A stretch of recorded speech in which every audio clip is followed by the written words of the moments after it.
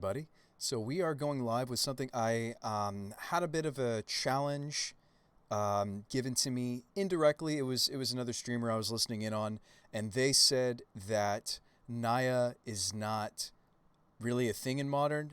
I agree. I think that you're giving up disruption that black gives. You're giving up permission that blue enables. If you go these colors right. Red, of course, there's removal. There's also a bit of disruption in the form of things like Blood Moon, or in our case, we have a tutorable Blood Moon, Magus of the Moon. White, of course, you have really some nice sideboard cards, but really, in Naya, I feel like we rely heavily on cards like Gaddock Teague. There's some really cool Naya specific cards, things like Fiery Justice that only playing this color combination. Granted, we see this card pop up sometimes in the 4-color or 5-color greed, but like a true Naya deck, can a true Naya deck exist? And I think the answer I've found is actually no. There's a couple of black cards that are just so good in these, quarter calling Eldritch Evolution shells. They're just so good that I didn't want to pass up playing them. So I actually added, this deck was originally built to be specifically a Naya build, but I added an Overgrown Tomb, which isn't too bad on our mana, except for specifically the Seasoned Pyromancer. But we've got like filter lands and such, and like both Blight Beetle and Plague Engineer are really powerful for what they do, and there isn't really an equivalent creature that does what these two do outside of the color of black. So we're going to dip into black just a little bit. So our deck is technically a triple green, double red, sometimes after board, double white, single black mana base. And of course, we're really leaning heavily into our, like birds and such to pull off this colorful build. There's some interesting card choices. We can talk about them as we go through the league. Our league today is already paid for and ready to roll.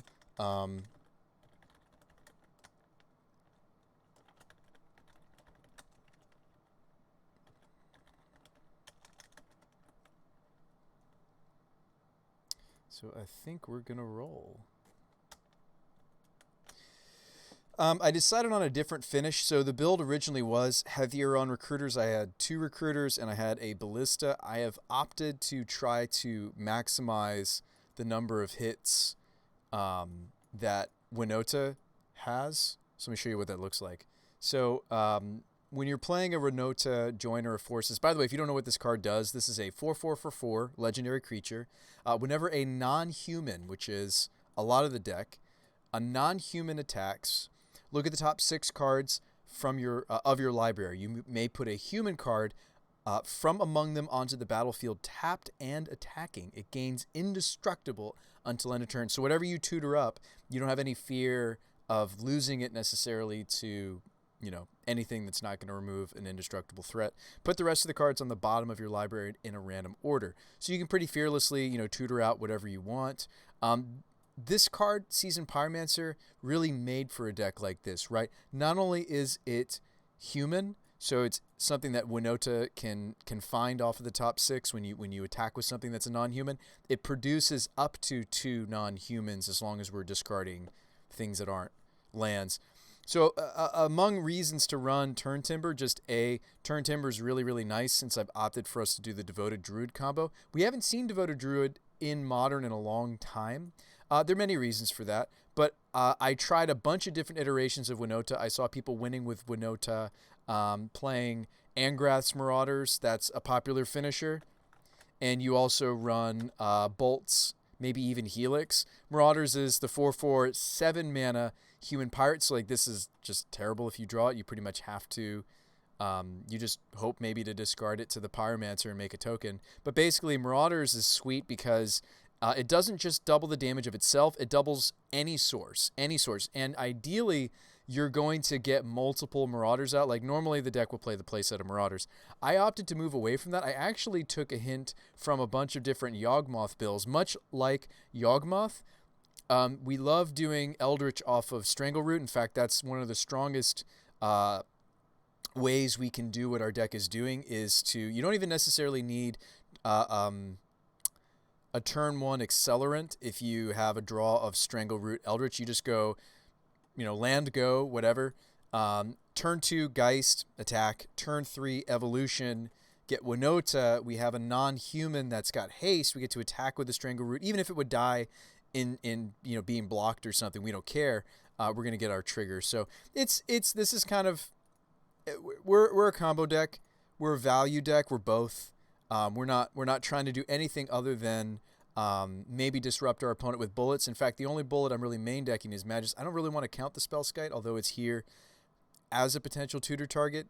I think it's mostly in my build just as incidental protection for our combo or even Winota. I'm trying out a Singleton Lurrus. I saw some Yogg builds playing a Singleton Lurrus. Even though you're not playing any baubles, it's just recurring these main deck 19 cards. It's also recurring some really important bullets out of the sideboard. Lets us get back Blight Beetle, because if they kill this, well, they're going to path it though, so that's not a good example. But if our opponents manage to remove the champion, we can reuse Selfless Spirit. We can get back Gaddock Teague, reuse Crater Maker. So there's quite a few. There's these 7 threats. Although I don't know if I would count Blight Beetle, because if Blight Beetle's dying, it's probably because they pathed it. But so maybe this 7 or so, 6 or so. Really important to be able to reuse some of these bullets. So Lurrus kind of lets us use them a second time. Anyway, so let's go ahead and hop into this league. Thanks for sticking around for a little bit of deck explanation. Yes, I realize this is a hodgepodge. Yes, I realize that this is a little nonsensical. And like I was saying earlier, I did originally have a Ballista build. As we go through the league, I may be sitting here kicking myself like, I kind of wish I'd done a more traditional. Now, this deck, that reminded me, this deck was originally designed to be a bit budget friendly. It didn't end up that way now that I've added a lot of fixings, like it's got like Sunbaked Canyon and such. It started out as, I think it was like 268 tickets. And it's gotten progressively more and more expensive. But I don't think that's actually a big issue, because the real challenge was I wanted to see if I could make a primarily Naya deck work in Modern. So let's see if we can do that today.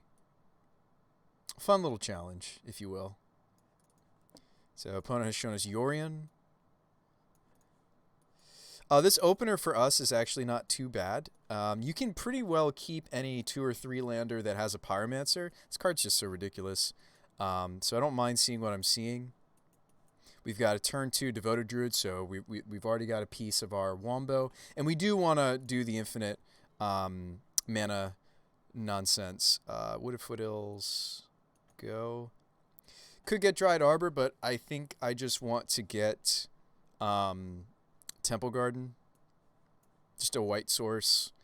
We don't have enough white or black sources for the Lurrus. I knew that in the opener, keeping the opener, but it shouldn't be too difficult for us to find another white source. Technically, our Singleton Overgrown Tomb that's here, mainly for our sideboard cards, it is going to also occasionally help us cast the greedy main deck Lurrus. So birds from our opponent. Let's go get our Temple Garden. It's right there. Bada bing. We drew the birds late. That's sad. That does not change my decision to drop a Devoted Druid. A little sad to see the bird late.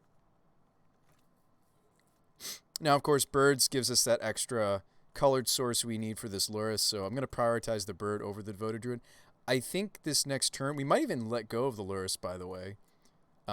This isn't really a matchup where I can leverage it a ton, is it? I wonder if this is a matchup where I can or can't leverage that. I might just want to get the bird out there and pyro and pitch. I could pitch a land. I don't have to pitch the Lurrus. I could pitch this extra Devoted Druid. So we got some options.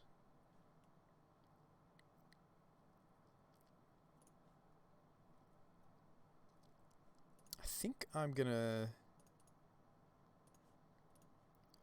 Seasoned and discard Devoted Druid, not Lurrus. Like, we have the colors now to cast the Lurrus. They're going to have lots of blockers. If they're going bird, and showing us Yorion. They probably have lots of blockers. I might be wrong. They might actually just be a variation on the like Bring to Light style, um, 5 color. I think I don't want to let go of the Lurrus. I think I want to go like this. Oh wow! So we have infinite, infinite mana. Just needs something to do with it. Well, we have infinite mana if they don't kill this Devoted Druid, and yeah, if they break this up, looks like they might have some shenanigans here. Nope, just cycling a Triome. Okay. If they have a red source or a blue source, they could be playing Omnath right here. That would be tough.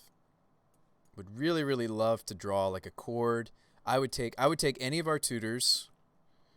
Yeah, any of our tutors. Okay, so we have tons of mana, but not all that much to do with it. Yeah, because the thing is I can't play Vizier and also Lurrus this turn. I can get both Viziers out. They may answer this Devoted Druid right here, right now. If they're pathing, so they're trophying.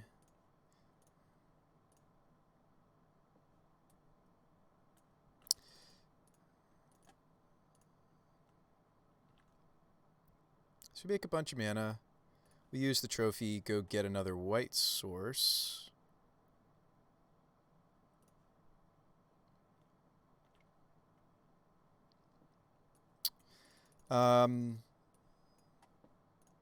Lurrus. This is actually still a pretty good turn for us.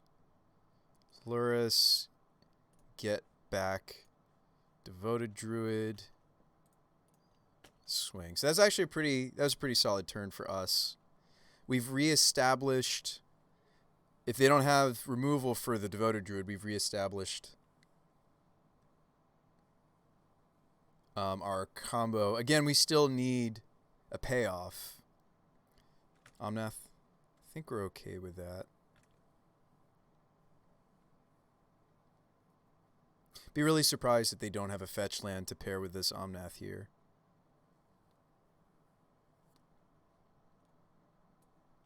Really, really need a payoff off the top of our deck, right? We need Chord. Winota would be good too. Evolution.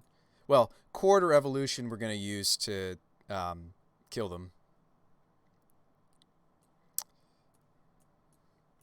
And the loop with Entity takes just about as long as it would take with Ballista. There are many reasons why the Ballista is arguably better. I'm trying out Entity because it's technically a human for Winota. It also lets you do fun things like, because it says creatures you control have all creature types, you can actually make your whole team trigger Winota, and also I think Winota herself.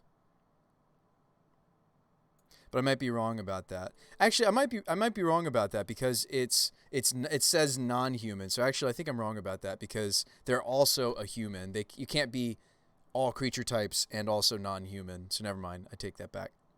Oh, this is terrifying. Valky, take something.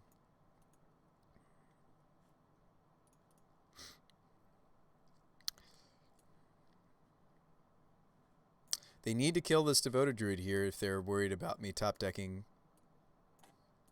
We get to buy back this other Devoted Druid. I mean, we have a constant supply of the deck's been very generous to us because that's the part of my combo I have to either naturally draw or I have to tutor for it. Whereas all the different human pieces of the combo, the Viziers, the Duskwatch Recruiter, the Mirror Entity, all those pieces of the combo I can find through the Winota. So we've got a redraw.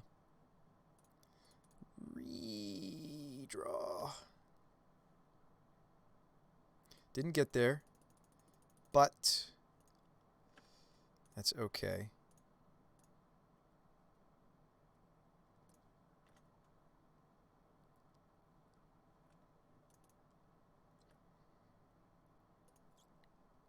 Play this Strangleroot. So we have a lot of mana. We can kind of throw most everything that's on the board at my opponent without much That's too bad we didn't find our Wombo. So we're going to attack with quite a few creatures here. Definitely want to throw the Pyromancer under the bus because we can get the flashback value. Definitely want to throw the Geist at them. I already have something I kind of want to get back from the bin. Could even swing with the Vizier. That's an obvious block from the opponent, but I just get it back. But I get into damage if I do it this way. Probably swing the Elemental too.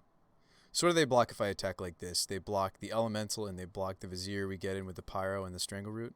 Pretty happy with that. We don't want to swing Loris because that's an easy block.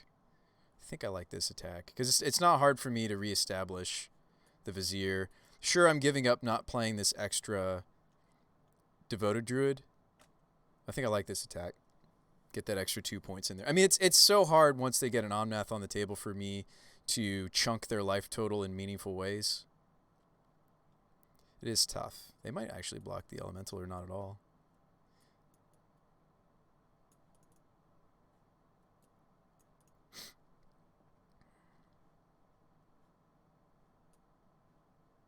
Kind of happy to see the Pyromancer go, maybe.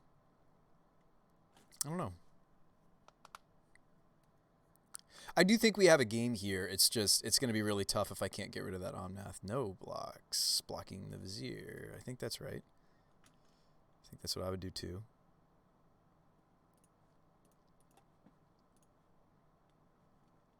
And then really all I get to do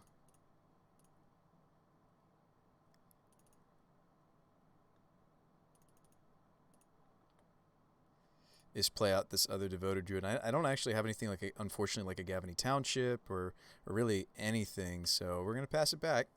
We only got to chip him for a little bit of damage there. I mean, if we're not dealing more than 4 damage a turn, like we're doing nothing in regard to their Omnath. We're a little vulnerable here to... these lists usually only run a singleton Tybalt. So since they naturally drew it, it's not something they could bring to light for. But there's lots of scary things they could bring to light for. Verdict being one of them. Looks like they have the Verdict if they're attacking like this.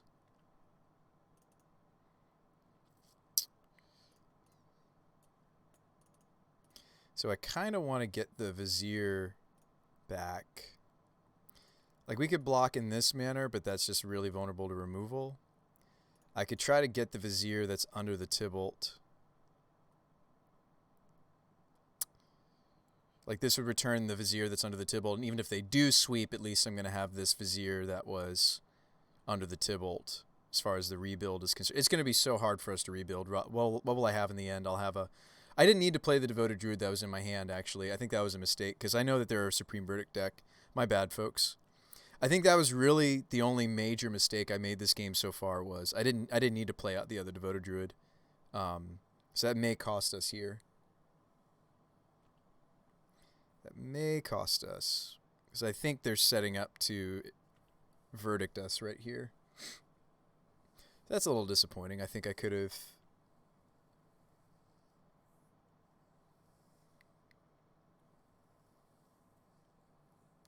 avoided that. Oh, okay, they're just going to Yorion.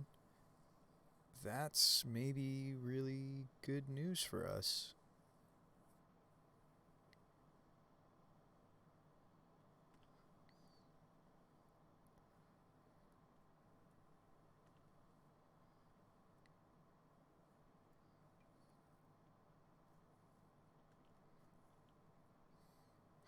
Yeah, I'm a little embarrassed that I played out some stuff that I didn't need to. Wow, drawing all the Viziers and all the things. None of the things I need to, though.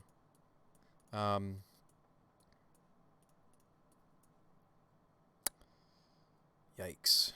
Okay.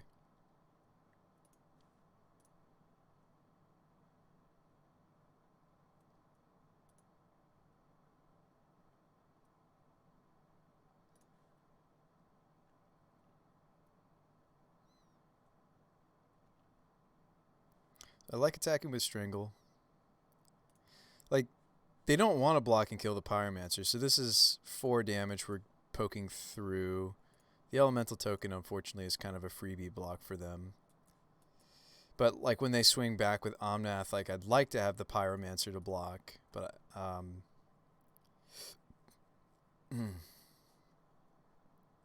this kind of a freebie too. I mean, like Strangleroot. The benefit of not giving up the Strangleroot is that, yeah, there's not really a favorable attack here, is there? I think we're kicking it back to them.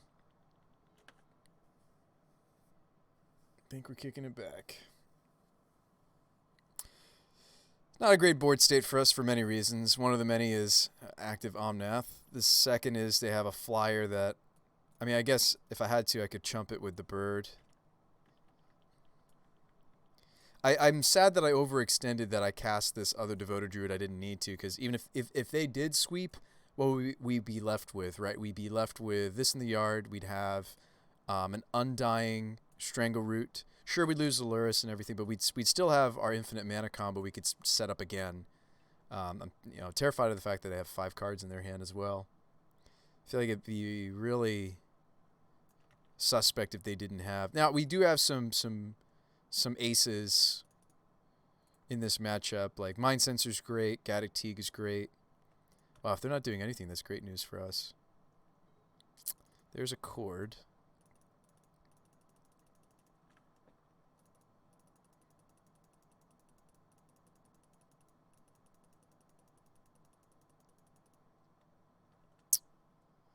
So Chord for...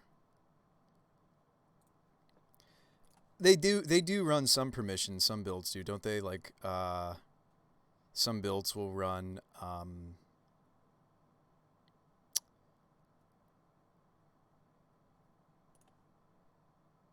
Force of Negation.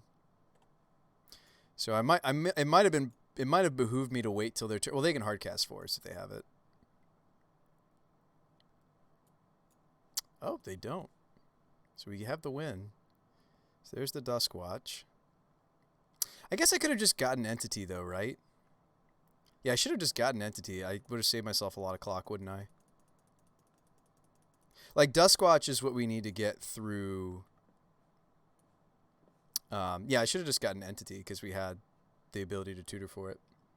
I don't know why I'm going through the longer way to do this.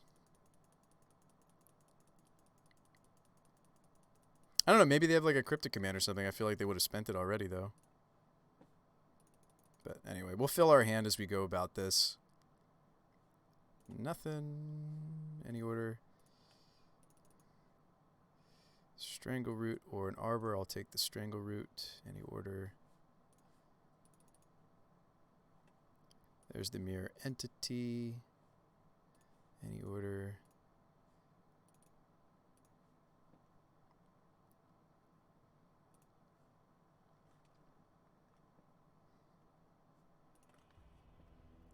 We've had enough.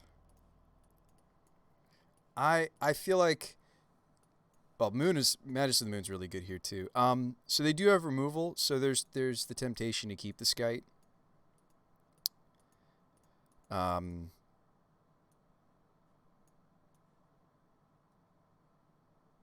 If you're wondering about the Cantor, I was going to run 2 Goose, and then I realized that if we're looping off into a non-green or colorless win, which is Entity in this case, for just the build that I'm doing, so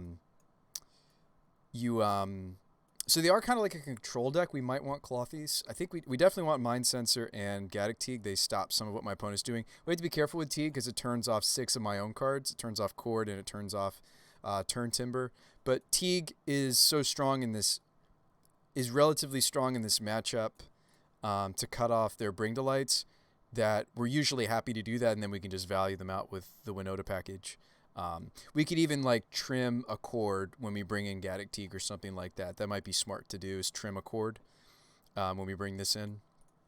Or more, if we need more space. They do have removal, so I don't hate Spellskite.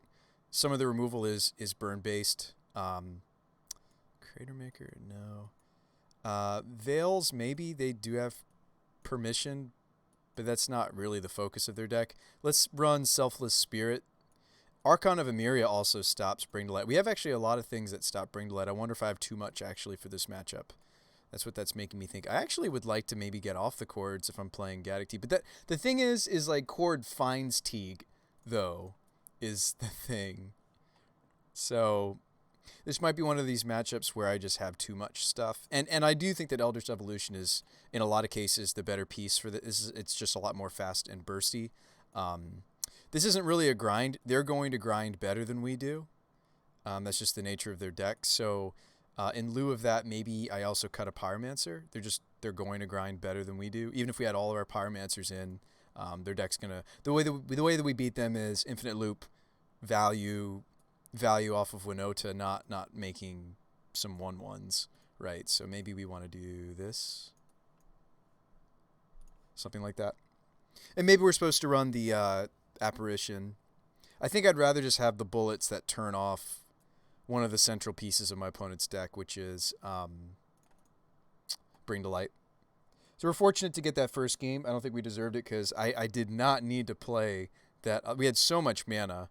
I did not need to play the other Devoted Druid. And they haven't really even seen our decks build around, right? All they saw was a bunch of Naya cards and the Devoted Druid combo, right? And Aluris. They didn't see the fact that this is our build around, right? The reason we're playing, all these tutors, I even thought about playing Eladamri's Call.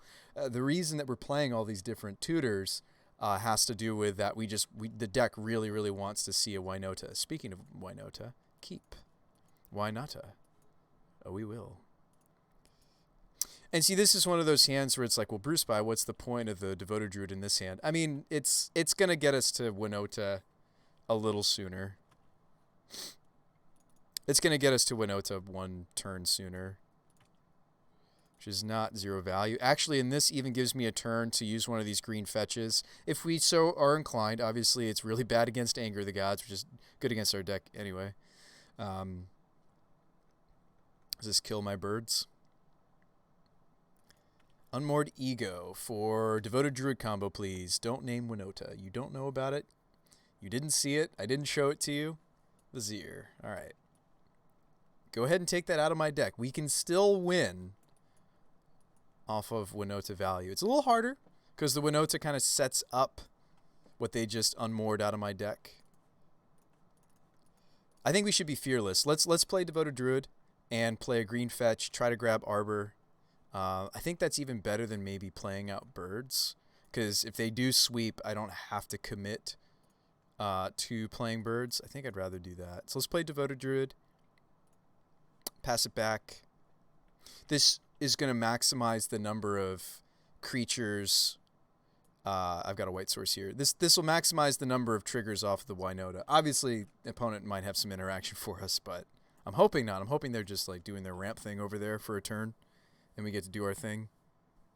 Birds are great in this deck, actually because of the flying component. Like, yes, this is a weaker mana dork than things like Noble Hierarch, etc. But the reason it's good here is not just our color combination.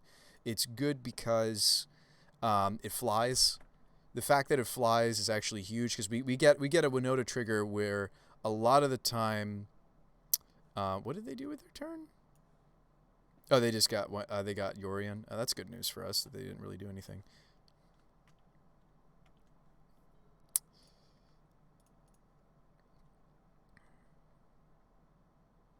We've got Firelit Thicket here. Our colors are looking good.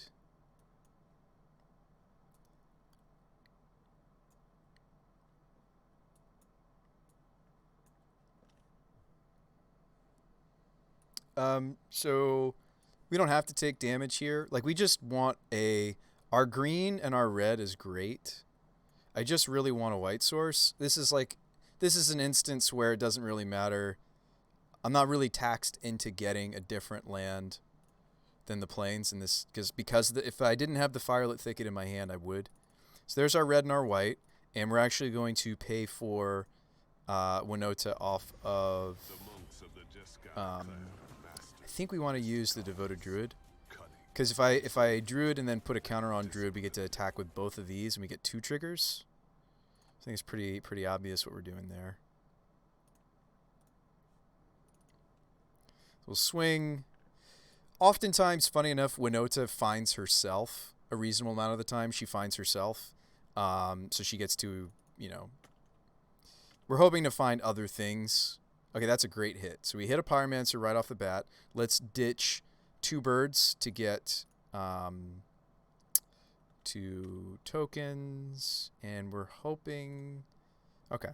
So not bad. Obviously, we're still very vulnerable to a sweeper. We didn't get, like, you know, I didn't have Selfless Spirit until just now.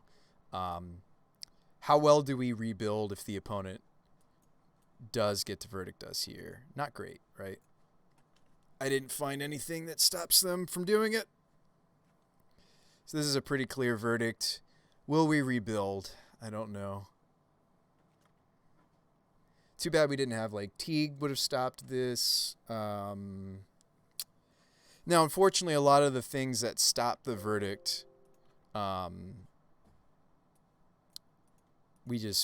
wouldn't have been able to gather. All right, so let's play our Strangleroot. Yeah, and just kind of hope that the top of the deck is kind to us. Yeah, go for it, bro.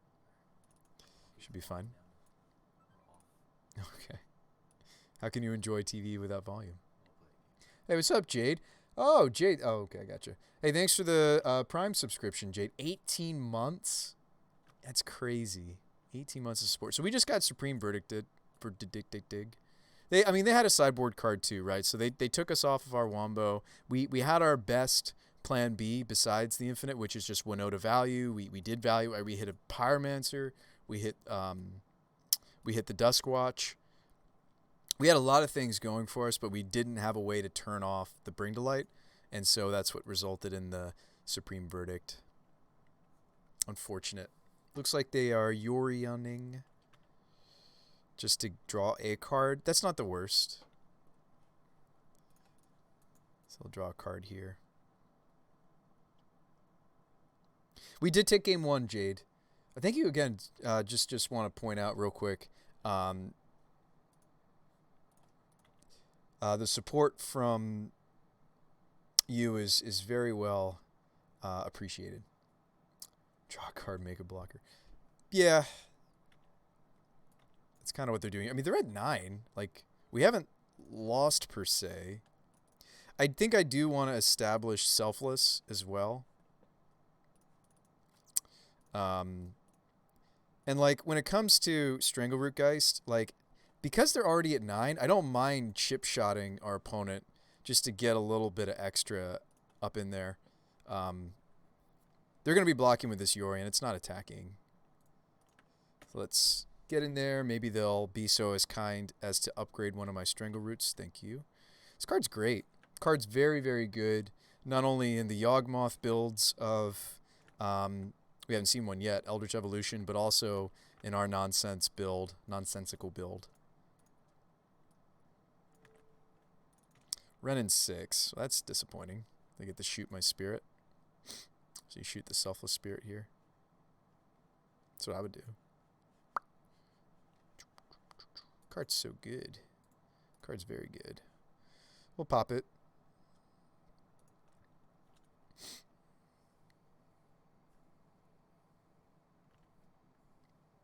Maybe they don't have anything else. That would be fantastic.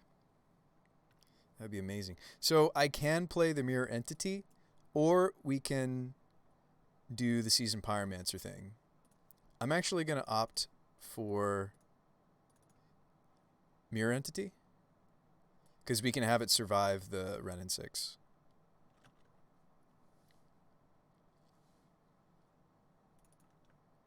Whoa. Player. So here, it's not worth attacking with this Geist. I mean, I might be setting myself up again for another. I think we have to wait. I think we have to wait and just hope they have nothing. I can't justify an attack here, because if I attack with both Geists, they get to kill off this one. Like earlier, it made sense. We chipped them for 2. It's not irrelevant. They have, you know, lots of fetches and such. I feel like you would run a Yorion even if you didn't draw something. Ooh, Omnath, that's maybe game. It's maybe game, folks. May have just lost. It's guaranteed going to be the 4 life this turn. So they're up to 11.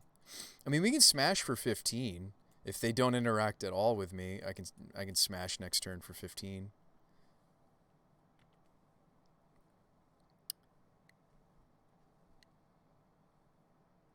That is if they don't have anything else. I'm suspecting that they have something else. This is them bringing for Tybalt, likely.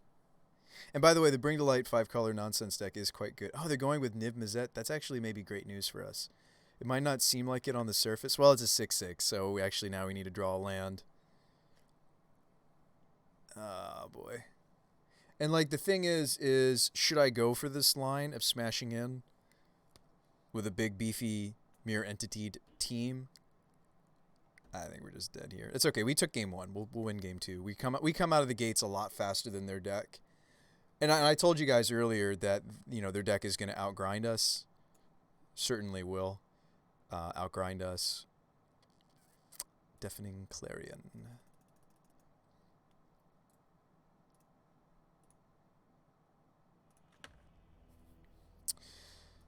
All right, I feel good about our sideboard plan for the most part. Is there anything that we would maybe change?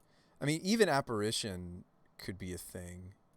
Clothies ramps us. I don't know if that's that great. I think I like our plan. I mean, we did see that they have Birds of Paradise. Do we want to run some stuff that'll kill birds? Fiery Justice would kill a bird and also kill a Renin 6 if we want to play that. It's a great card. But I don't think we want to dilute the deck anymore. We're really hoping to see some of these pieces. A little concerned that pieces like Avon and Selfless both get toasted very easily by Renin 6. Now, they've shown us that they want to be naming Vizier with their sideboard card. What is the name of that card? I forget. The Dimir, name a card, search your opponent's library thing. Do we take this out? Do we take out this combo because they've shown us that that's their plan? Do we just take the combo out? It's kind of funny. Just beat them down with Hate Bears and Winota triggers. I wonder if now that they've seen that we're more so a Winota deck, if they did get that card off, they're going to name her. And I don't think it's correct for me to take out our Infinite Kill either. Just something to think about. Honestly, I think we just don't outgrind them. So I wonder if we should move away from Winota. Because Winota kind of needs the play set of Pyromancers to really be effective. I wonder if we should just be a bunch of Hate Bears in the combo. But my concern is if they get off that one spell that we saw last game, they take our Wombo out of commish. I mean, maybe because they just grind better than we do, we should also be cutting Luris. It's an interesting thought. So I have 2 slots open. We could play 2 Pyros. And still play our Winotas. I mean, Winota's still strong, right? How many hits do we have? I have 47 seconds. 4, 5, 6. And then Vizier, this. That's so only 11 hits. If we take out the Pyros and the entity. It's not great. Oh, we put the combo back in, so let's cut a cord. Still run 2 Pyros. They still have to draw it. Maybe you should keep it. Yeah, we're going to keep the combo because we're in theory, if everything comes together, they don't have a lot of disruption, which, I mean, their deck heavily relies on, they have a play set of Lighting Helixes that the archetype just relies on heavily to fight decks like ours. This hand looks great, I think. It's got acceleration. It's got a tutor. I think we want to keep this. I don't see us getting a better 6. They're never.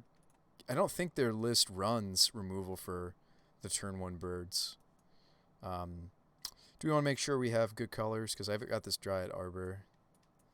Might want to go Temple Garden. Or even look at what's in the deck right now. Maybe we actually go Stomping Ground. So I still have 2 Pyros.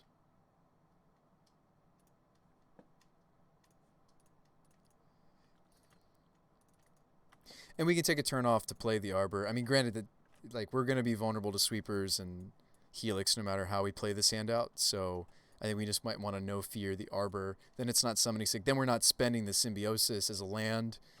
Play Winota. Unfortunately, we don't get any Winota triggers initially. That's where it's really important to have. Oh, they do have a Fatal Push. I stand corrected. So they're not playing the traditional just only the multicolored cards, and I respect that because like I think if you're gonna play this archetype, the temptation is to only play stuff that Niv hits, and then you're a lot weak. See, now I'm a little nervous to play this Dryad Arbor. I'm gonna do it anyway. Like I think that's gonna have to be one of our land drops eventually. Yeah, maybe that's a stupid decision. It's now it's not a Helix.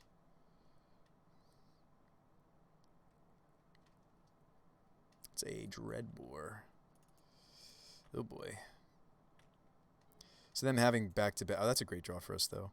Them having back-to-back removal there was really painful. I think I actually should play the Turn Timber as a land now, disappointingly. So, no. I should have played the Foothills and not the... I was like, they're not going to have another removal. They did. They did. Should not have doubted them. And the thing about the Singleton Gilded Goose, like there are places where the life gain potential is really awesome. Is this another Fatal Push? Might be. No? Doing something else? Gilded Goose also having that extra toughness is really nice. Like what if they had Ren and 6 here? Like this is really nice that it's got 2 toughness. Turn 3, no land drop, really? They gotta have a land. Come on, you gotta have a land. Yeah, abundant growth, hit your land drop. Right? You got to. There you go. Can't miss those land drops.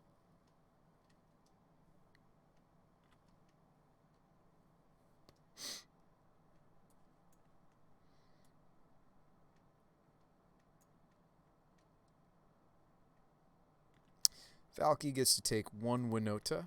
I have 2 of them.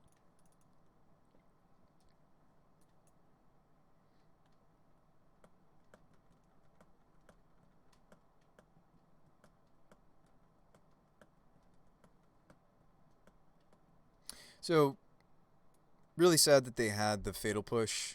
Kind of wish I hadn't played the Dryad Arbor when I did. I guess this is what would have been Dreadboard, but it would have been Dreadboard a whole turn later.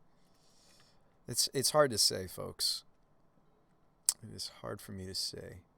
So I think we should get a white source here. And I actually think it should be Sacred Foundry because, like, let's say we lose the goose or we're not going to have another food for this goose anyway.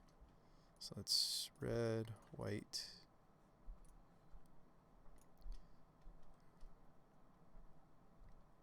So there's our Winota. Kick it back. Couple of evolutions in hand. Well, I can think of several things I would evolve this Gilded Goose into for sure. I actually think Magus of the Moon might just win. Actually, you know what? Was I supposed to sacrifice the goose and just get a Magus of the Moon right there instead of playing out the Winota? I think this is more sustainable for killing them more quickly. Also, they have the abundant growth, which is still going to let them have color despite Magus of the Moon. So actually, I don't think that that's what I'm going to go get if I get anything off this. I think, what 3-drop do I want? We're going to attack first. So there's no drawback because it's flying. What bullet do we go get? We just want something that stops Bring to Light, right? Because we can't... I mean, yes, Magus of the Moon still messes them up reasonably.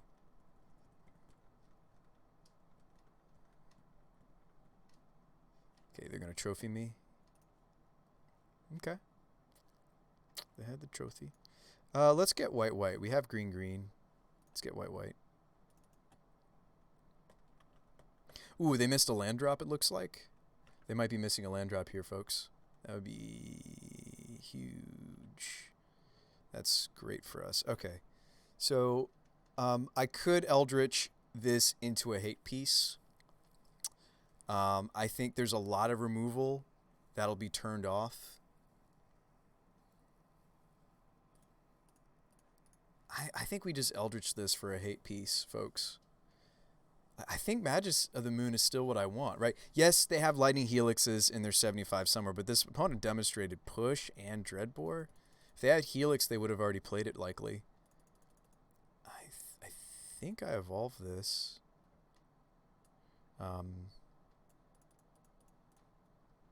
Well, we'll make the decision here. So we have a few different choices, folks. So I could Moon them. That seems like the obvious plan is to Magus of the Moon, but there's Teague to consider, but Teague doesn't stop Omnath. Mind Sensor's great against Bring to Light, but Magus answers that too. Like this is one of the reasons we're running Magus. We're not running Magus of the Moon just for Tron. We're also running it for 5-color greed. The issue with going for Magus is I haven't actually turned them off of Bring to Light. They could Bring to Light for X's 3, right? They'll have red, white, and another color. I mean, there's Archon of Emeria to consider. This will slow them down next turn, likely. They play any fetch, it's tapped. I mean, they're both vulnerable to Helix, so this is kind of a pivotal decision for us. I think I just Moon them and hope. Like, I feel like this just cuts off so much more potentially. And can we handle Mooning here? It turns us off of... Like, okay, if we go get Magus of the Moon, our plan becomes Mirror Entity, swing with 4/4s. Like, we kind of pigeonhole ourselves into that. So let's do it. Let's just do it. So that's the plan. I'm glad we got basic planes, otherwise that wouldn't have been a line. We're at 12. Opponent's got a 2-2 beater, or 2-1. This still has the ability to be other colors, so we've cut them in some ways from some stuff, but not other stuff. Oh, I'm just getting bolted or helixed here. This should be able to tap for other colors because it's got the abundant growth. Am I wrong about that? Is this like a layers thing where because I mooned after the abundant growth? Opponent says interesting how that works. Must be layers. So I'm very glad that we went with this decision. I actually miscalculated. The abundant growth, it's because Magus of the Moon happened after abundant growth, I think. We'll tell them. It's not a big deal. They're going to swing. We take it. Go to 10.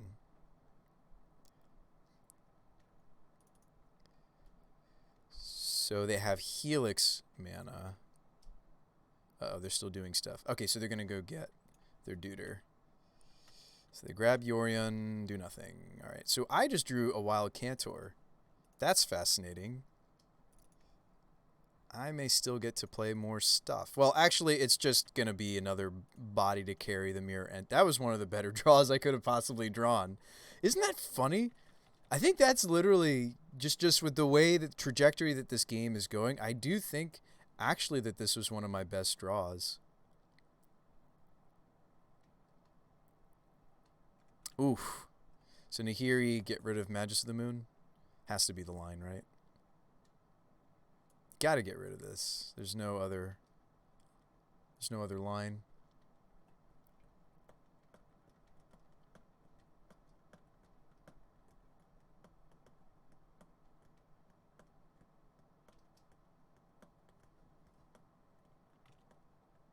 So there goes Magus. Now we do have this other evolution.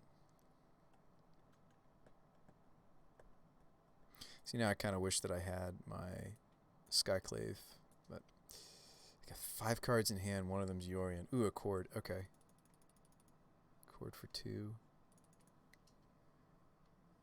Do we want to just attack for 8?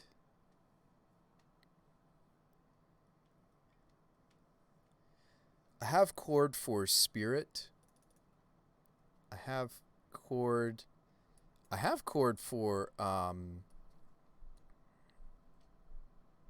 We have cord for some of these bullets, like Teague. We have cord for Archon. We have cord for Mind Sensor. We could wait to see what they do. Could cord, like, we might... So their deck doesn't tend to run a lot of counter magic. We might just want to sit, hang out, and cord green. Yeah, green, green, green, 3. Cord for something. If it was Magus we were searching for, I would do it now, but that's already been exhausted. Their deck is relatively susceptible to some of what I'm thinking. I mean, it's a huge giveaway if I do nothing and just cord for a 3-drop. Or we could get the Nahiri off the table. All that it's doing this next turn is looting. It might be correct for me to just get rid of her. Might be correct to do that. Do I attack? No, I think we should cord. I think we should see what they do and cord in response accordingly to whatever play they make this turn.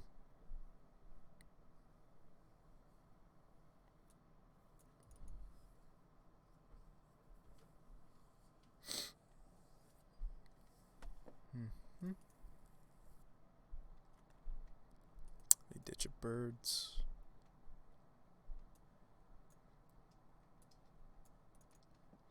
I didn't know that they run Nahiri. That's sweet. That was really nice that they had Nahiri right there. And then when I had the Magus of the Moon, that, hey, it happens. And that seems like it's one of their few outs, right?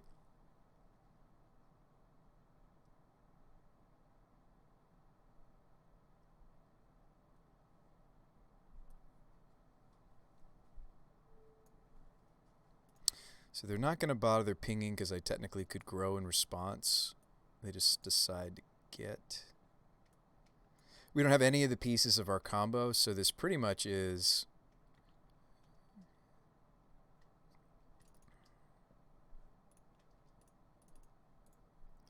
green.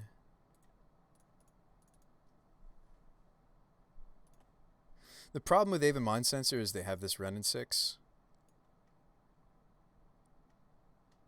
5 cards. I mean, it's tempting to get the... Don't get me wrong, it's tempting to grab the Mind Sensor because of the Ren and 6. Only have like 5 minutes left. All right, so, yeah. There's Archon to consider.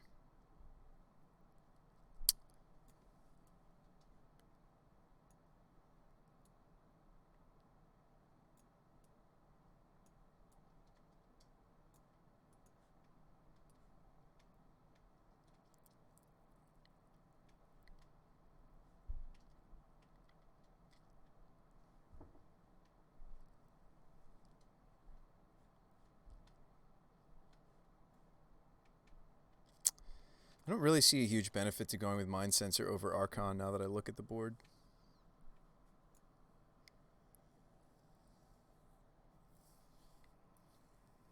Or should we just be working our way towards the infinite mana and hope that we... I mean, we technically already have it, right? We have Mirror Entity in play. I guess I could grab Devoted Druid here, Vizier for... I might actually just want to try to produce our combo, right? I mean, if they have interact... We're going to lose to this board state if they have much interaction anyway. I'm going to shift gears. I'm actually going to go with our combo instead. I think that's actually correct, and I got 4 minutes to do it. Okay. So we Eldritch the... Hold on. Can I Pyromancer and also still... No. Yes, because I have Devoted Druid, right? No. No. What am I saying? I have to play the evolution first. And we're not going to have enough red mana to do the Pyromancer after the fact, right? Yeah. Well, that's not necessarily true. Like, I could do this. I could do that to pay for Pyromancer. And I could do this to pay for evolution.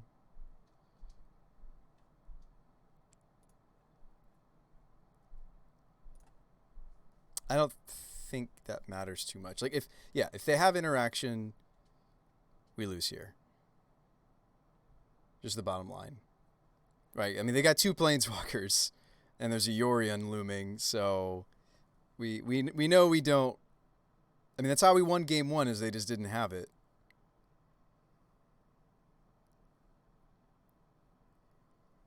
So I need them to not have it again. The benefit of this line is if they do want to kill the Devoted Druid right here, it looks like they might have the ability to do so.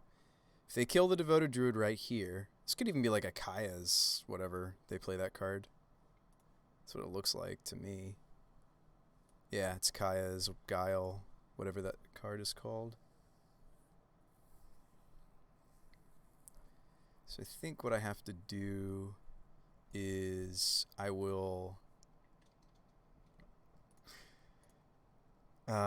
give up the Devoted Druid.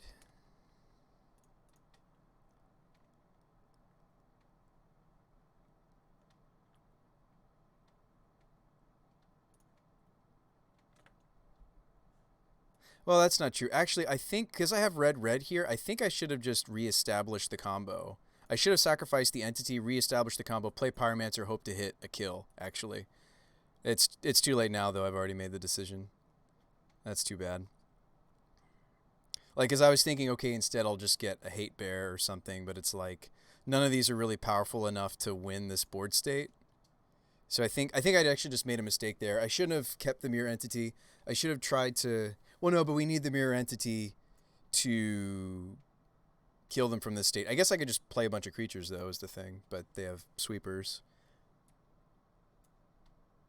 I think it's one of those situations where we just don't get there. If I get Archon here, I can't cast my Pyromancer. So maybe... Oh, boy. Teague? I don't see us winning this one, folks. We maybe are supposed to get Spellskite to protect Entity here because we're going to be tapping out. I'm actually just going to get the Spellskite, as embarrassing as that is. Play this, draw 2 cards, seems good. Oh boy. Draw a land there.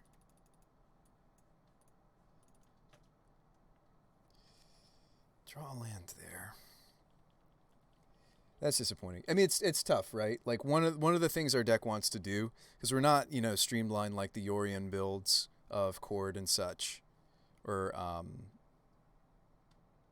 like we want to be able to be the more value-y deck of the two. Our opponent's, the 5-color Greed is one of the few decks in the format that has just more chock full of value than a deck like ours. Like we're trying to be a value deck that happens to have a combo, but there are a few decks in the format that do a better job outvaluing us. This is one of them. It's awesome that we got a game on them, but it looks like that's coming to a close. Maybe they have nothing. Well, no, we know they don't have nothing. They have a Yorion. They're deciding, do I play it now? Use my Planeswalkers again or later? We could sacrifice our life total to try to protect this. Nope, they're just getting back a land. Okay.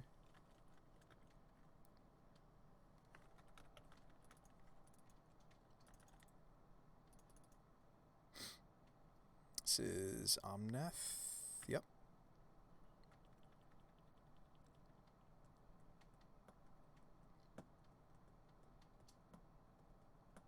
There's lots of little things about this game that needed to break our way. We weren't punished by the mistake I made in the first round against my opponent. What stinks is because I have a spell scout, I kind of need to not be F6. I kind of have to stay on. You miss Omnath? I don't know. This card. Unmoored? Okay. What are you going to name?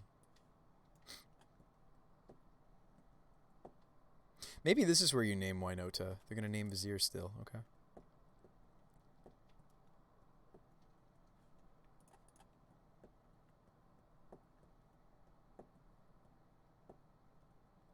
more stuff. Gross.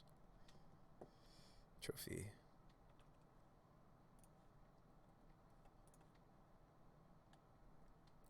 That's trophy so that they can ping? No? No attacks. Okay, I respect that. Okay. So if I attack, they're just going to get rid of the... Well, they can get rid of the entity next turn with a Ren and 6 no matter what I do. I think I force them to do some blocking, right? Isn't that our best? We're so close to hard casting this turn timber, I don't think I play it. Unless we need the extra power here. Do I? Play the Strangleroot Geist. Seems right. So I can have a bunch of 4/4s. If I play this shock it, 5/5s, we swing, they block, they don't die, we lose. I mean, how many blocks can I force, right? They're at 16, not really. I don't think I can force any, right? I'm only swinging for 15. They're at 16. I can get rid of the Nahiri. It doesn't really solve the problem. I could try to go after both Planeswalkers here. But I don't think I can afford to take the 3 damage off the turn timber. So yeah, I could try to swing and take out their walkers. Okay, it's worth swinging at Nahiri. Because if we're -2, well, she'll still be able to do it unless I shock this in. But if I go to 3, 1, 2, yeah. There's really no getting there. That was an interesting match. I think that maybe the 5-color Bring to Light's relatively popular. You see it, I think it's top 10.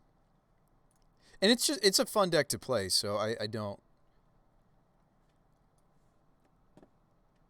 It's top 6.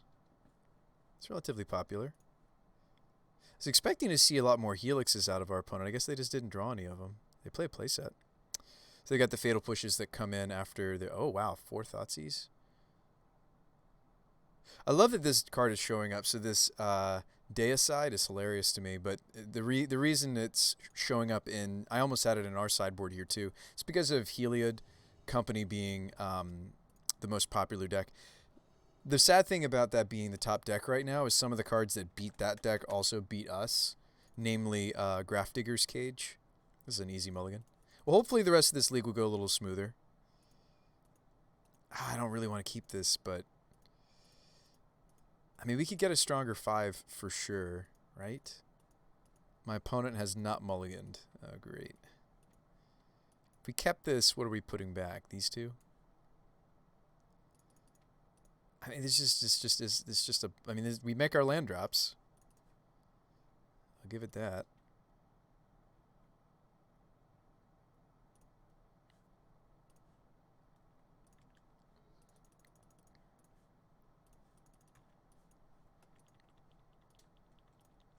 You know, I think that Modern might be better without some of these cards. Like, I was thinking about, you know, the fact that Simeon Spirit Guide is gone. Maybe Modern is a better place now.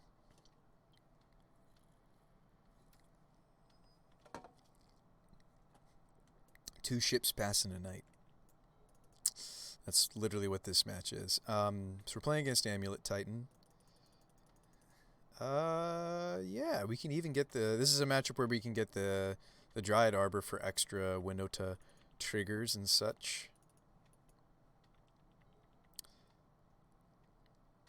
Whoa. They have a double Amulet draw. That is terrifying. This might be a Titan as early as next turn.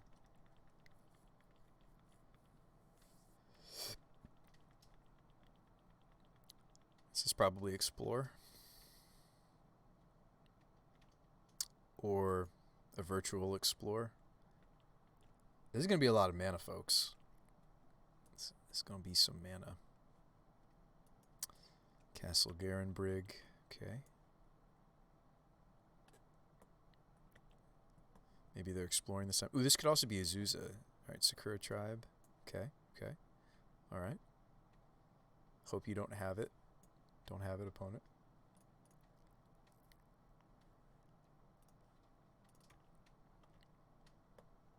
I don't have a basic mountain anymore, so we will take damage on the Seasoned Pyromancer more and more these days. Um, just something to think about. I think that is what we want to do, though, here, right? Like, we want to set up for this Winota. So, red source, thank you very much. Seasoned pitch. Seasoned.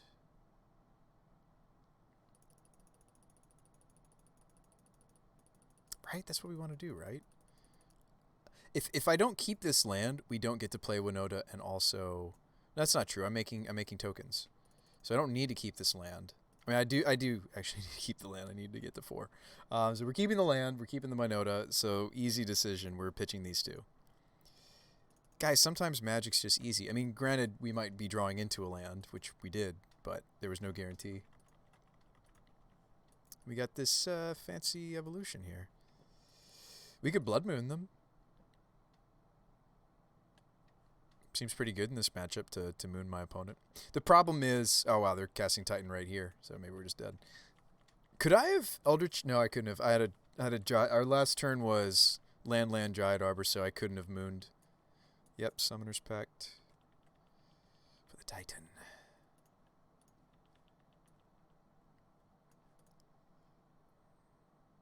Yep. This card's pretty bonkers. Titan. See what they get. Do they kill us immediately? It's not enough for us to moon them anymore now that the Titan's in play. We have to outvalue them somehow with Winota. We get 2 Winota triggers and we have a blocker. Titan doesn't care. Titan tramples.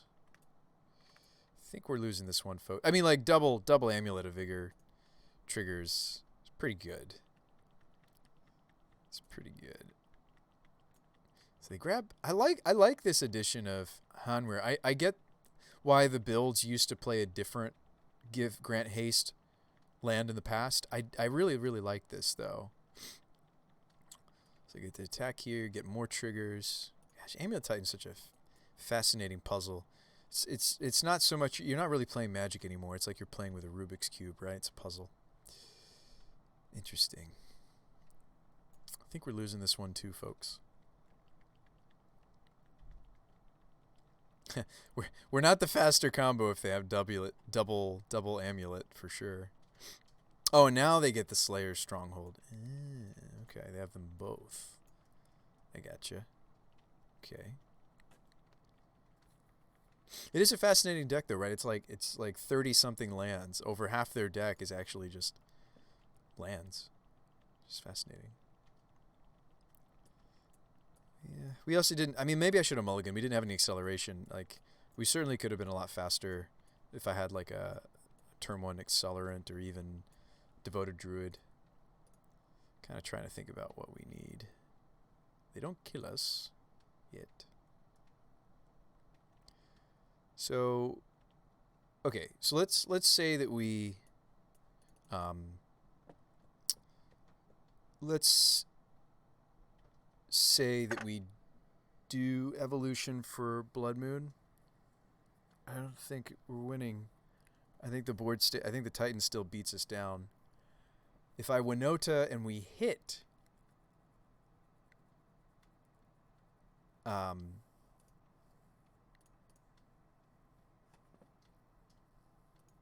we hit the Magus of the Moon, that's another story, right? I don't think I attack with the Pyromancer.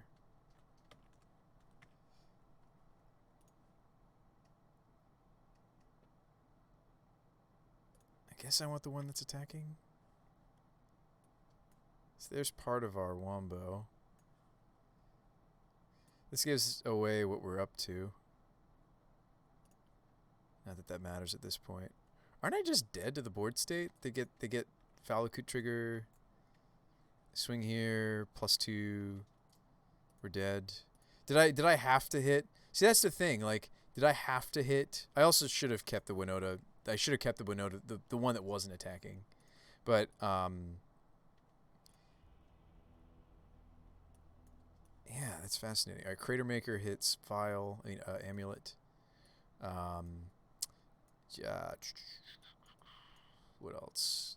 They do double cast if they go off of. Well, also Mind Sensor's the better way I think to fight some of what their deck's doing though. But Archon technically also has a chance to stop what they're doing. But this is just better. I think that's all we really want. Is just Mind Sensor. I do care about. They run a lot of engineered explosives. A way to beat explosives is just play Oath. I don't really want the spell skill. Certainly switch those out. We had to somehow draw into the infinite mana, and that I mean, it's not gonna happen. Like Devoted Druid, unless you're playing like lists that have ways to give the Devoted Druid haste, which I mean we could. I wonder if there's like random humans that would allow us to do that. What would it be like? There is a human out there that does that. You have to run something weird like it's that 5-drop that has some infinite combos it enables. It's Zealous Conscripts. Gain control of a permanent, untap it, give it haste. So like you have to do some weird stuff in this build to give Devoted Druid haste, because it probably wouldn't come from your mana. I mean, you could run a land in the mana base that gives a creature haste, but you'd actually probably want. But like the other thing is Devoted Druid. So early on when I was deciding to try the Devoted Druid combo in this shell, only certain parts of the combo are hit by Winota, right? Just Recruiter and Vizier, and then technically also in our case Entity, right? But you still have to naturally find or tutor for the Devoted Druid, and it's going to have Summoning Sickness, right? So that's one of the issues. I think it's a cool concept, but that's one of the issues is okay, so this is not a grind. This is literally either we kill them or they kill us. So let's maybe cut the Lurrus. Magus of the Moon still is effective in this matchup. We're not going to win the grind battle, so why don't we cut a Pyromancer? We're not going to win that fight. We still want some. So we Oath, Mind Sensor, Crater Maker, and we cut Pyro Lurrus Spellskite. That seems right. We don't cut very much. We want to stay very much to the same plan. Looking at our list, we were dead either way. D20 Bandito. Forgot to give you a shout out, my friend. How you doing? Soul and Power, how's it going? How you guys doing tonight? So we actually could keep this hand maybe. It doesn't look like a lot of lands, but actually it's 2. It is 2 lands and a mana dork. It's got 2 of our hate pieces. I think we try. The problem with this hand is it doesn't have any red mana, though. So this hand is literally just Collector Oath and nothing else. That's actually mulligan. Colors do matter. Okay, this hand I actually like quite a bit.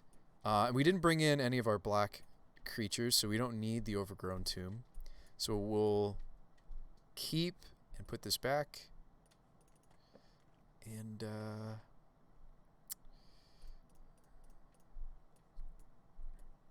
I mean, again, this is a matchup where we can try to leverage the Dryad Arbor. It's a matchup where it's probably not going to get killed easily, but we also need white mana with this hand, the way that it's constructed.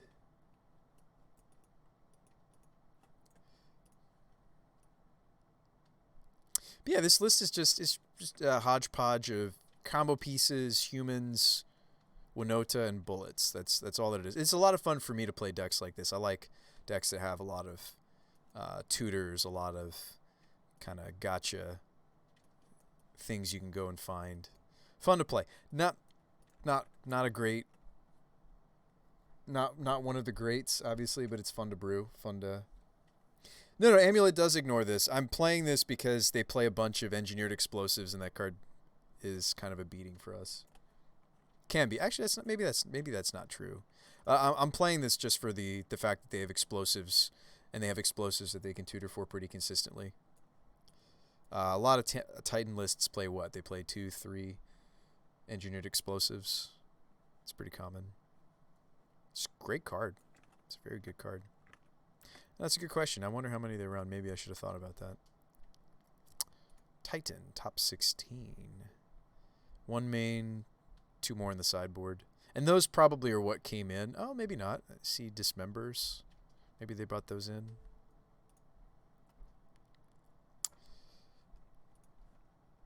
I mean, at worst case, this is a bear that triggers Winota. So like even if we get some of the bullets that we bring in that are, I mean, we obviously we don't want to sideboard wrongly if we can help it, but oh, we drew Crater Maker, but they don't have Vial. Okay. I think Oath is still what I'm gonna play instead, but it's close. Crater Maker is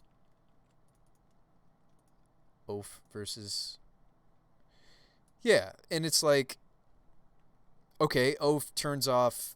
We predict that they're gonna at least keep the tutorable explosives. So don't the thing about Titan is a little deceptive, right? Don't think of it just as 3 copies of explosives, right? They can only explosives us a maximum of 3 times, right? But they actually have up to, if they need, they have 6 copies because of the way the Talaria West works, right? So they actually have access. It's a lot more consistent for them to see the explosives. And I know you know that, Jade. I'm just saying that out loud so that everybody's on the same page. Elder. Okay. Elder. I mean, we could just evolve this into Mind Sensor and then this Elder whiffs. Is that what we want to do? I feel like if they attack, they're tempted to block. We already know we want a white source. I have green, green, red, red already. We could just get the basic planes here. It makes us better if we want to Magus later on. I don't want to Magus now, I don't think. So we could just evolve this. We could just evolve this and try to gotcha. Mind Sensor is quite good in this matchup. I guess if they... Oh, wow, they're F6'd. I think we totally try to gotcha, right? Right? How many basics do they run? 3? They have 4 basic forests. There's only 2 more in the... Do you run other basics? Nope, that's it. So I think we can blank this guy. They gave us the opportunity. Let's do it.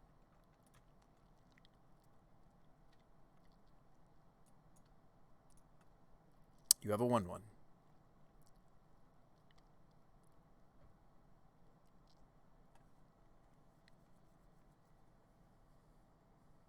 Like, you don't take that gamble that in the top 4 is, oh man, they're doing it. There's 51 cards, though, in the deck, and only 2 of them are what they needed, and one of those 2 had to be in the top 4. The percentages, you're better off keeping this as a 1/1. What if we get the tilt? No, they're going to play on. They persevere. And the sad thing is unless I draw a land here, I didn't. Oh, but we have Druid combo. That's good, maybe. Hoo-ha. This set them back considerably. They have 4 mana next turn, but we set them back considerably with that cheeky Eldritch Evolution. They were worried this card would be a little bit too strong. It's got the Exile, Eldritch Evolution tacked on. I don't know if this card really needed to have the Exile, Eldritch Evolution attached to it, right? You guys think it did? Ooh, I could get 2 Winota triggers here. Like, I don't actually have a way to kill them from the infinite mana. Like, yes, we have access to the infinite green mana. I don't actually do anything with it yet. I think I should Windswept for the basic forest, right? Yeah. And you get to see some cool stuff here. And maybe we're just going to hit the... Oh, or we just hit the combo. Yeah, see? And we just hit the moon. Sweet. We just hit all the things that... Like, why... Where was this last match? We just... top 12... yeah, that's game. Like, the perfect hits in that top 12. That was beautiful. And we were even running fewer humans, right? We weren't running the 4th Pyromancer there. But yet... Yeah, that was pretty good. There's some cool stuff about this. Like I'm not saying we're the better combo deck. I think Yawgmoth combo, black green Yawgmoth has that down packed as far as like an evolution Court of Calling build. I think they have the better deck. They also are playing Wall of Roots, whereas we're playing Devoted Druid. Devoted Druid and Wall of Roots both give you double mana. Actually, I think Devoted Druid gives you triple. Like tap, untap, tap. No. So it's 2 no matter how you spin it. So both Devoted Druid and Wall of Roots give you double green mana for Quarter Calling, so they're a really important piece. Maybe we should even be playing some Wall of Roots in here. I don't know. Problem is Wall of Roots doesn't attack, whereas Devoted Druid does, and you saw there we got to get a Winota trigger, which is very important. Let's run it back. But they did, Jade, except they printed it into a creature. It's not the same thing, I know. This could be our white source. We've got a turn 1 accelerant. We've got evolution, so we could moon them. And actually, instead of getting white, as weird as this looks, maybe... Well, no, we're giving up the goose, though. Well, let's keep this hand. It's good enough. I think I'm going to shock in the Overgrown, because since we have double Vizier, I might want to not use this as a land. I might want to keep this as the sorcery form. Or we just draw the better bird in this situation. This one. Birds of Paradise. Much better than Gilded Goose. In the early game, late game, that shifts very quickly. Gilded Goose more resilient. Gilded Goose creates food tokens. So it's hard to compare the 2 cards. They do different things. They really do. Gilded Goose is functional in the early, really nice in the late game. Birds is quite good in the early. It's just a mana dork in the late. All right, so we could right here just straight up win, and I'll show you why. And we're not running this in our list to not do it. Sure, they might have like a Spell Pierce or something random. Do they play some permission? Oh wow, they're not playing any permission lately. Okay. I've seen counterspells in Titan like way. Like you would see Pact of Negation. There it is. But Pact of Negation isn't going to work here. They do run a counterspell. It's a tutorable counterspell. It's so sweet that they get to run that card. One of the few decks in Modern that gets to run that card. So let's get our forest. We already have our plains in hand, which makes me think all the more reason to do it. Wish I had played Gilded Goose instead now that we were just going for this line. Let's just moon them and possibly win. And this is one of the strongest things that our deck does, maybe.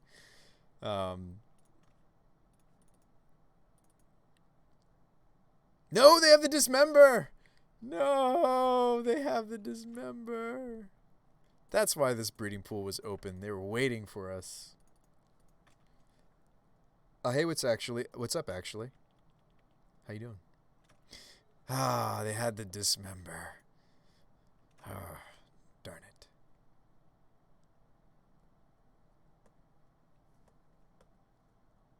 What was what real? Oh, full text, no art basic. What does that even mean? How can you have a magic card without art on it? I don't understand you. Alright, well, let's rebuild. Let's lick our wounds. That was disappointing. Vizier. Hey, we have infinite mana. Next turn. Oh, no, next turn. Shoot, because we have to get the... Yeah, it's coming. Green, 2. Is this engineered explosives? No. Don't have it. Oh, boy. If we draw land, maybe I'm courting for a hate piece instead. We hope that instead of just having Titan, they won't fall for the Sakura Tribe Elder shenanigans again. Stomping Ground. Okay, so Stomping Ground, if I shock that in, we could chord for different things. So I think we give ourselves the option to either... So this lets me chord for a 3-drop. I think we just try to set it up, folks. Let me check that out, actually. What? Oh, these are such a troll.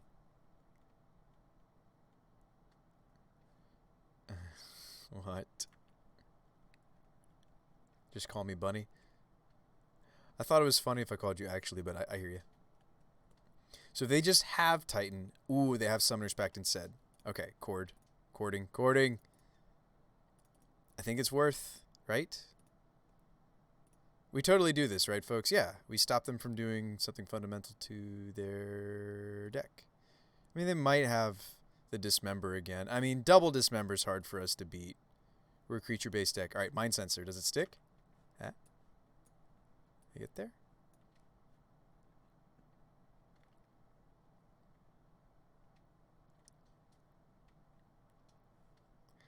Fails to find green creature.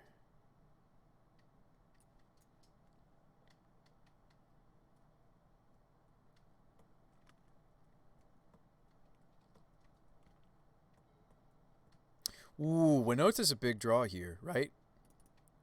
Don't we just slam? Don't we just slam and attack? Doesn't give reach or anything weird. No, it doesn't. Maybe just slam and attack, right? They killed our Magus of the Moon, so that's one of the stronger things for us to find, but like we're going to kill them pretty quickly. Okay, so ditch these, draw some cards.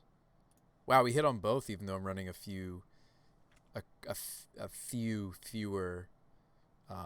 Yeah, that's fine.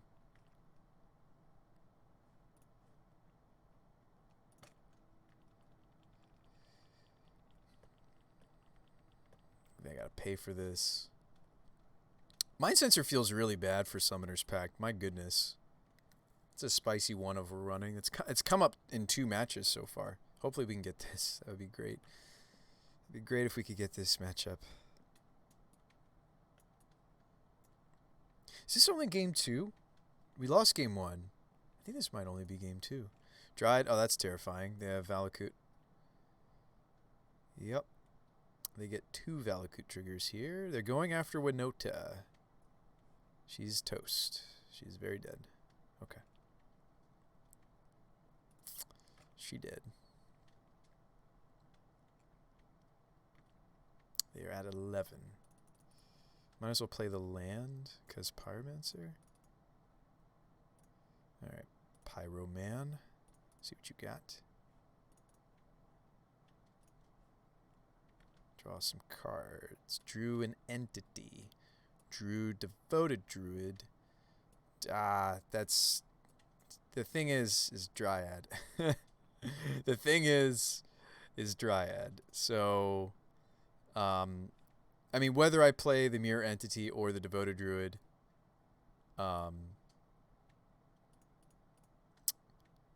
they are going to kill. They're on 0 cards. Like, they have to draw land. So if I play Mirror Entity, we definitely kill them next turn. If I play Devoted Druid, it also results in a kill next turn, actually. They both result in kills next turn. So let's just play the Druid. And attack, except for you. You don't attack. I like you attacking. I don't know if I love my attacks, actually, because of the Dryad, I mean. This card sucks for us. Alright, let's just swing the Mind Sensor.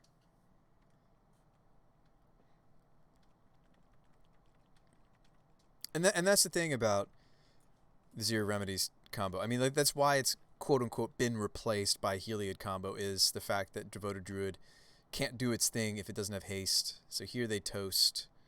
I imagine they toast Mind Sensor, and they toast Devoted Druid, right? That's what I would kill.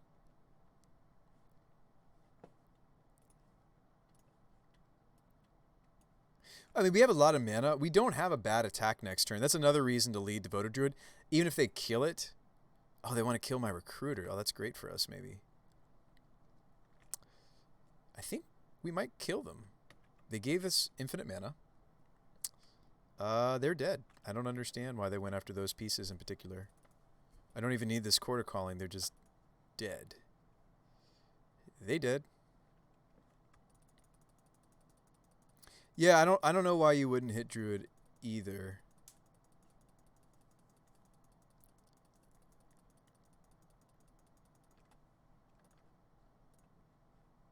Alright. So we did lose against a deck that, like I said earlier, not trying to play the victim here or anything. We did face a deck in round one that does grind better than we do, and grinding is one of the things, like one of the reasons we're playing the deck in the first place is to be grindy. Like we're trying to be like I'm not saying we're a better combo than Yogg combo. I think that is the better combo. I'm saying we're playing Winota because we want to be able to just grind, right? We just want to get a bunch of seasoned pyromancers out there and just draw lots of cards, and that's what we want to do. Yeah, we got the win. So, and we want to cheaty face people. We're in red for Magus of the Moon, cheaty face, tutor for it, win games. So there's lots of reasons why we're the colors that we are. I think the Lurrus is the greediest card in my build, actually. Well, no, that's not true. The two black cards in the sideboard are, but they're just really powerful. Blight Beetle, of course, shuts down Heliod combo. This is the most common archetype as far as Magic MTG Goldfish is concerned. It's the most played. But these are sweet. Thanks for sharing these with me, Bunny. I didn't know about these. Interesting. I didn't know. This is a one-lander. This is getting shuffled away. It's good luck and have fun to our opponent. Hope you guys are having a nice Thursday, Theory Thursday for us here on the Brew Spy channel. Can we make a, I'll say primarily, because I did greedily splash a little bit of black. Because there isn't, as I said earlier at the beginning of the stream, there just isn't another, there aren't really equivalents to Blight Beetle and Plague Engineer. So we're dipping into black a little bit. We're a Birds of Paradise deck. It's okay. But we're primarily, oh, this is good. Just has the combo. I might put back the extra Devoted Druid and keep Cord instead. This is like a solid opener potentially.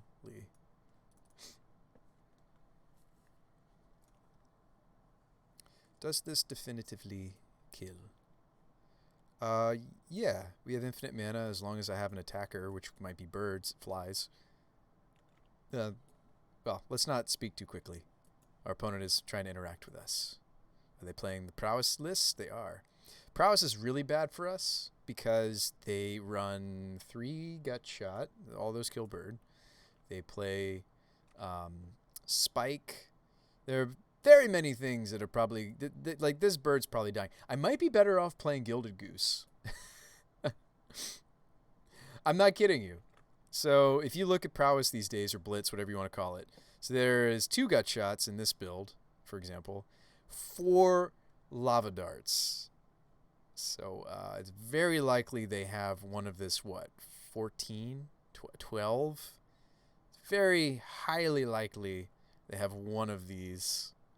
All of them. So Gut Shot and Lava Dart don't do a good job killing Gilded Goose. Now, do I need the mana burst from Gilded Goose to do what I want to do?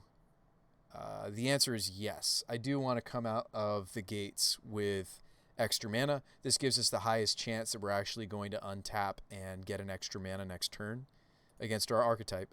Normally, it'd be birds. If we knew we were up against a Wrenn and 6 deck, maybe I still would prioritize the Gilded Goose. So we're going to go with Goose. Might still just get lightning bolted. Like, instead of being dead to everything in this list of cards, now it's only dead to some. It's dead to Burst Lightning and Lightning Bolt. Double Gut Shot, go for it. I mean, like, the problem is they might do it even if they had it, like Gut Shot and what is the name of that card? Lava Dart. They might do it because they've got the prowess. They're going to get the prowess triggers out of the Swift Spear. I've been seeing a lot of really cool lists. I saw, if I was to play a Blitz archetype, I would try to do what Yama Killer is doing. Do you guys know Yama Killer on Twitch? Really do like some of his brews. I don't know if he built it. I would assume he did. But it was a Lumimancer build that's also playing the other, like the Lightcaster or whatever it's called. There's a 2-drop that also came out. So Lumen... So Lumimancer, it's a really cool deck, actually. I probably spelled it wrong. Oh no. I needed them to have double Spire Bluff now. Spire Bluff. This means that they might... We should block, right, guys? We totally block.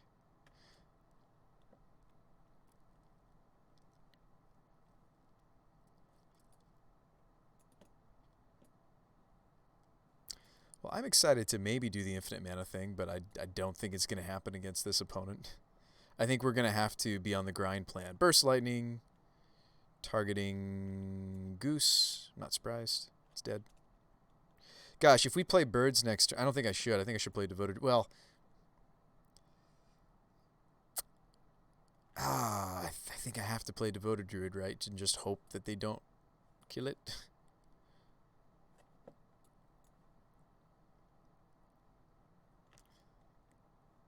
Light up the stage. Okay. So it looks like they're probably going to be trying to set up Stormwing, so maybe they won't kill the Devoted Druid, and then we just kind of get to cheese them. Cheese our opponent? I actually think I should have gone with the Stomping Grounds. I feel like this really, like, suggests, hey, I've got the combo in hand. But whatever. And it hurts to take that shock damage there, but what if Woodell's unable to get basic planes? But I hope you guys are having a nice night hanging out, and thanks for coming. And yeah, can we actually have a Naya deck in this format?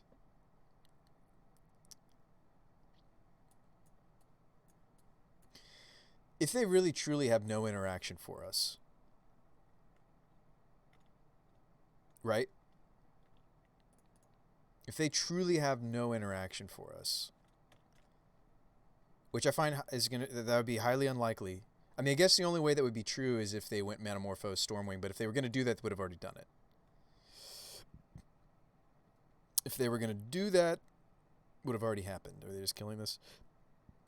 I would consider doing it if I were my opponent. Yeah, another Burst Lightning.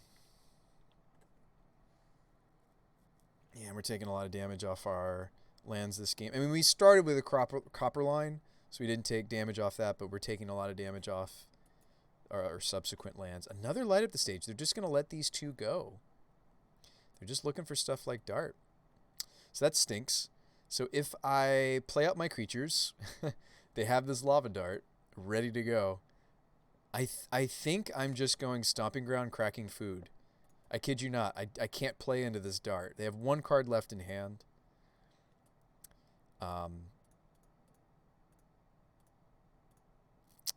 Yeah, I think I'm just playing the Stomping Ground tapped and making food. Like I'm not playing into this card. Ugh. This seems tough for us. Maybe this deck is why, like, Vizier combo decks have died and you don't see them anymore. Maybe this is what's going on, you know? Maybe this is what's happening. We're going to have Kozilek's Return out of the board. I do have some stuff to bring in. We've got, speaking of Kozilek's Return, but I have Auric Champion we bring in. Kozilek's Return actually gets around Champion. It's because Kozilek's Return is devoid. So even though it costs you red mana to cast it, it's not actually considered a red spell. It's not red damage because it's not coming from a red source. And it actually will kill your Auric Champion. Unfortunately. Yeah, I think we're just making some food, eating some food. Oh, come on, you got to cast your Lava Dart, right? Like this opponent what did they let go? They they're going to have the Dart in the yard though. So even though I didn't take that hit, yeah. Well, gain some life. Play these two out. One of them dies to the Dart, probably the Vizier. Okay. Vizier, bird. We have a cord. Go to 10.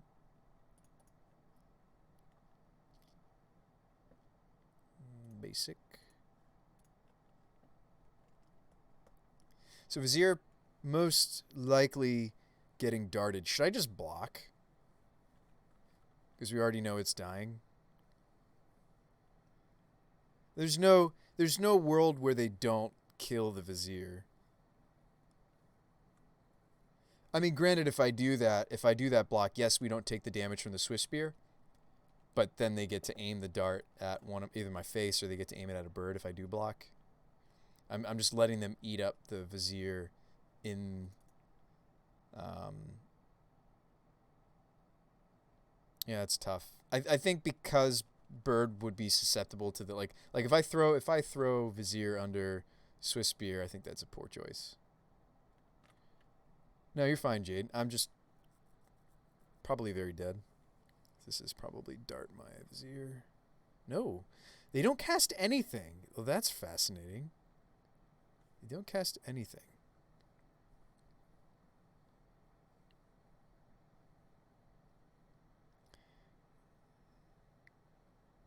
They decide not to cast anything. Surely you're going to do it before I draw. Why not? They're killing it here. Oh, they're lighting up the stage. Okay. Fascinating. God, this card's so good against us. It's such a great card. It's a cool magic card. It's a good one.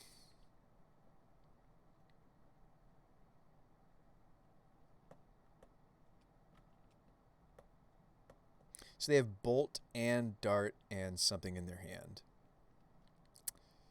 Cord. Okay. So I have Cord for 1, 2, 3. So I have Cord for Winota. And nothing else. Is there anything that's going to help us here? Cord for Spellskite. That's actually a pretty juicy one because I could cord like this. Watch this. So I could cord. So cord and 2. Actually, I would maybe tap Vizier of Remedies because I don't want to block with it, but I might block with the birds. So I could see myself tapping Vizier, cord for...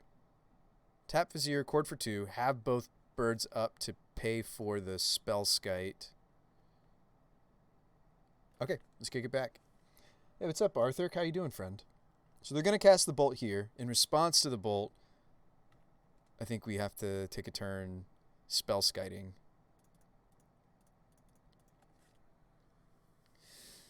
There's not enough mana. We don't have enough lands or creatures to do some sort of weird, cheeky, like... Well, Devoted Druid doesn't have haste, so there you go.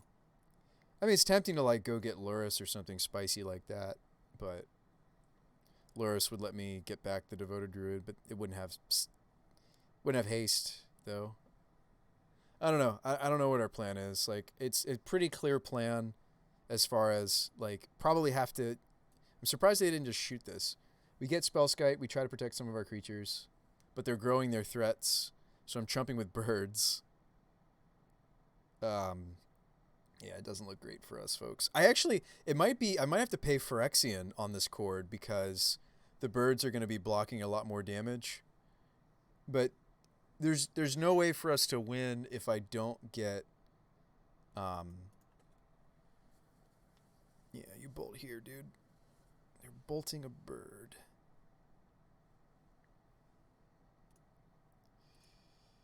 I don't know. We kind of have to draw something, right? I just don't see us winning this. So green. Cord. We're pretty sold at Spellskite here, right, folks? I think it has to be. Don't forget about the dart. Oh, I'm not forgetting about the dart. I think they're going to dart here in response.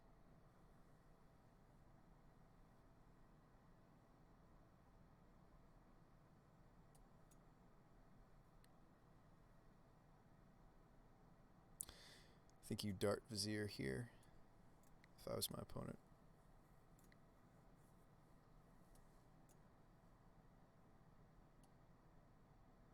Cord's such a fun card. Like, it doesn't see play often. Kind of the bad green son of Modern. Wow, they let it through. Okay. But what about the Lava Dart? Yeah, that's the thing. I might not want to try to protect this bird because of the lava dart in the bin, right? Like I might just want to let this bird go, actually. So maybe I should have tapped it. I should have tapped it actually. Yeah. I think you're right, Arthur. I think I am getting the spell skite, but maybe I don't want to redirect because of the lava dart that could finish off the skite. I think I do let this go. We'll go ahead and float the blue because we're in the end step in case I do need to redirect. I think if I could have done this sequence a little bit differently, I would have realized that, oh, like I'm not going to be able to protect this bird because of the lava dart. So we're actually going to let it go.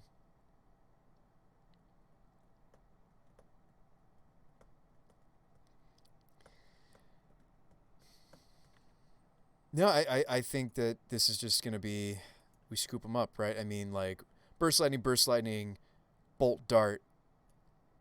Yeah, burst, bolt dart. They've played through 3 light up the stages. I mean, it's amazing, right? Lava darting the spell skite here. I didn't redirect though, bro.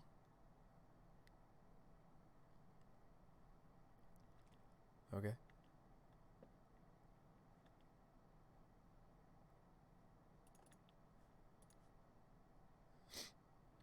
I don't understand. I mean, if we're feeling brave, we could block here. Just hope they drew nothing. Why did they dart there? I don't get it. I mean, we have plenty of mana. Okay, so if I don't let the birds die, I think I have to block with Spellskite. If I don't let birds die, if I don't chump with birds, I mean, how much I can cord for 2? And cord for 2 is still maybe even 3 if Spellskite lives. Cord for 2 is going to assemble the combo, but then I don't have anything else going for us. But I'm at 8. So I almost feel like I'm priced into blocking aggressive. Maybe I don't. Well, no, like I'm dead to bolt. No, I'm not. I can redirect it to the Spellskite. I'm not dead to bolt to the face. But I have to block on the next turn. No block with bird. Yeah. Yeah. We just hope. Tough matchup. Lava Dart. Who knew? Good card against us. There's a lightning bolt to my face. So we got to redirect it to the Spell Skittles. Sorry, Spellskite. They drew quite well. I mean, like, the fact that we're still playing Magic and my opponent had triple light up the stage is just a testament to how we kind of survived. Is this another bolt? Wow. Can I draw how my opponent draws? My goodness. All right, let's bring in some good stuff. We have some good stuff for this matchup. We do. Actually, I think even Archon of Emeria might be pretty good. You'd be surprised Justice can kind of clear the board. That was an excellent. Weren't I at 1? Wouldn't you have been at 1? Oh, did I have just enough life if I Phyrexian the Spellskite? Let me think back to that last board state if I can. What was my life total? I don't know at that point. Arthur, I'd have to go back and look at it. How do we want to sideboard for this matchup? I feel like I should already know how I'm sideboarding for this matchup, and the fact that I don't is not good. These seem great. Lifelinker. Like we already have a lot of the things we want. That's right. So we definitely want to already put it in. There it is. Or I missed it. It was blending in with the Viziers. So Auric Champion, Spellskite stays, Lura stays, I think. This is not a grindy kind of a matchup. We also don't want Magus of the Moon, so those both go. Mirror can stay because it's the combo kill. What else? I'm going to keep the Cantor because it lets us kill if I don't have white mana. If I just have the green, it lets us filter into the white for Mirror Entity. Would I have been at 1 if I paid the Phyrexian for the redirect? But I don't know if there's a perfect card I could have drawn. I think we needed too many pieces is what I'm saying, Arthur. It'd be different if I had a non-summoning Sig Devoted Druid. If I had a non-summoning Sig Devoted Druid, I think there are draws we had there. I don't think I had draws. There was no removing both their threats. But I think you're right. You looked at my clip. I think you're right that I could have survived, but I'm not trying to justify my desire to not worry about the math. Um, I don't think we had a way to win the next turn. Like, no, I'm with you, Arthur. I think you're right. I think maybe I was a little frustrated and I should have I don't know if you're hearing what I'm saying though, friend. There isn't a card that I could have drawn that would win the next turn that I'm aware of. If you see it, I want to know. Tell me. But I don't see it. Like, okay, let's say we top deck Loris and I play Spellskite. Does that win? No, the dragon hits us and we die. Well, no, we block with birds, right? Maybe we could have. Then we attack with Loris. Like, do we stabilize? Maybe it is Loris. Maybe Loris, exactly Loris, would have done it. We lose the Spellskite because we redirect. All right, well, I just need to submit here. I'm sure there's one other card maybe I would have wanted. Sorry, Arthur, I was talking with you, so I didn't focus on my sideboarding. I think this is a fine opener, though. Let's keep it. We're going to be susceptible to the darts and the gut shots and the everything. I don't think we can cut our, birds or anything just because they're a little susceptible to pinging. Yeah, I can't see it. I think maybe Loris, right? If there was a card that I could have drawn, can you think of one? I feel like we're making a discussion out of. I'm trying to think. We had 5 lands, right? We still would have had birds.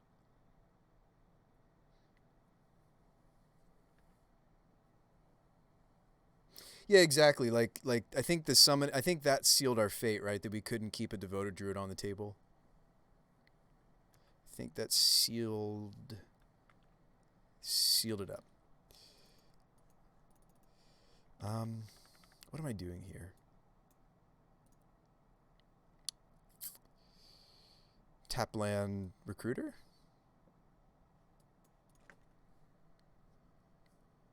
Auriac Champion? Am I just turning Bird into an Auriac Champion? Auriac Champion is just really that good in this matchup, right? Would I do it off the Sunbaked, I guess? So that I'm not chalking. It's kind of, in the end, though, isn't it going to be like the same amount of damage? I think that's always wrong to consider paying once off of the Horizon land versus just shocking in a land that's going to slow us down later anyway. Or that we'll have to shock for later on anyway. I think I am supposed to shock at that point. What about this deck appeals to me? The Winotas. Well, that's not necessarily true. Actually, I really like the bullets. So there's 2 things in this deck that I'm really enjoying, which is the bullets, the cheeky matches. We haven't really gotten to get anyone with it tonight, though. I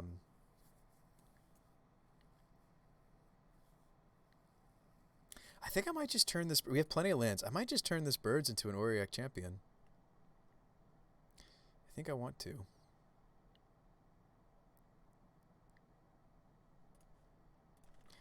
I think I've made my mind up. Right? Like, we brought that in. It's kind of one of the best pieces we have, right? It's going to block this Swiftspear for the rest of ever. Right? This is what we want? Yes? Yes, we do this. I think aggressively tutoring some of our better hate pieces is not weird. Next turn we play Recruiter, tap land, set up for the Winota. Unfortunately, neither of these are non-humans, so this is a 4/4 until I draw something else. That's the issue with killing off birds, is that reason. So yeah, I think the tutoring appeals, the Winota nonsense appeals. The fact that it's nonsensical. Oh, are they just gonna? I think my opponent's just going to play their one of our. It's funny, we've talked about this before. This is maybe one of the strongest creatures in the format, but it's very, very deck specific, right? You've got to have Metamorphose, right? I didn't finish talking about that. They do have it. I didn't finish talking up that Yama Killer build I saw. Again, I don't know if it was his, but that's where I saw it. And it was really, really innovative because it's flying. It's not even red or black.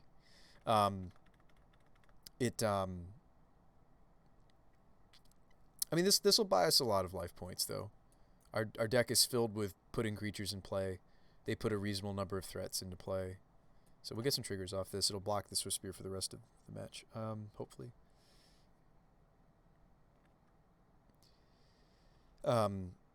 It was playing Lumimancer, and then also the 2-drop that if you cast or copy spells, it gains +2/+2. So it was really innovative. What was really neat to... Oh, wow, we drew birds? That's actually great for us, potentially. Right? And again, I think I'm supposed to shock because I would need to shock next turn to put the Winota in because I want to attack with birds anyway.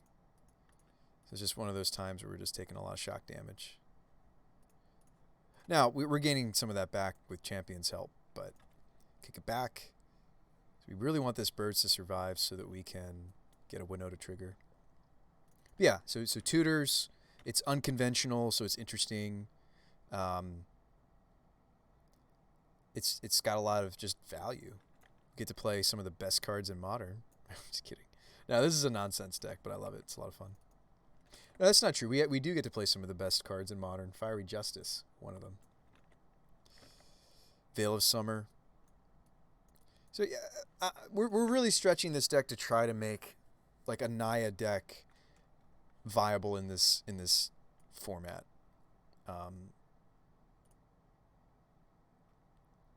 But anyway, Burst Lightning. My bird new. Okay. Did we show them the Winota? Do they know about Winota?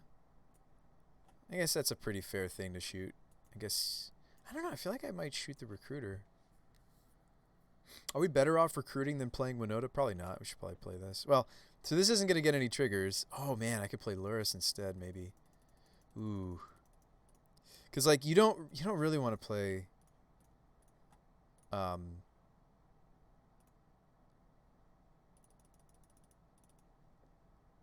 You don't really want to play Winota without anything that's going to trigger it. So this is actually great for us. Gain some Auric Champion triggers. Now we've got 2 things that when I swing with them, we're going to get triggers. No swing. They pump a kill.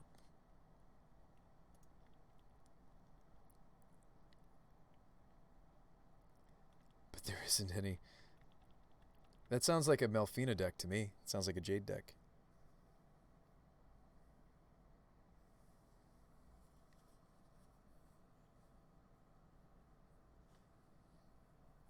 Gosh, we got trounced by them having so many of their little burn spells last game. Is that what's going to happen here too? We lose to Kozilek's Return right here, if you're wondering. But most lists only run 1 or 2, maybe. 1. It's a pretty solid fun of. There's 2 in this one. So hopefully they don't have it. It's a great card for their deck because they don't lose their own threats. They don't die. No blocker. Get the swinger.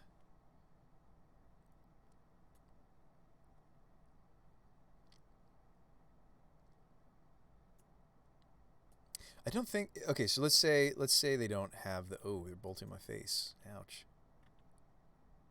I think we might race. Like, as Winota grabs cards for us... Her triggers grab cards for us. Burst Lightning, Bolt. 10 down to... What else you got? Do they just have all the things? Should I have blocked with birds? Maybe I should have blocked with birds. Is this lethal?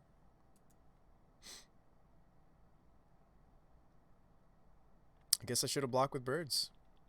We're dead. Did they have lethal even if they had Burst Lightning the birds? Like Burst Lightning birds, Muta Muta. That was gross. That was an uphill struggle though, right? Because I still would have needed to win game 3. But I think we did have a path to victory there, perhaps. Right? We were gaining life off of the Auric. Luris was gonna gain us 3. We were gonna gain more life from the Winota triggers. Hopefully both of them would have been hits. Well, let's win out. We are unfortunately 1-2, but I'll be happy if we even just take one more match in this league, which I think the deck's capable of it. I do think it's doing some powerful things. Again, I don't think that it's any better than. I think I might mulligan this. There's not really acceleration here. You could argue that Cantor is. It's not the kind of acceleration we want. There's no non-humans to pair with Winota unless I get Dryad Arbor, which is a little vulnerable. Well, actually, so this is turn 3 Winota. If I did keep this hand, this would be a turn 3 Winota.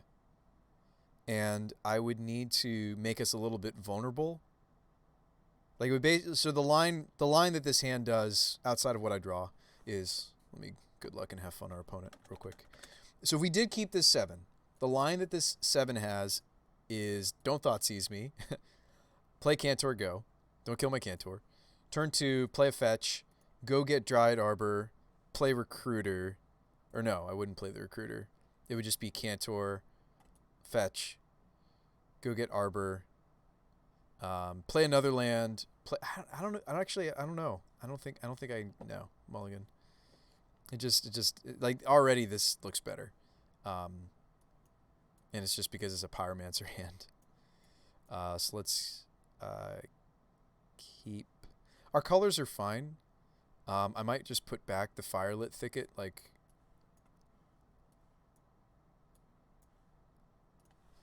yeah, this is a much better 6. So we'll go get. I'm actually going to lead on Sacred Foundry, I think, right? Because I don't have a basic mountain, and this could just be a forest. But we want red, so Sacred Foundry. Did I say Sacred Fountain? I meant Sacred Foundry. Sacred Foundry is going to give us good colors for this hand. A mirror match. I highly doubt it. Alright, I'm glad we're running the Sacred Foundry. It's good here. It's very good for this situation. Ooh, Strangleroot, can't cast it. So that's like, this is one of the few cards where we're a little punished for me grabbing the Foundry first. But, these both are probably just getting ditched to the Pyromancer anyway. Maybe not. Depends on what I draw next turn. Cool thing about Turn Timber Symbiosis is it's a land that makes an elemental token. I actually was running more of these, Jade, originally. I was running more than just 2. I took a hint from, I saw another deck out there that was playing some Turn Timbers, and they were only running 2. I do think that the 3 life on this card has a huge implication. The fact that it's only also 1 color for us. Even just running 2 of this card, right? Like I have 3 sources that are only green sources for us. You can make an argument that the Overgrown Tomb is also only a green source for us. So that's why I'm playing Firelit Thicket to filter us into the Seasoned Pyromancer. Fatal Push. Our first hand would have just scooped to what's happening here. I'm very glad that we mulliganed to a Seasoned Pyromancer hand. Very good in this matchup. Hopefully they don't Inquisition me and take it. Hopefully they just, play a Tarmogoofy. It's bad for us too. So there's Chord. Do I want Chord or do I want... Like, the thing is I don't actually have the triple green necessary for Chord of Calling. So we have red, single white. I want green. I think I just get 4. There's a couple cards that I won't be able to cast. One of them being Lurrus, if I drew Lurrus. Actually, that's the only card I wouldn't be able to cast in the main board if I take Forest instead of Temple. We'll probably see another white source. Just have a hunch. So I think I'm actually going to ditch both of these just because I won't have enough green to do this anyway. Oh. Well, there's our combo. Would you look at that? I don't think we're going to assemble it against Jund, though. I think against Jund, we're definitely... I think it's Jund, because they played a Wood of Foothills. Against Jund, we're definitely on... we're on the Winota plan. Just value. Lots and lots of value. Just go super wide. They can't handle. We're not probably on the combo plan against them, but if we incidentally manage to assemble it, awesome. But I don't predict that that's what's going to happen. So next turn probably play Devoted Druid pass. Well, Devoted Druid attack. So do I want to try to keep the combo pieces, or do I keep Strangleroot because it's a more resilient threat? We're already down a Vizier. If I discard another one, we're much less likely to piece together the combo. Opponent still has 4 cards in hand, though. I might not want to bother. It might be correct to ditch the Devoted Druid and play Strangleroot next, because we've got 3 more Devoted Druids in the deck.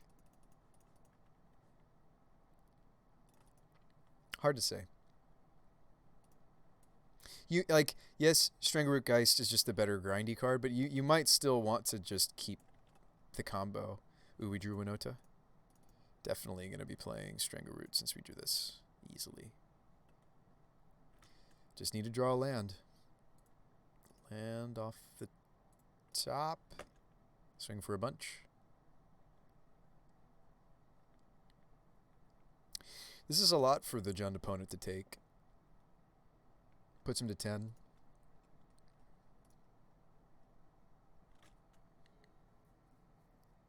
There's certainly some cool things about this archetype versus Yogg combo. And they're very similar, right? We're both... I actually wasn't originally running Chord, but I moved into Chord after incorporating the Vizier combo into it. And it just helps us to more consistently hit Winota, hit the Magus of the Moon. Originally, I wasn't... I was just... These were humans slots, actually. Fatal Push. My Pyro? No. Strangy? No, I don't know if you would do that either. No, maybe you hit the... they're going to hit a token. That's not so bad.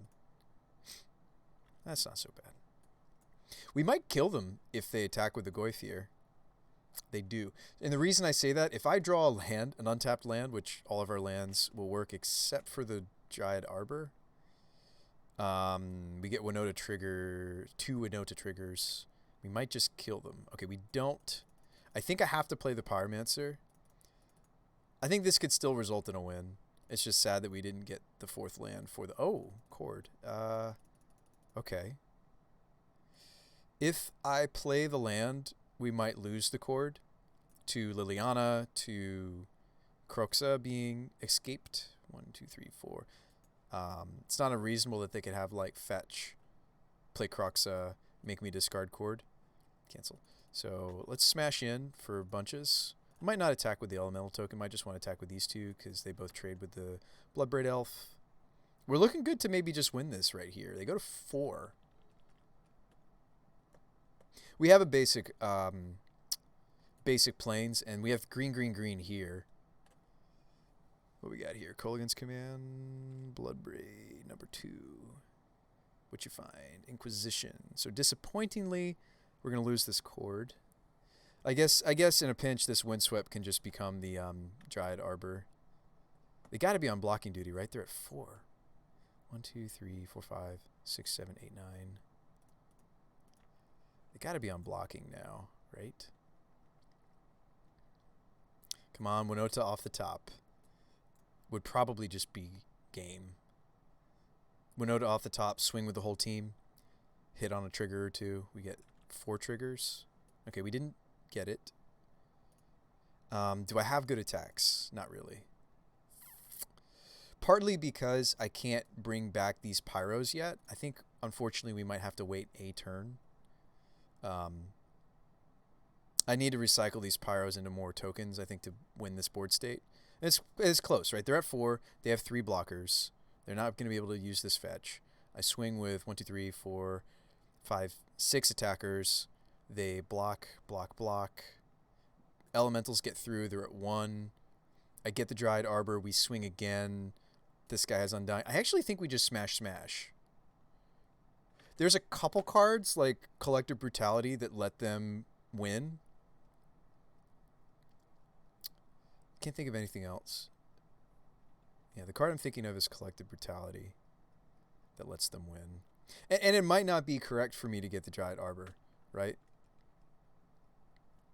it might be correct to just make sure that we have good mana for flashing, for exiling the Seasoned Pyromancer. So this is very good that we drew the side of the deck that we did for this particular matchup. I mean, depending on what the board state looks like, I might still get the Dried Arbor and just swing out and kill them.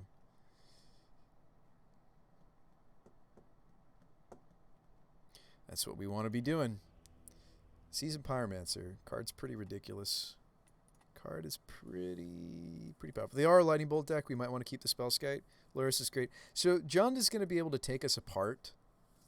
Jund is an opponent that I might... Okay, we like Veils. It's pretty easy. They hit both Hand Disruption and they... I might just want to cut the combo. I seriously might just want to... Well, we don't... So I don't have to cut Mirror Entity necessarily, but I might want to cut Druid combo. Now, the problem with when I do this is these are still mana dorks that are incorporated into the calculation of the mana in the deck. The Chord of Callings become a lot weaker when I cut Devoted Druid. Recruiter's actually still maybe very good on its own. It's just a value card. But I don't think I want... I think Jund is just a little bit too good at kind of taking this apart. I don't think it's worth it, but I might be wrong. But let's see what we look like if we try to play the fair game. So let me do that really quick. Champion's pretty good. It beats everything except Goyf. Blight Beetle, funny enough, can swing through Goyf, but not worth. Selfless Spirit helps us to beat Anger if they're playing it. You sometimes see Anger. Scavenging Ooze is good. Crater Maker lets me hit Grafdigger's Cage. Are they playing it these days? I feel like they might be. 1 minute. Jund. Where are you, Jund? People still play Jund. Here we go. Grafdigger's Cage. Is that popular these days? Yeah, they're more into Nile Spellbomb, honestly. I do like that they've incorporated Blight Beetle. I think that's a really good choice. Blight Beetle, of course, for beating Heliod. Yeah, so it doesn't look like Grafdigger's is that popular. Yeah, I think we want to get like one of the other benefits of getting out of the Wombo is we could play Clothies. That's easy. Definitely want to play Clothies. I might still play the Chords, even though we're cutting the Devoted Druids. We have room for one more card. You want your cards to be impactful in this matchup. I mean, technically, Duskwatch Recruiter is a value bear, and a value bear might be better than some of these other things. Archon of Emeria, we would only play it because they do have quite a few non-basics. Also, this messes with Bloodbraid Elf. I actually kind of really like the idea of the Archon. There's something I can play over and run Duskwatch.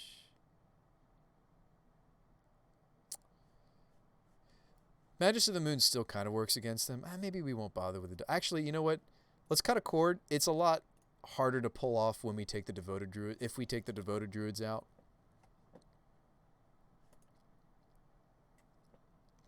And now we're just a bad hodgepodge of what? We're actually on the primary plan of the deck again, by the way. Like I do strongly think that the primary plan of our archetype is the Winota, and just like I've tried a lot of different builds of this deck over the last week. So a lot of them you guys didn't see me stream. If you want to see some of the other builds I had in mind, hop onto our Discord. I'll give you that link in chat. So I've tried a lot of the other builds of the Winota deck. There's even like a Winota Taxes that people have been trying. This hand's not great either. It's a 2-lander that has a bunch of 3s. I might even just want to let go of the Winota. Eldritch Evolution is tough to keep in this hand. If they get the Pyromancer, this is a very bad card. I might actually just want to let go of the Eldritch Evolution. I don't have green. I do have red, thankfully. For Pyromancer, white for Archon. Like, our colors are good for everything except for the Eldritch Evolution. And the Eldritch Evolution is quite bad in this matchup if I don't have Strangleroot Geist.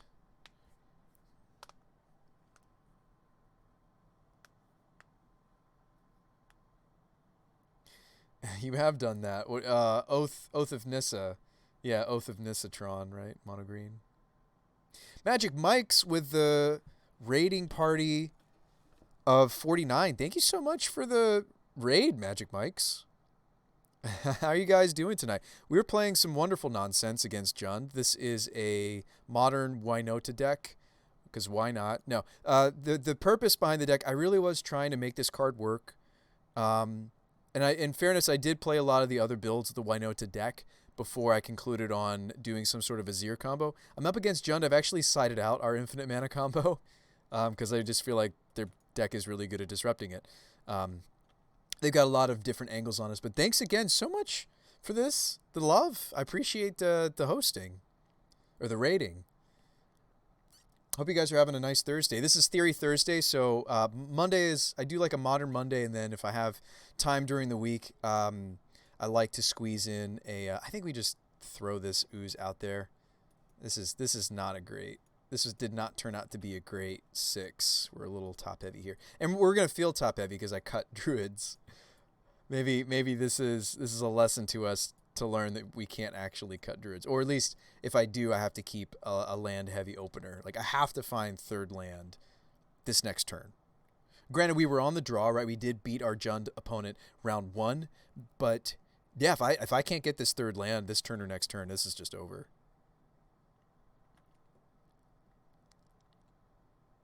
Yeah, what was Magic Mike's up to tonight on Twitch? What were you guys up to over there? I'm curious. What were you guys doing? Land, please. Oh, so generous. Actually, do you play Clothies against Jund? I have the option. Let me use my words. I have the opportunity to play Clothies, which would get me to Winota. So give me mana. Just miking the magic. Just your weekly podcast stream. What was the podcast about? I love podcasts. Tell me. Ruben says you inspired a Jar of Eyeballs deck. Are you referring to Brain in a Jar? Yeah, we were brewers of Brain in a Jar.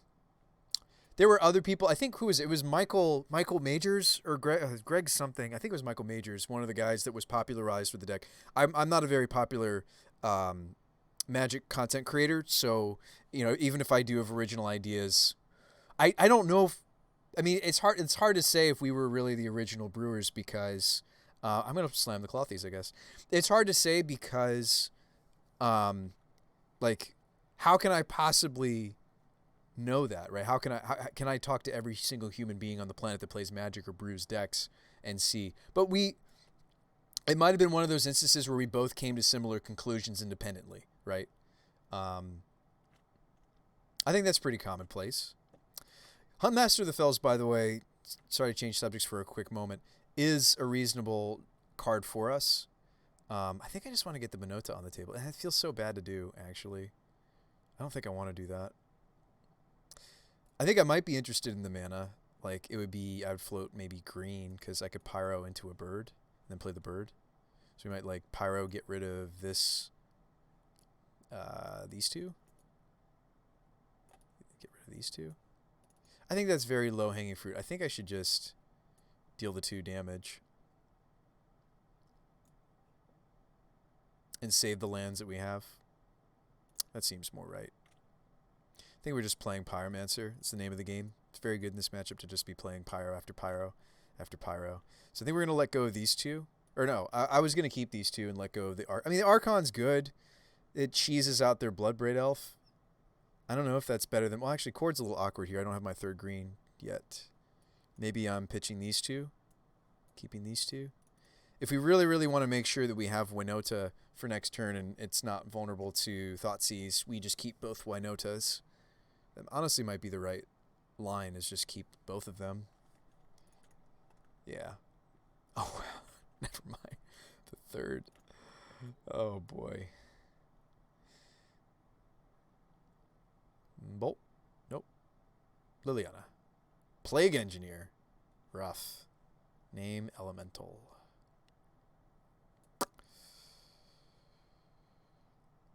Bolt.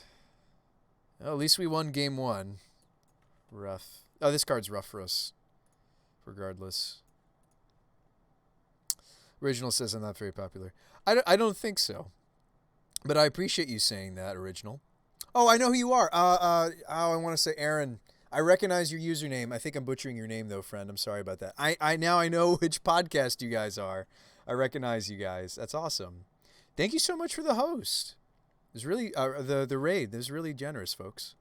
Okay, what are we doing here? Let me focus on the game for a second. Being all fanboy here.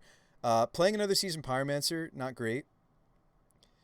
The extra mana is not relevant because we're probably just playing a Winota, so we probably just deal the damage. This is rough. This is rough. Oh boy. I think we're losing the second game, but at least we have hopes of a third game. I mean, when you have 3 of a legendary 4/4 for 4, that doesn't do anything else. Like they have to not kill this, and I have to draw Strangle Rootgeist here, right? And they have to not kill either piece. She's the Dredge Queen. Ren and 6. I mean, in Magical Christmas Land, we animate this Clothies and win this match, right? I've got 3 devotion so far. Trophy, yeah. Ooh, we want to get our planes on.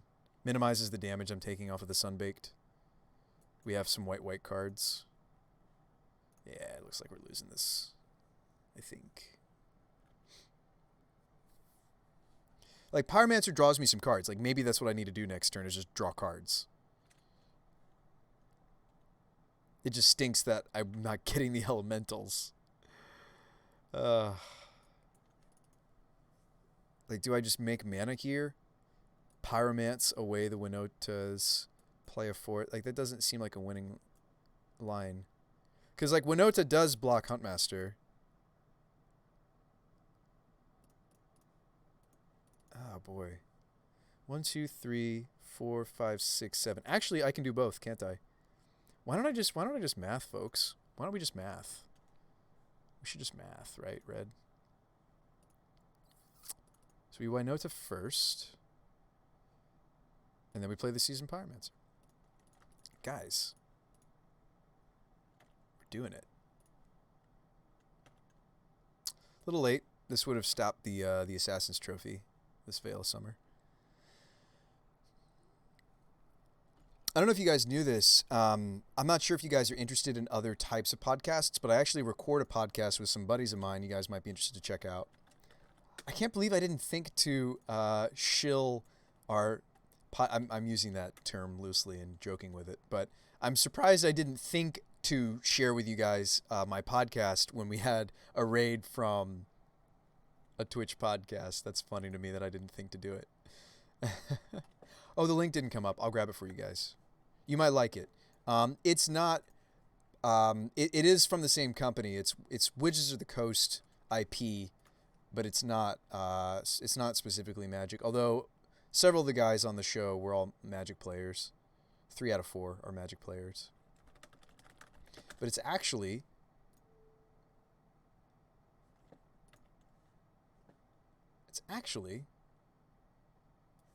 a D&D podcast. It's pretty cool. We made our world from scratch. Check it out. It's 5th edition if you like to think about such things. So this time we're going to grab a spell. So let's not forget about the Pyromancer in our yard. We could still pull this off. I mean, it looks really bad because yeah, they're naming elemental. I do get a single trigger here, and it might animate the Clothies, right?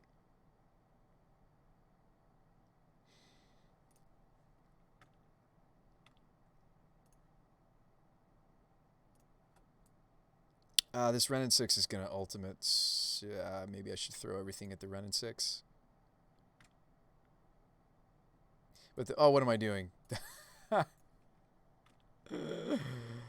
going to get blocked like this, right? You block here. I either block the wolf. Also, the fact that we're not casting a spell this turn means that this Huntmaster is going to flip. I don't know why I was sitting there, folks, thinking that this was going to trigger the Winota. That's so funny. I think that's the first time I've done that tonight, where I thought that a human would trigger it. Shoot. I think we're done here. How's our clock doing? Let's save it for the next game. We're not winning from this point. That was rough. That was them beats. Okay, so earlier you guys missed this, those of you just joining us. So we decided to move away from the combo against Jund. I think that's right. If I have decks that have a fair plan, I usually go for the fair plan against Jund, just beat down. I don't think, because they have a lot of disruption, I don't think I want to try for this again. But we did note what? We noted that the chords were almost unplayable once I removed the Devoted Druid combo. So that's something to think about. I mean, Plague Engineer also we can use against our opponent, semi. I mean, they are also a seasoned Pyromancer list. Jund these days runs, what, 3, 4 copies? It's pretty common to see... Oh, never mind. 2. Is that common? I feel like that card's really good for them. 2. Pretty consistently a 2 of. Some builds play Confidant, some don't. I guess they don't know what they're doing these days.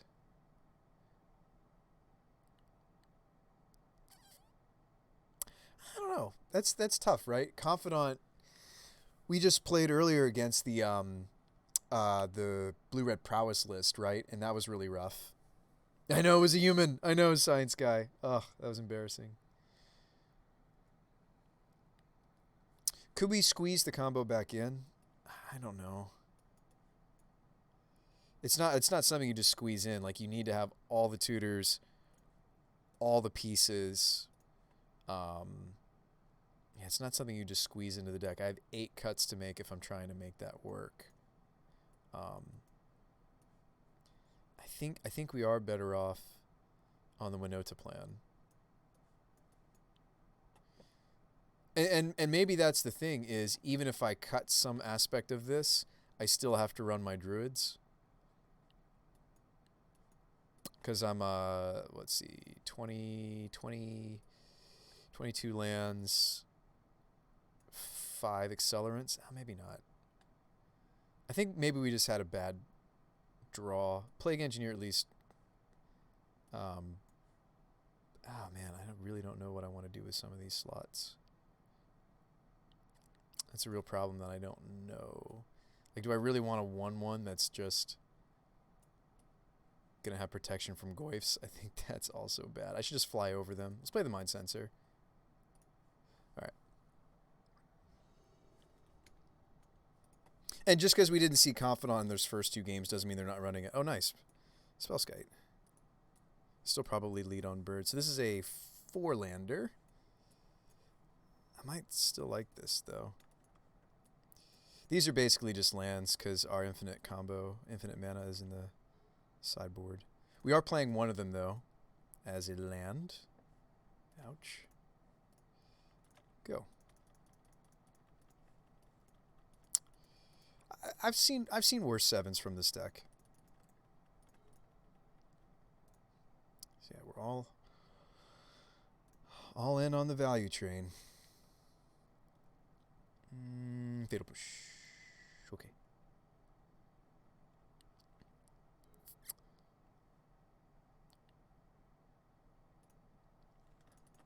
Play Spellskite. Go. Just like the Yawgmoth builds, I know I keep bringing back to that. I actually mirrored a lot of some of my ideas from, yes, originally other Winota lists. If you search on MTG Goldfish, there actually is, I think, one other Winota that's recent enough you can look at it. I actually mirrored a lot of my card decisions after Yawgmoth. So, like, this is where you see 4 Chord, 4 Eldritch, mirrored some of what was going on in land base. Because I wasn't pleased with, I was doing a more dedicated Winota build that was just Winotas, the non-humans, and the humans.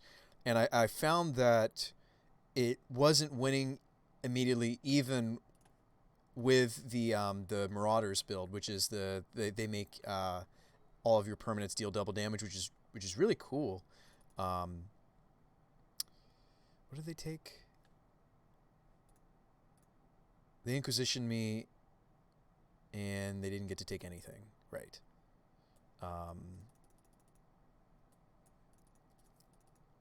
With the Spellskite, we're actually pretty safe to maybe get Dryad Arbor. Well, then I'm just asking for a Kolaghan's command. So maybe not. Maybe we're not safe to do that. Go. It's tempting, right? Because that would be a non-creature, a non-human for Winota, and it's in the deck for things like Liliana. Actually, if they try to Liliana the Spellskite, it's a great. We could protect the Spellskite. I think we would do that if they got Liliana. Maybe not, because if they Liliana and then they minus to get rid of the Spellskite, the Liliana is going to be on 1 loyalty, so we might just want to hit her with Tarmogoyf.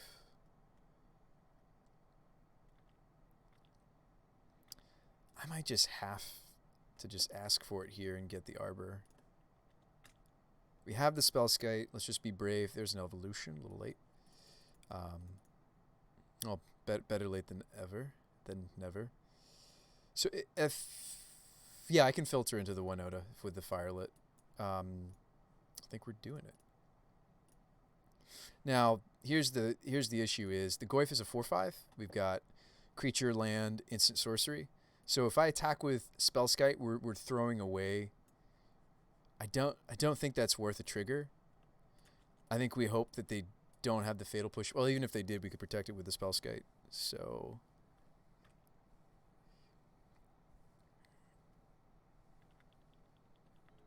I think we're feeling good about this.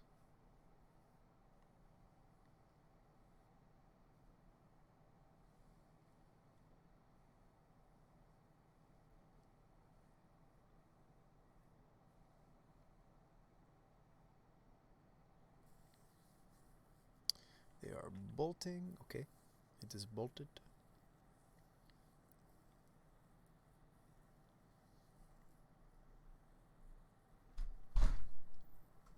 Wonder what their next move is here.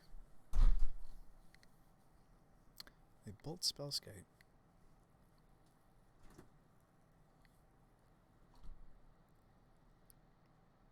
They brutality the Spellskite.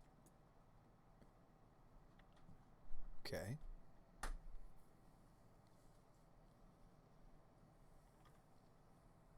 Now, instead of throwing this Dryad Arbor under the bus that is this Tarmogoyf, I might be interested to Eldritch Evolution the Dryad Arbor into something like a... might be good to evolve this into Strangleroot Geist. Why would I not do that? I think I would, right? Because I attack and I don't lose it to the Goyf.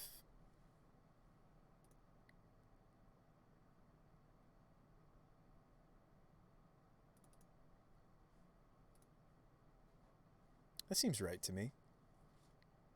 I think I like that. So I don't really want to throw the Dryad Arbor under the bus of the Goyf. So I think I'm going to go get a Strangleroot, actually. Let's make sure there's nothing else I want. I mean, like, there's Scavenging Ooze to consider. But I don't get the Winota trigger. But Ooze could shrink the Goyf. Ooze might be... I didn't think about Scavenging Ooze. Shoot. I would have maybe played the Sunbaked, and I don't know if I could have tapped different. I guess I could have tapped differently. I could have had 1 more green. If I could take 2 things out of the yard, would it shrink the Goyf enough to attack with Winota? Could take Spellskite, because that's Artifact, and I could take... I couldn't take them off something else. Okay, so I couldn't actually take 2 toughness, 2 attack off of the Goyf. So let's go with Strangleroot. Hexproof would be nice.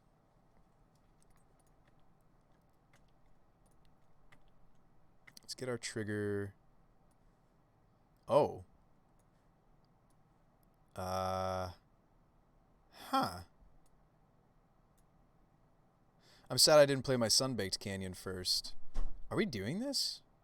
Are we mooning our Goyf? I mean, our Jund opponent? I think we are. Indestructible. So they probably block here.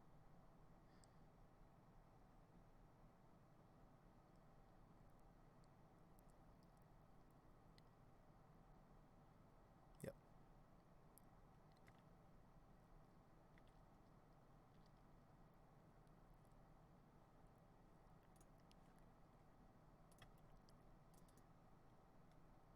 So Lightning Bolt is still online for my opponent.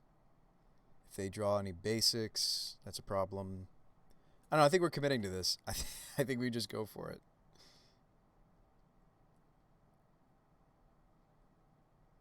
I don't know if it's going to get there, though, right? This Goyf is towering. But I get another Strangleroot attack. I mean, we can be the ones to decide when the moon is over if they don't have a bolt, right? They've already played one. Like, we could be the ones to, like, attack with this and, like, maybe we force a block and then we get to use our mana first. Like, I would wait until we have enough mana out to, like, cast this Symbiosis. This will be an interesting board state. So they do have this 5/6. I could get another trigger. It means throwing the Geist away. I mean, I'm not throwing it away. If I attack all, they block obviously here.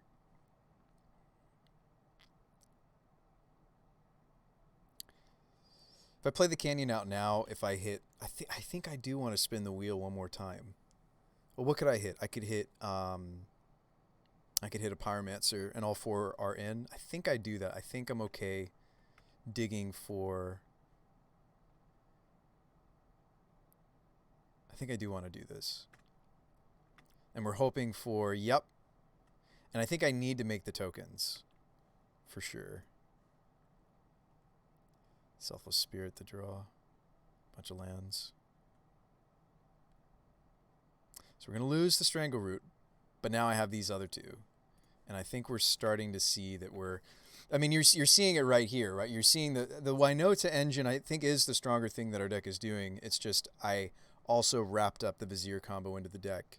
One of the issues with the Angrath, we win the match. One of the issues with the Angrath build of, okay, that's the 2 wins. I was hoping for at least 2. Let's see if we can get the third. The problem I found with the Angrath's Marauders build, that's the 7 mana red 4/4 pirate that doubles damage. It's potentially really bursty. It's cool. I played it. I played that build of the Winota.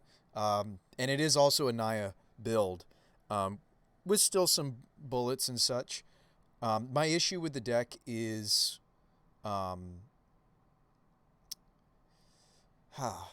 so it didn't have any issues killing through Ensnaring Bridge because as you got more and more, if you got several of those out, well, actually, you wouldn't be able to get them out anymore. Well, no, that's not true. You could because you have birds.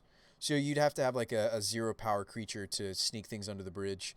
But as you built out your Marauders, your Lightning Bolts, and if you wanted to play them, Helixes, but I think the list was just playing 4 Bolt, 4 Marauders. As you got more and more Marauders into play, not only were your attacks a lot more damaging, because it's double and then it doubles upon itself, actually, if you read the wording of this card.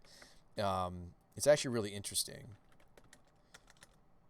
I think that's the other good build of this. The issue, of course, with this, I'll show you the card while we're in the queue. So yeah, if a source you would control would deal damage to a permanent, it deals double that damage to that permanent or player instead. It's important that it says player.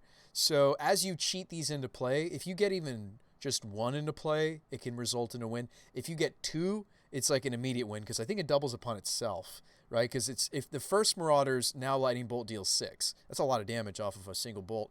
I think if you get a second Marauders into play, it's 12 damage? I might be wrong about that, but I'm pretty sure it's double than double. And as you can see, I didn't play that build of the deck. Now, I have some issues with that build of the deck, which is namely you have a bunch of dead cards that you draw sometimes. Namely the 4 of Marauders. And because they stack on one another, I think it does behoove you to play the playset when you're doing the Winota thing. Anyway. This hand looks good. This hand looks pretty good. Well, so it's a little anemic if they do have removal for the bird. But because it only needs 1 other land beyond the bird, like, okay, let's say they kill birds, right? There's plenty of decks in the format that is capable of doing that. I just have to draw only 1 other land, and we're back in the game. So I'm going to Stomping Ground. Yeah, just be hopeful that one of those 2 things don't occur. Either this doesn't die, or we just draw the second land.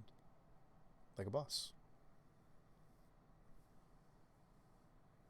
Like you do. Oh, that's not a good sign.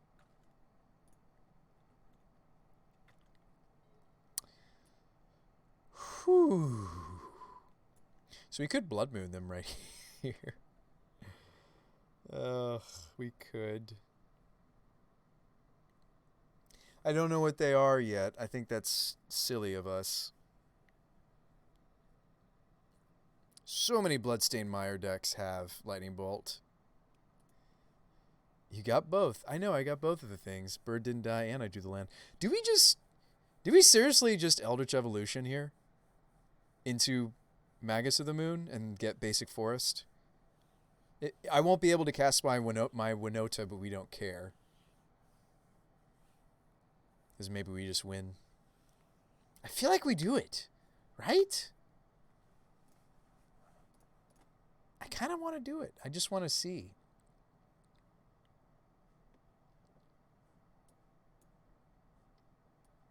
Just do it? Kind of tempted to do it. Like, they don't know what we are yet. Maybe.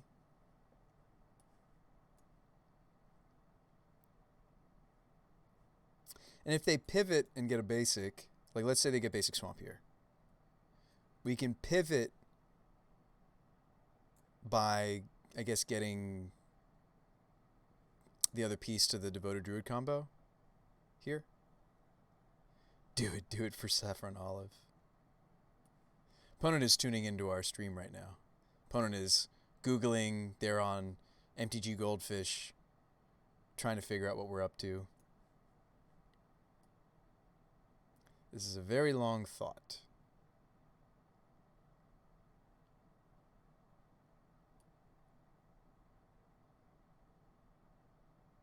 And no, if you're wondering, I'm not going to accuse my opponent of maybe ghosting. Don't think they are. I think they really are thinking about the implications of this. Why did he get a basic? What can birds go get? Should I go get my basic swamp that I maybe don't have, by the way? All of these things. But anyway.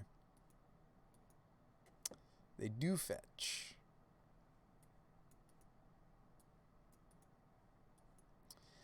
And they get Blood Crypt, but they shock. You're going to float black? That tells me Fatal Push. All right. So since they're showing me Fatal Push, I think we get Seasoned Pyroman. Other choices. So we have some other moves. We got some maneuvers we could do, right? We could Strangle Root. I'm very tempted to just Pyromancer. Like, I get to dump a Druid. I get to dump the Cord, which we're not really ready for it. We keep Druid. We keep Winota. I think we go Pyromancer.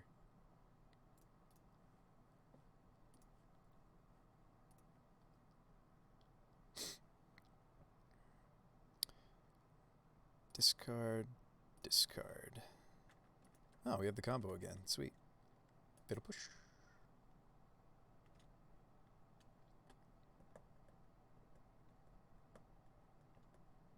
I like what our opponent did, though. I mean, like, they really were like, man, do they really have Magus of the Moon? I do like what they did. That is another way that they could fight it. Oh, is this Jund again? We just played against Jund last round, bro. We just played you. What are you doing here still? Jund, what are you doing here? Where did you come from? So I think we play Devoted Druid for obvious reasons.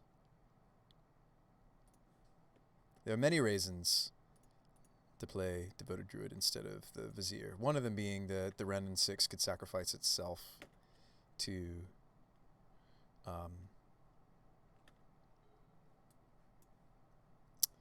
kill the elemental token. Now, what's great here is even if they kill Devoted Druid, we're going to get some Winota triggers. And I think the Winota is the better thing for us to be doing when it comes to decks like Jund. This is the stronger engine. We're running many ways to get to the Winota. Kind of just like that's where I feel like this build of the Winota deck is very similar to Yawgmoth in that way. We have lots of ways to find it. We could even be playing Eladamri's Call, by the way. I just don't like that Eladamri's doesn't put it into play for me. That's my issue with Eladamri's Call. I was considering a singleton Eladamri's. That's just search for your library for a creature, reveal it, put it in your hand. We're in the colors for it. I do like that these, though, put it into play for me. If I was to move away from playing Devoted Druid combo in the same shell as this, I think instead of Chord of Calling, I might play some number of these instead. And I'd be interested to try that instead. And it might be like an Aether Vial build or something. I think Aether Vial is really good. Thought you were going to get me with matches there for a second. You tanked for a while. I'm glad to play against a thoughtful G player.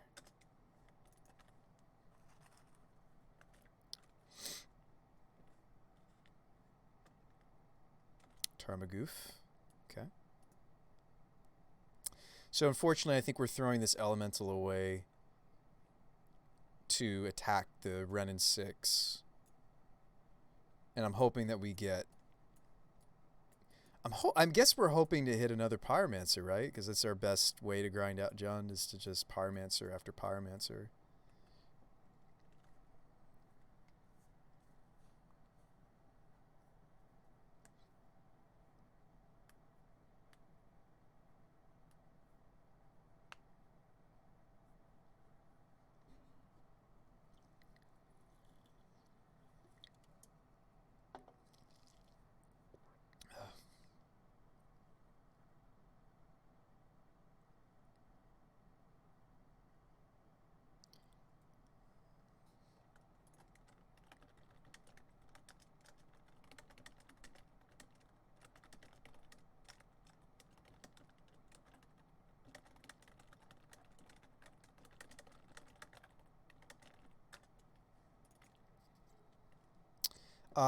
So we could establish the combo. I don't think that's what I want to do. It's Jund.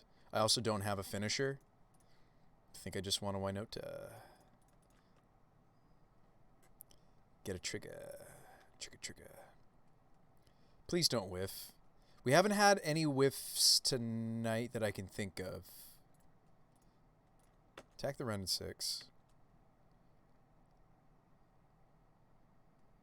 And the whiffs don't tend to happen game 1. Wow. So I'm not going to Moon because they have both basics. I'm going to get the Pyromancer.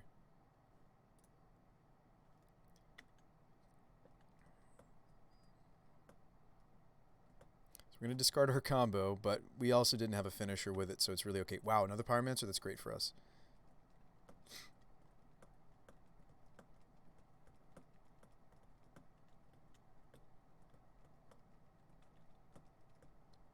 I think we're okay with this exchange. It's got indestructibility. I think they might have been better off. Well, that's not true. Sure, they could kill a token, but I think they're better off keeping the Planeswalker around. And they might need this land. I'm not sure. I'm feeling pretty good about this board state, though. If they were to kill Winota, I think we actually chord for another Winota. Like if they have Assassin's Trophy or whatever for her here, which would stink because I actually have both of my... Oh, no! No! Our hand was pretty good here.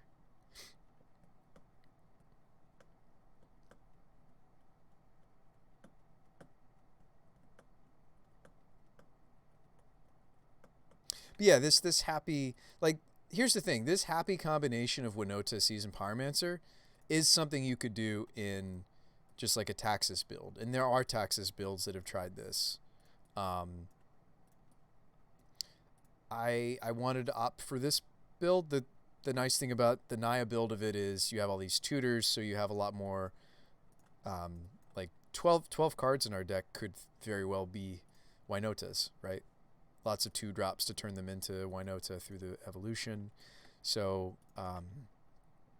deck is designed to pretty consistently get this piece onto the table more consistently than Taxes. Of course, Taxes is going to be playing maybe a Stoneforge Mystic package, so they have other ways to win. Is this Lightning Bolt? Looks like it.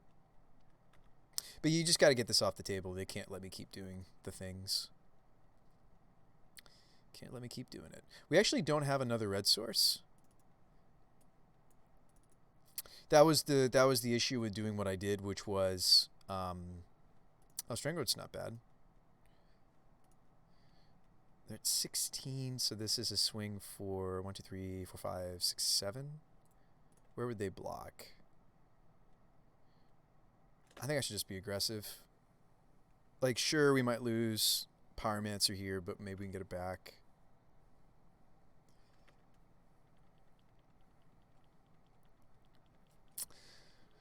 Might be losing this one. We beat our last Jund opponent. Doesn't mean I'm going to beat this one. Doesn't mean I'm going to beat this one. The banning of Faithless Looting, it killed all my red Prison Joy. Like, on one hand, I'm really, really sad because this is a great card in the matchup. On all other accounts, I'm still very sad. They're attacking? Whoa. What does that mean? Do you have another land and another Goyf? This is Goyf number 2? It's gotta be, right? Ooh, Scourge. Okay. Another Geist. So the problem with this attack is I'm not posing lethal. Might want to hang back on both of these. So if I swing like this, I put them to 7. It's not great.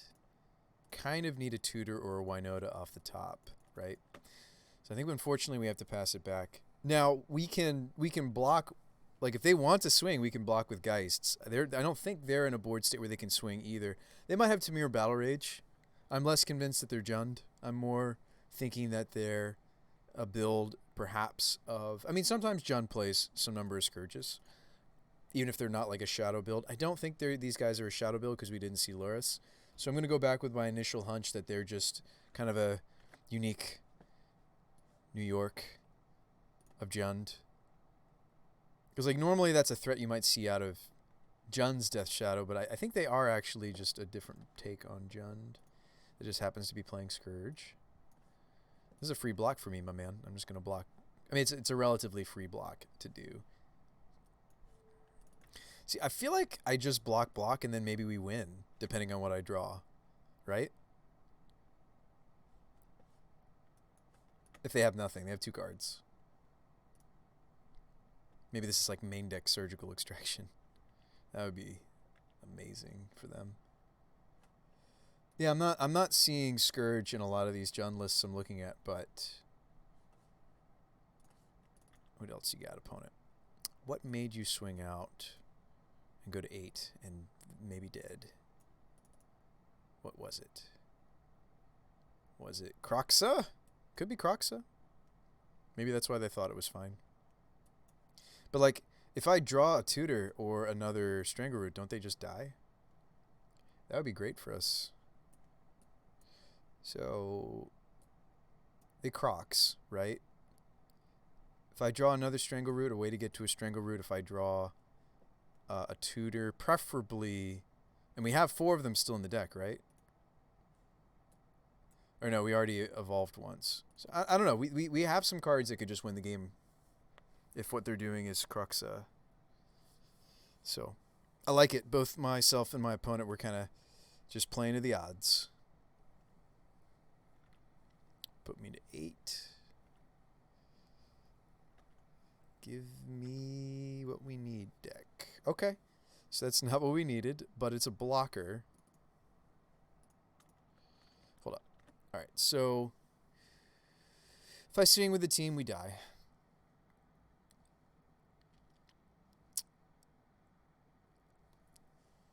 I have to block everything because of the Kroxa trigger.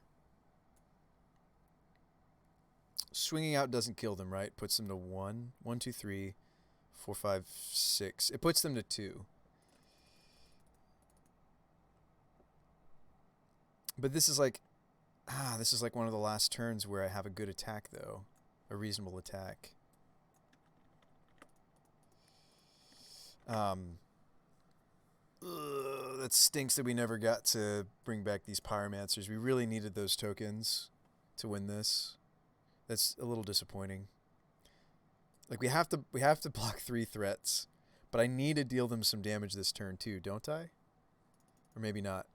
Yeah, disappointingly, maybe it's just Druid go. I still should wait to play this second main, but I think I'm blocking with this. We can't afford to block with the Geists. If I swing everything, blocks, swing out, we die. If I swing like this, they just get a free elemental token. I mean, I feel like I'm blocking here, here, here. Oh man, like we're kind of priced into drawing Winota again, or a tutor. Because I would turn one of the Strangle Roots into a Winota because we potentially hit the nuts.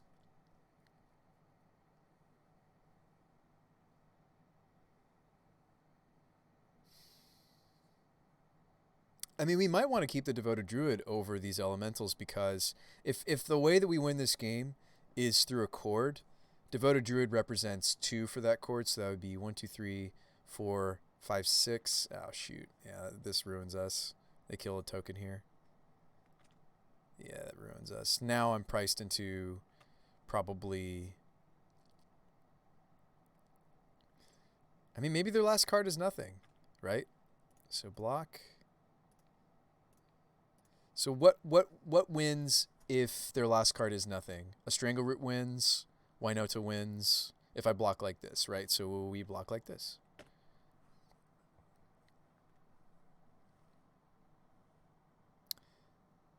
Please have nothing for your last card. Okay, so we drew the evolution. Does it win? It might. It might win. Am I supposed to attack first? No. Like, we're supposed to get the Winota, and we hope to... there's nothing I could hit. See, this is where you need the Marauders, right? If I was playing the Marauders build, this is where it's better. Because... man, it's so close. It's where I need like a random like hasty threat. Anyway, I think we do it because maybe we can make them think that we have outs. Actually, wait. If I hit the last season Pyromancer, we actually don't lose because I make blockers. No, that's not true. They have a run in 6. I can't think of a way we win this. No. Anyway, let's make it look like we had outs. They don't know that.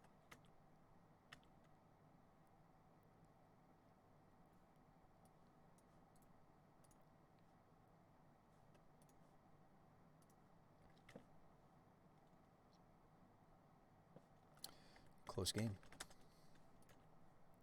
Really close game. Could we have squeezed out another point of damage somewhere? I really don't know. I really don't know. But again, you can see, like, this is where the Devoted Druid combo just, like against opponents like Jund, can really disappoint us. Fiery Justice is good if they're playing Scourge, so let's definitely run that. It's decent in this matchup anyway. Let's definitely play it because of Scourge, because we saw Scourge. We get to cut the Cantor too for cutting this combo. We want to slim on chords because they get a lot worse without Druid, we found. Clothies was good. Led to a victory against Jund before. Auric Champion's pretty good too. Scavenging Ooze is pretty darn good. I don't mind Selfless. Archon is good against Bloodbraid Elf, so we've played that in the past. Like a lot of our bears aren't the worst. I just want to be careful about us just being a pile of... Oh, we definitely run the Veils. A pile of things. But yeah, I mean, this sideboard plan did end up working against our Jund opponent. Opponent says close as it gets, and also says that deck looks sick. It really is a lot of fun to play. You're welcome to it.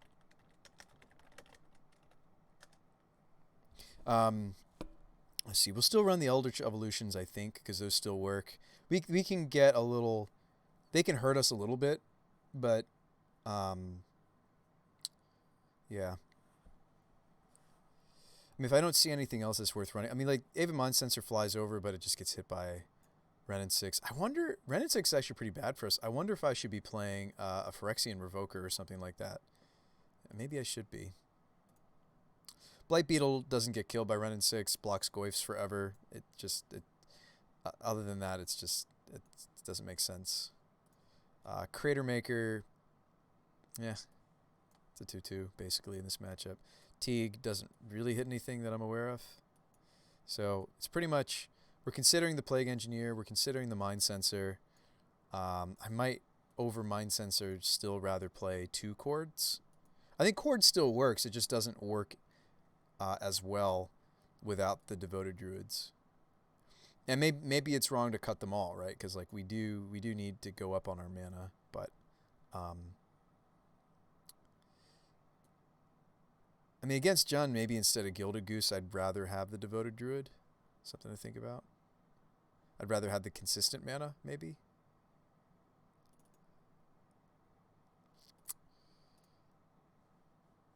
I think I'm good to go. We're running the Dustwatch Recruiter because it can get you, it can be a lot of value. There it is. We keep this.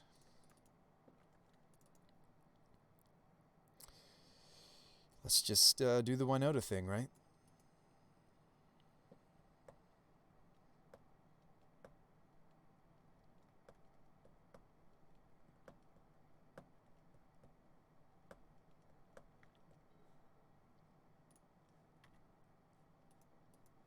I did leave Magus of the Moon in. I actually may have wanted to cut that. Opponent showed us basic.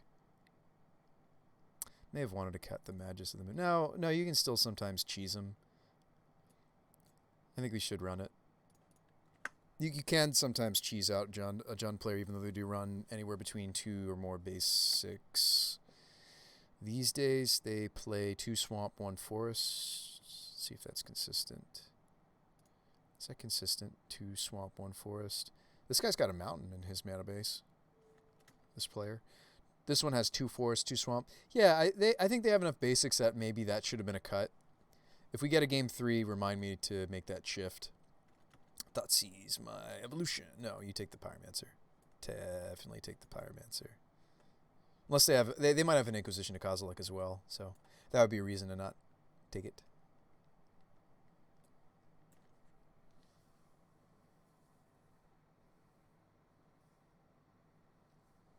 So adjustments I'm thinking about making to the list, not many. One of them would be maybe I would just go back to doing the Ballista thing and not doing any of that, and like I think this would become second Gilded Goose. Let's open a new copy. I already have lots of thoughts. I mean, I always do at the end of a league. If I was to continue playing this, yeah, I'd want to try to make it a better Winota deck. One of the ways to do that would just be get off the Devoted plan.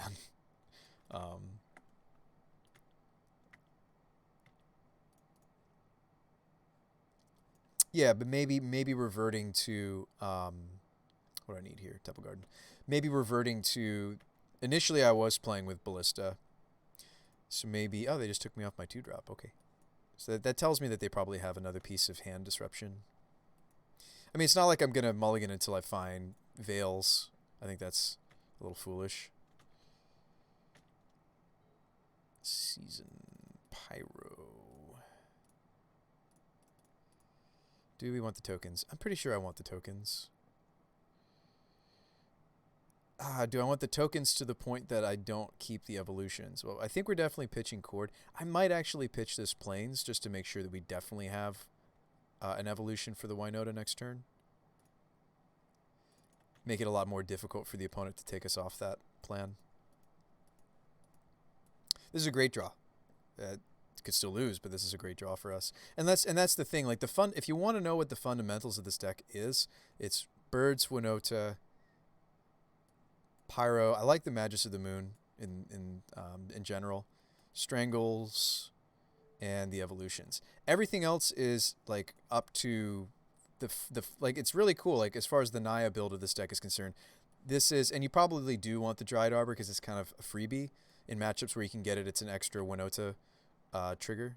No blocks.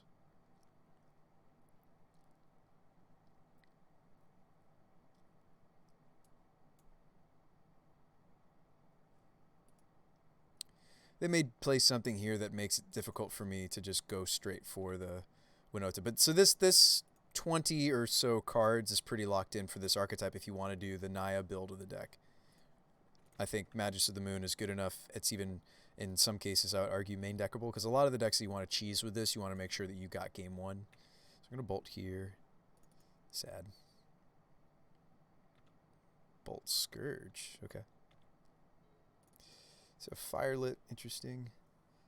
I don't know if I want to play the Pyromancer, as crazy as that sounds. I feel like I want to set up a nice juicy evolution. The way to do that is just to play Strangleroot. Like I hate to give my opponent a turn to set up and do more things. They are Jund after all. But I think I want to try to set up for a nice juicy evolution. And I think this is how I want to do it.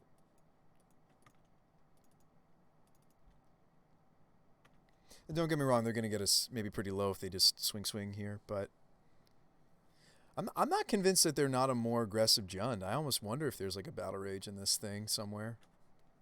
I'll have to ask our opponent after this match. They might be in the same bracket as us. They might also be in the 2-2 brack. But yeah, so like this is where you have to decide. Oh, these are land slots. So whether you, yeah. So you can play more dorks for speed, which I was, right, between Druid, Goose, technically Cantor, and then like this was what I was kind of trying to figure out. Bloodbraid Elf, Tarmogoyf, that's pretty good. I think that's the games. M's probably the games. Just playing out a bunch of efficient bears. Sad, sad day. If I take all of it, we go to Nearly Dead.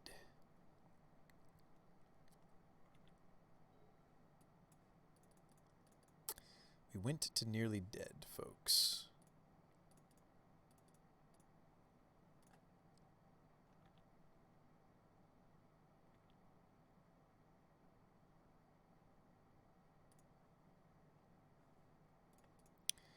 To Nearly Dead. I want to give us the option to maybe discard the land. Let's get some triggers. Gotta hit Pyromancers. Auric Champion's not bad to hit. It's going to gain me some life. Much needed life.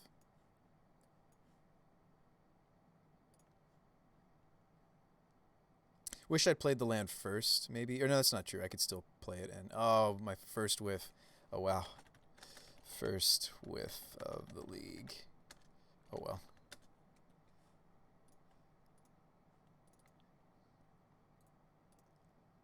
Good games, my friend. Good games. Oh, that's right. It closes you out of your last game if you... Honestly, the deck performed a lot better than I thought it would. So we did take a game against Jund. We did lose to that version of Jund, which was a bit more aggressive. But maybe they did have a really good draw as well. I'm not sure. Maybe we're not supposed to beat Jund with this deck. Like, we pretty much have to be on the Winota plan. So that makes me wonder. I would love to rebuild this deck. And there were several games tonight. I mean, yes, against Jund and some others, sure. There were several games tonight where I kind of just wish that it was more bursty. But I don't want to necessarily give up the consistency that Cord was offering. However, here, let me try a different build. So the one build that I haven't tried yet, I'm going to show you now. I was thinking about it, and I kind of wish I maybe built this in that direction. So instead of a Zir combo, hear me out. Might still play these pieces. That frees up a lot of space. We don't have to play Turn Timber anymore if we're not playing. Let's leave that in the sideboard. Another way we could build the deck is an Eladamri's Call build. I don't know how many you would want, just for consistency's sake. They're just a lot clunkier than Cord. Cord has a lot of implications. Let's still play the Dryad Arbor. Maybe we bring back the basic mountain. We would have taken a lot less damage tonight if I was running the basic mountain. The deck originally had 2 forests, so maybe we bring back the second basic forest. It makes the Magus of the Moon better. That's all it really does, and that's important. So let's run the basic mountain. Give me another basic forest. Do we still play the Firelit Thicket? I think so. We still have quite a few plain green, and now we have a plain red source. We can filter that into red. Let's still do the greedy thing, which is running the Blight Beetle, maybe the Plague Engineer. There's not much about the sideboard I actually want to change. I'm pretty happy with the sideboard, but I'd love to see what this deck looked like if it was just more pure. In other words, if it was just so let's actually move all those pieces over. I'll keep them just because I want to think about them, but I'd be interested to see. Okay, what are cool things you can do with Eladamri's Call? What are I wish there were. Okay, there's adventure creatures. That's one thing that that's a really expensive shock though. My mind just went to giant, right? So in this color combination we get giant. I'm not necessarily thinking of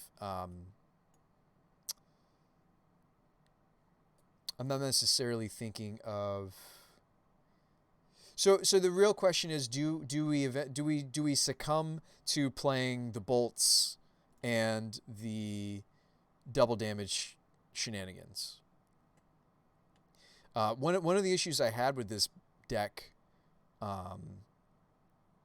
like we do have room to run it, right? I've freed up quite a few slots. We might need to run a few more lands, like we might need Gilded Goose number 2. The original build was actually an Arbor Elf build. I have some issues with the Arbor Elves because, well, they might be okay again. They don't synergize with how many lands? Deck was originally an Arbor Elf deck.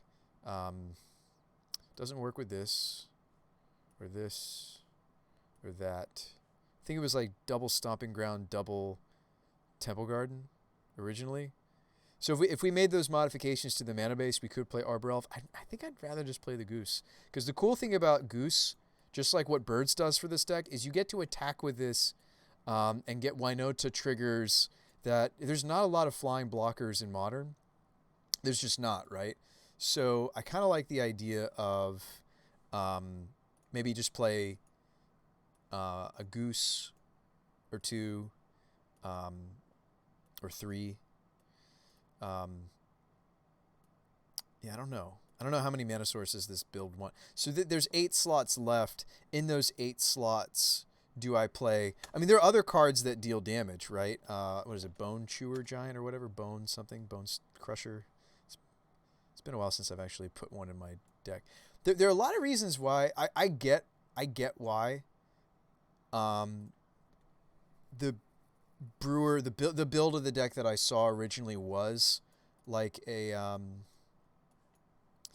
gosh, when you're playing Eladamri's Call, you almost want to be like an Aethervial deck. That's the other thing, is like instead of like Gilded Geese, you almost want to be an Aethervial deck. So there's a few different ways we could go with this. Eladamri's Call really does lend itself perhaps to Aethervial. So we got 1-drops. Do we have any 2-drops? Not really. I don't know if we'll get to play the Lurrus, actually. So maybe it looks like this. I think I did try Aethervials with this archetype earlier. Obviously, they work a little bit better in the Death and Taxes build of this deck. We're going to be really hoping that we draw these in the opener. Makes us a little bit better against permission decks. We didn't see any tonight, actually. We didn't face a single one. Even the blue deck that we faced wasn't really a permission deck. I think they do have some permissive counterspells in their sideboard, but that's not really. I'm referring to the 4-color deck we played against tonight. So yeah, if we're going to play Eladamri's calls to consistently find the Winota, it seems like we want to be on Aethervial maybe. I don't know. So there's that idea.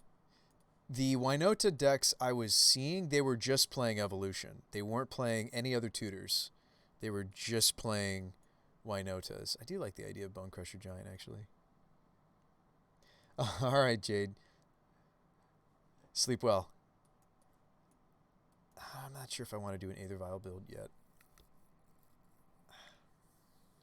Like maybe we do play Eladamri's Call. Maybe we do play Eladamri's Call.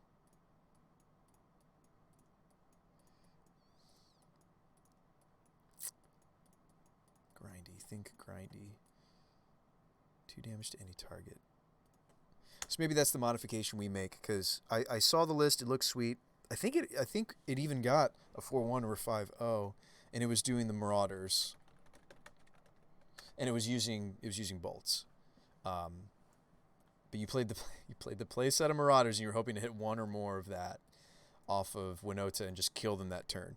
It's cool. It's bursty. I'm not trying to knock it. I never was, just for the record. I think the list was originally also running Voice of Resurgence. I think it even had... what else was it running? It was like Voice... So maybe we don't play a playset of Eladamri's Call, but I like the Spell Skite a little bit less if we're not going to play Chord. It might be a sideboard card. I do like the idea of Bone Crusher Giant, so I get why... maybe a split of Bone Crushers and Bolts. So Bolts, doubled Bolt is pretty significant. Doubled Bone Crusher, still reasonable, right? Like, Bolt is going from 3 to 6. Bone Crusher goes from 2 to 4. What's up, Dylan MTG? Thanks for the host, friend. We just finished our league. And I'm trying to figure out maybe where I want to if I want to bother with this archetype anymore. We did... For tonight, we did a Vizier combo take. Not with these Aether Vials. That was if I was going to play the Eladamri's Calls. So I have played the... thanks for the follow, Caustic. We're trying to see if we can make any Naya deck at all work in Modern. It's just so tough because like you're missing out on Hand Hate, you're missing out on Premier Permission and stuff, and Blue... more and more like Blue Permission's like legitimate. So trying to figure out how many Duders it needs. I do think that the Arbor Elf is the better piece than Gilded Goose, though. So if we're not going to be playing... Yeah, so maybe we do go back to playing the Arbor Elves. I think it was 2 Arbor Elf. 4 Bird.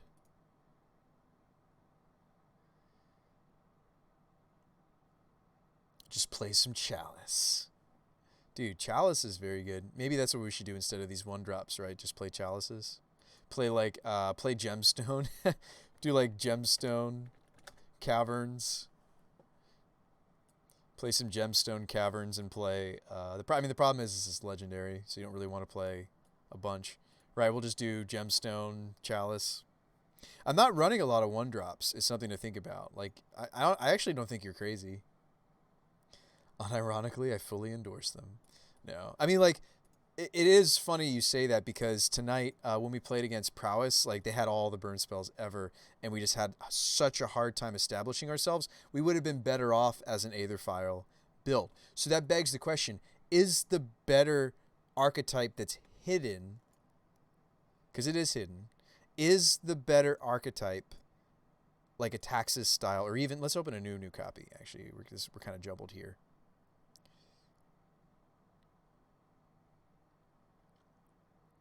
You spent $160, so you better. I do wonder. I do wonder if the Aether Vial build is better, right? Because there's many reasons why we don't see Devoted Druid combos anymore. One of them simply being, I still don't know if I want to do this plan. It's so bad. Like, if you draw them naturally, you're very rarely hard casting them, and they're just discarding them to Pyromancer. But,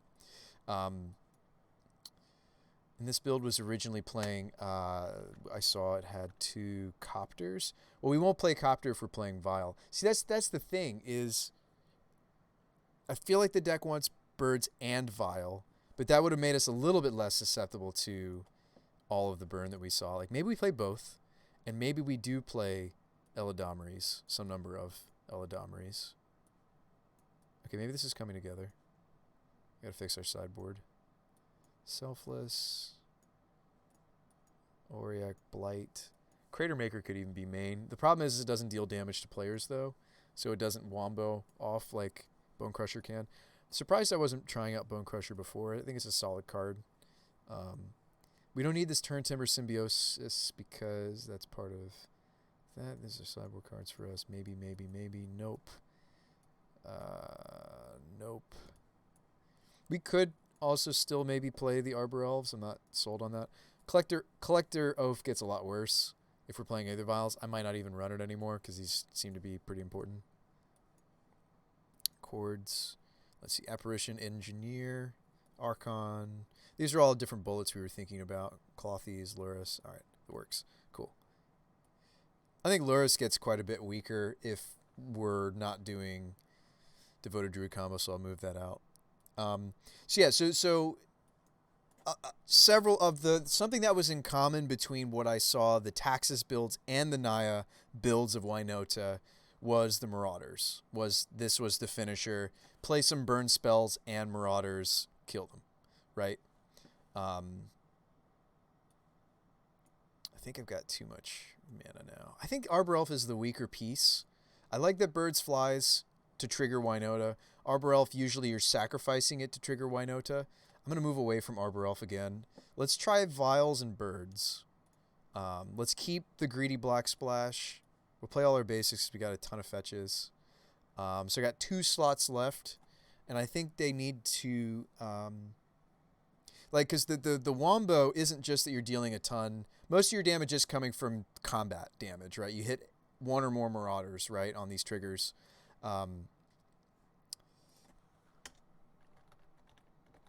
Honestly, I think Oath is fine. You think I'm going overboard? You might be right. And the chords were awkward sometimes, right? Because if I didn't draw the Devoted Druids, they just weren't happening. And I would make the same argument maybe even for, I'm not trying to make any players that are playing Yawgmoth. A lot of the card decisions I made for the deck were not so much based on some of the Winota lists I saw. They were actually based on the Yawgmoth lists I saw. What did I do? Did I apply filters? That's what I did. We could play Copters. I've seen Copters in this build before. You just need lots of different 2-drops for the evolution. In a lot of ways, I like Copter less if we're not running nearly as many enablers, so let's actually not do that. Let's just play more voice, maybe. I don't know. I'm conflicted, right? I'm having a hard time figuring out which pieces I want. And when I was doing this, I was doing greedy things like cutting the Marauders, but that is the progression that this deck seems to want to do. It seems to be acceleration, play some dudes that don't mind being sacrificed, tutor for Winota, get some triggers. Strangleroot's better than Voice if you want to trim on one or the other because it's got haste. So when you go to evolution it and get Winota, you get triggers immediately. What's our human count? I think that's lacking. Something else to think about.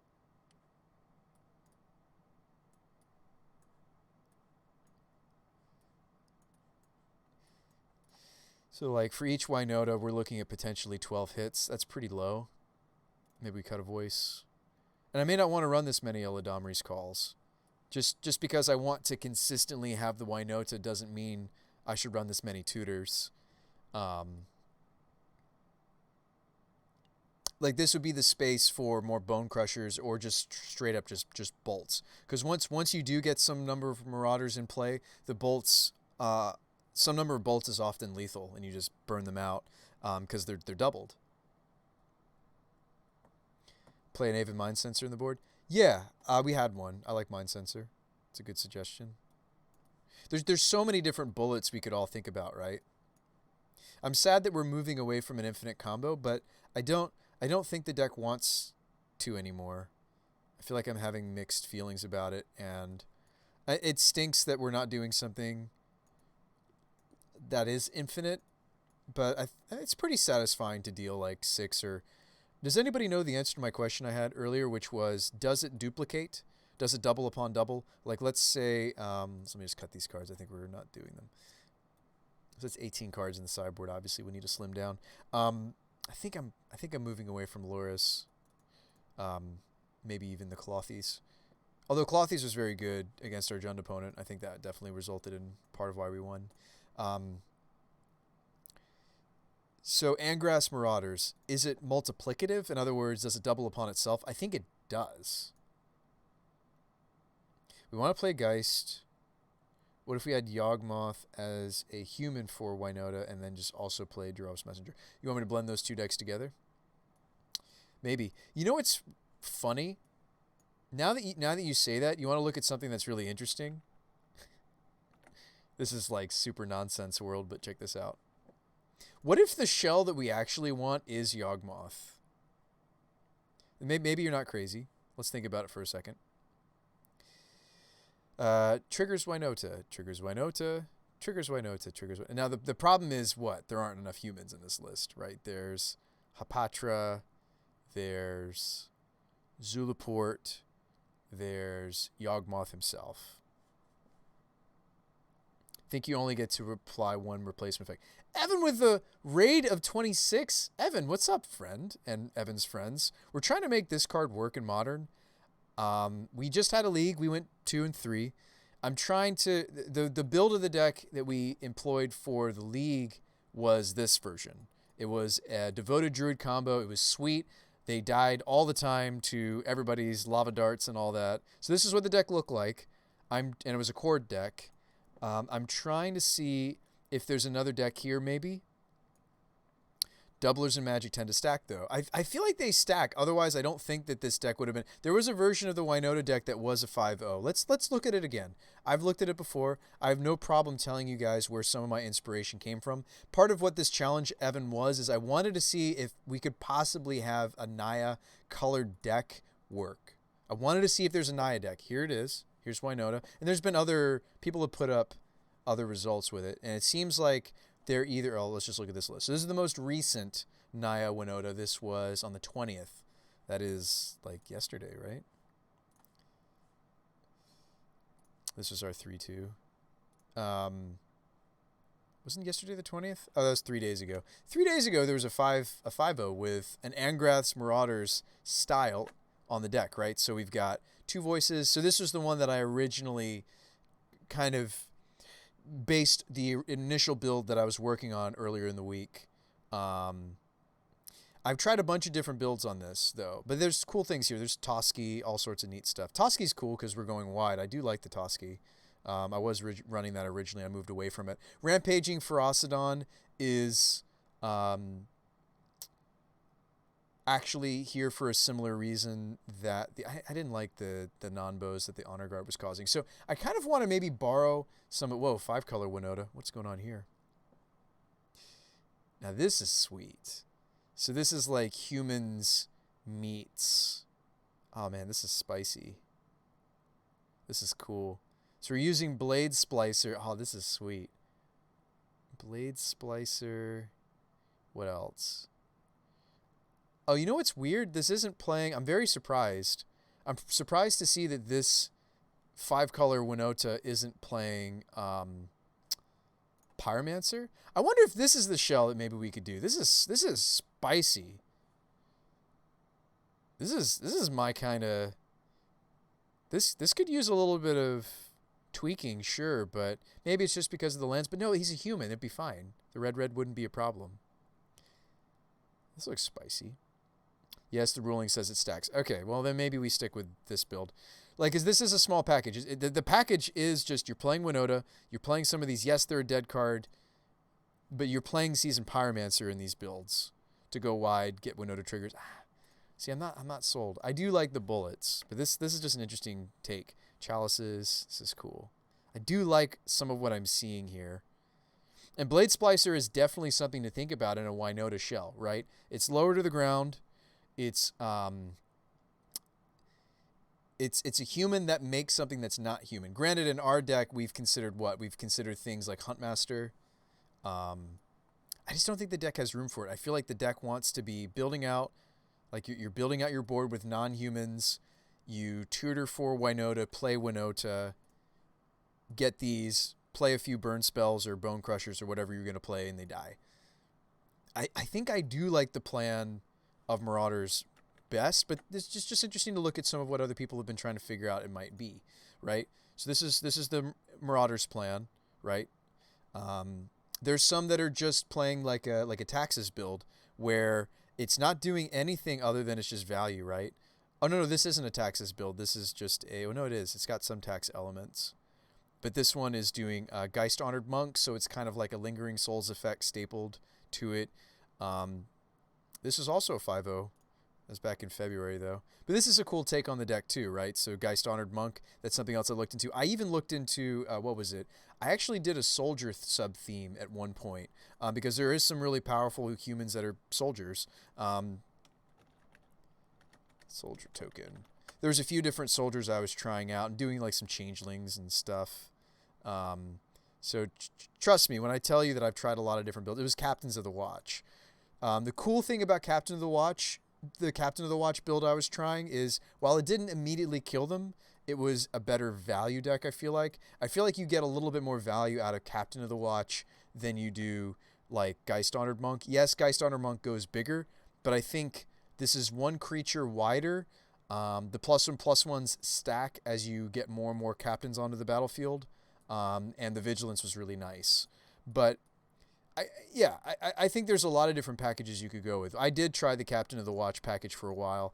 There were some things I liked about it. I liked that it was hard castable more reasonably than Angrath. Certainly, Geist Honored Monk is the most easily cast, right, out of all these different packages. There's a lot to be said about Geist Honored Monk. The issues with both Captain and Geist Honored, though they're more easy to cast naturally, both of these packages of big, silly humans to cheat into play off of the Winota, they don't immediately kill. And in fairness, neither does Marauders. You need some combination of your opponents don't have blockers, and we have some burn spells for them to die to this. So the ruling does say that it stacks. Okay, let's try it. I mean, I did try it, but maybe it is good enough. Maybe it is where we want to be. I'd love to keep all of these cards you see here in the sideboard. I just don't know. Maybe we hedge, play this main deck. No, probably not. Crater Maker could be main deck. I just wish this dealt damage to also players, you know? Crater Maker's pretty sweet, pretty flexible. Fiery Justice is strong, but if we want to main deck one of these pieces, it's probably Skyclave. The nice thing about the Singleton Bone Crusher is I am maybe playing some number of Eladamri's Calls, and it's a tutorable burn spell to wombo with this stuff, so that's kind of nice. I'd like to run some number of bolts if we're going to play the Marauders package. I don't know how to squeeze those in here. I don't know. I was originally playing a Night of Autumn. I cut it. I'm now playing a split of Crater Maker and maybe Apparition to kind of fulfill a similar slot. I do really like the Blight Beetle. Maybe we cut the Plague Engineer. Might be it. You could main deck Scavenging Ooze. It just depends on what you want the deck to beat main deck. I would like to have a similar number of 2-drops that you see out of like this build or some of these other builds. Yep, this is another Marauders. Now this I like. There's something about this shell. See this one? So they're running 3 Marauders because I guess they're recognizing, yeah, it's strong, but it's really bad. They're only playing 2 bolts. They're playing Mom Pop Thopter Shop, which is great. Only 1 season. Okay, hang on. Are we making some budget decisions here? Or is there something really going on? I feel like the Pyromancer is just so essential. Only 180 tickets. I mean, nothing wrong with it. I think this, if you're going to build it on a budget, this is a cool... Whoa, main decked Ferocidon? Brushfire Elemental. Huh. There's some wild decisions out here. Banisher Priest. Okay, I don't know if I like some of these choices. Well, no, maybe... Banisher Priest because it's something that you can hit off the Winota triggers? Okay. 2 Magus of the Moon, so they're really committed to that plan to play more forests and plains than I was. There's some things I like about this list. I mean, you can just see that there's quite a variety of things that people are trying to do with this, right? Mom Pop Thopter Shop is really great. That's one we've considered before. P and Kieran Nalaar. I like P and Kieran Nalaar a lot with the Aether Vial build. So maybe we play P and K before we play Huntmaster.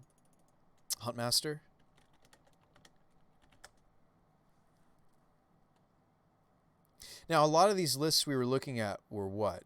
They weren't playing the Eladamri's calls at all. All of these lists have the ability to be... Actually, this person was only playing 3 Eldritch Evolution. I feel like that's weird. I don't know if I agree. I feel like you just always want to have... Like, if we're going all in on the Winota, we're not playing any other combos. No Devoted Druid combo, no nothing. Like, this is what we're trying to do. I feel like you want to maximize the way that the deck is getting... There's a bunch of Boros Winotas going around, too. It's more the Yorion kind of build. Interesting.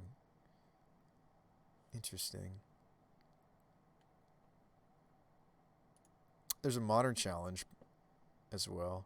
Just trying to see if there's anything else going. Oh, the Resolute Blade Master I have thought about, by the way. We've tried that before too. I do really like some things about this build that we see right here in front of us. Let me show you that card real quick. So, Resolute Blade Master does usually result in a kill, or quickly thereafter, even without doubling. It's kind of like your 5th Marauders effect. We've played it before. I mean, like, that's the thing is, like, at that point, I almost... 3 voice, 4, 1 copter. There's a lot that I like. I like some of what I'm seeing for sure here. This take on the deck. The Singleton Blade Master makes me... This is something that... And it's not even something I saw on somebody else's list. This was something that we've tried in the past. You see that I have a copy of it myself here. Not that we need to take credit for it or anything. I'm just saying, like, I think this person's also on a similar wavelength as us, right? That they're going to play Blade Master. Blade Master, of course, not only is it hard castable, it's something that we can Eldritch our Seasoned Pyromancers to get to finish off an opponent. So it gives you that extra little... You only need the Singleton, right? You only need the one. Linvala's sweet. That also fights... like, there are other ways we could fight... there are other ways for me to fight... Heliod combo without dipping into black. I do think that's a weakness of my take on the deck, is dipping into Overgrown. Let's look at some other things about their mana base. There's a lot of things here I like. So 22 land and 8 dudes. Okay. Maybe. And again, like so what are we giving up by doing, like, maybe an Aether Vial Eladamri's Call build? We're giving up speed, right? We're giving up speed to just be able to tutor for this more often. I mean, another thing we could do, and I've considered it, by the by, instead of calls, we just play Neoform. And instead of splashing black, you go the other direction, you splash blue. So this is another way you could do the deck. Nice things about Neoform, it's more mana efficient than Evolution. The problem is you need a split of 2s and 3s, because we want our 3s to go up to Winota, and we want our 2s to be... So you want to Eldritch your 2s, and you want to Neoform your 3s. But there's a lot to like about... this just puts Winota into play. I might just want to be greedy and just do it this way. Neoform also would let us convert all of these into Magus of the Moon. So, something to think about.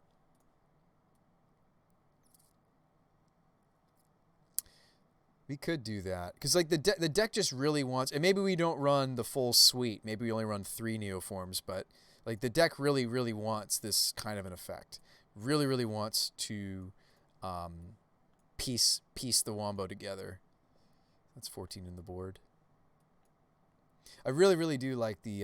well, I liked the Bone Crusher Giant a lot more when we were playing the Eladamri's Calls. Now I almost want to go back to playing bolts. Let's clean up our mana base and maybe, even though I'm adding another color to it, maybe, perhaps. Let's, see, I don't think we should play Arbor Elves anymore if we're going to be playing Neoforms. I feel like we should be on Geese. We should be playing Gooses. I mean, we could even do something like, oh, what is it? It's an underrated card, but it's not. We wouldn't want to play, what came to mind? Sylvan Caryatid came to mind. I don't want to play Caryatid. I'm just bringing it up. So this lets us dip into that other color nicely, more easily, right? The problem is this is Defender. They did actually print a card that's similar to Sylvan Caryatid. That's ramp. It's any color, and it's got hexproof. What is it? Hexproof. It's like hexproof as long. It's hexproof as long as it remains untapped is what the card does. Paradise Druid. I might be interested in Druid, because one of the drawbacks of birds, no offense to Arbor Elf, but one of the drawbacks to birds and Arbor Elves is they're not the right size for evolution or neoform. Whereas Paradise Druid is. And if we're up against an opponent that, I mean, I wouldn't play a playset of this card. I'd play like one or two. But in place of where we're seeing some of these lists playing Arbor Elves, maybe we try these. I don't know. It's just a thought. Because if we're dipping into an extra color, I feel like the colors are really important. Any thoughts, folks? Is something like this just totally jank? 2 or 3 copies of this? What's our curve look like? And attacking seems like a big deal. Yeah. So this gives us all colors. This lets us. It's not going to be dying as easily as these do. Yeah, I don't know. It's interesting because tonight we experienced a lot of. I mean, that's another reason why I like also Gilded Goose. Gilded Goose doesn't die to a lot of the gut shots that are floating around. It doesn't die to. It does die to Lava Dart if they flash it back, but so like there's a lot of positive about Gilded Goose too. We only played against Blue-Red Prowess once, but it is a deck that's about. People like playing it. It's a fast deck, so even if you're not going to win the league, it's like you got it over with quickly. Honestly, I would play Gooses. Yeah, and we were trying Goose. We tried one, maybe we play more. And I'm not sold that I should be playing this much ramp. Or this many. I mean, maybe you're supposed to, right? I mean, maybe it is you play the play sets. I don't know.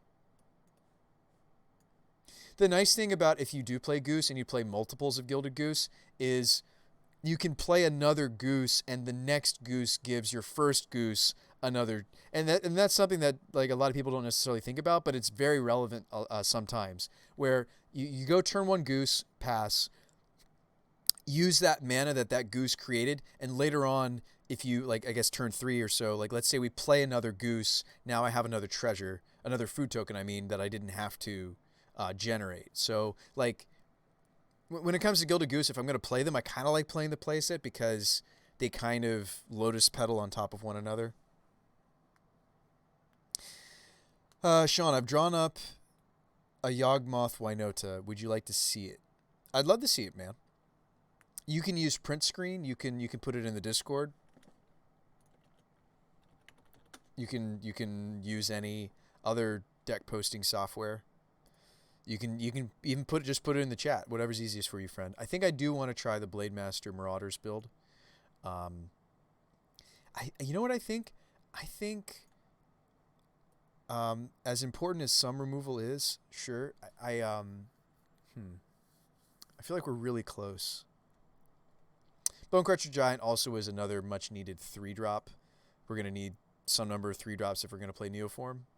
So I like that Bonecrusher Giant. Maybe I just play 2 Bonecrushers because Bonecrusher serves its purpose as both some removal if we need it, but also it's a burn spell for Marauders when we're comboing off, but it's also a 3-drop for, and it's also just grindy. This is just a grindy card. Marauders also, when Bonecrusher Giant becomes a target of a spell, it's going to double that effect. People aren't going to target it if these are on the table.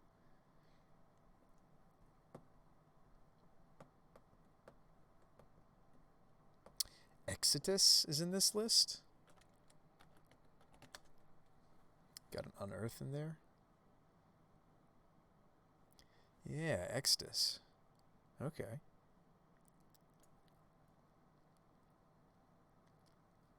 So I'm still trying to figure out 4 Yogs, 4 Winotas. And what are the Winotas finding? Winotas trigger and find Hepatra. They find Zulaport. Yeah, maybe you're not a crazy person.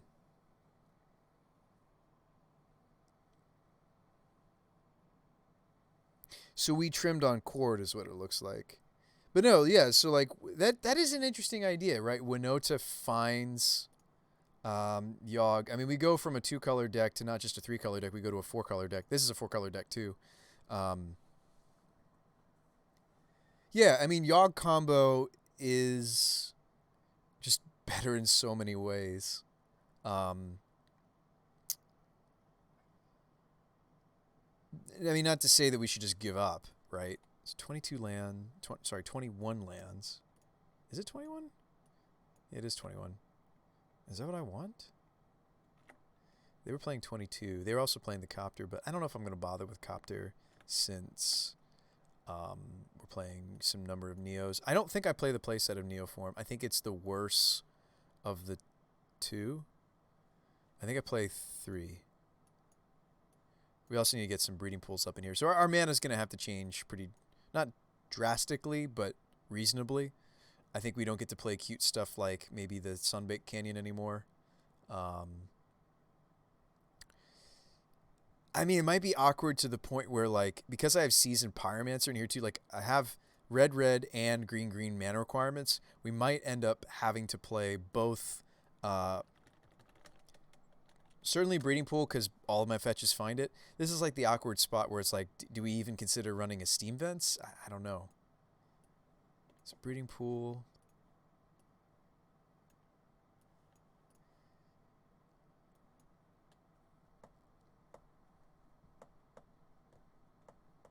The point of Copter seems to be to crew it and then evolve into Winota, while at the same time it's going to dig.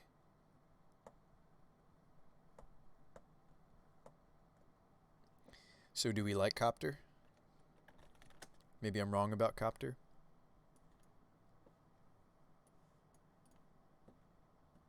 And maybe this is what the deck needs to more or less look like.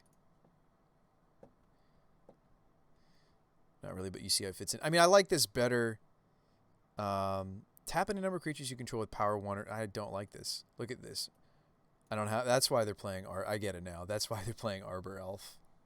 We're not going to play it in this build, I don't think, because of our 1-drops aren't crewing it. How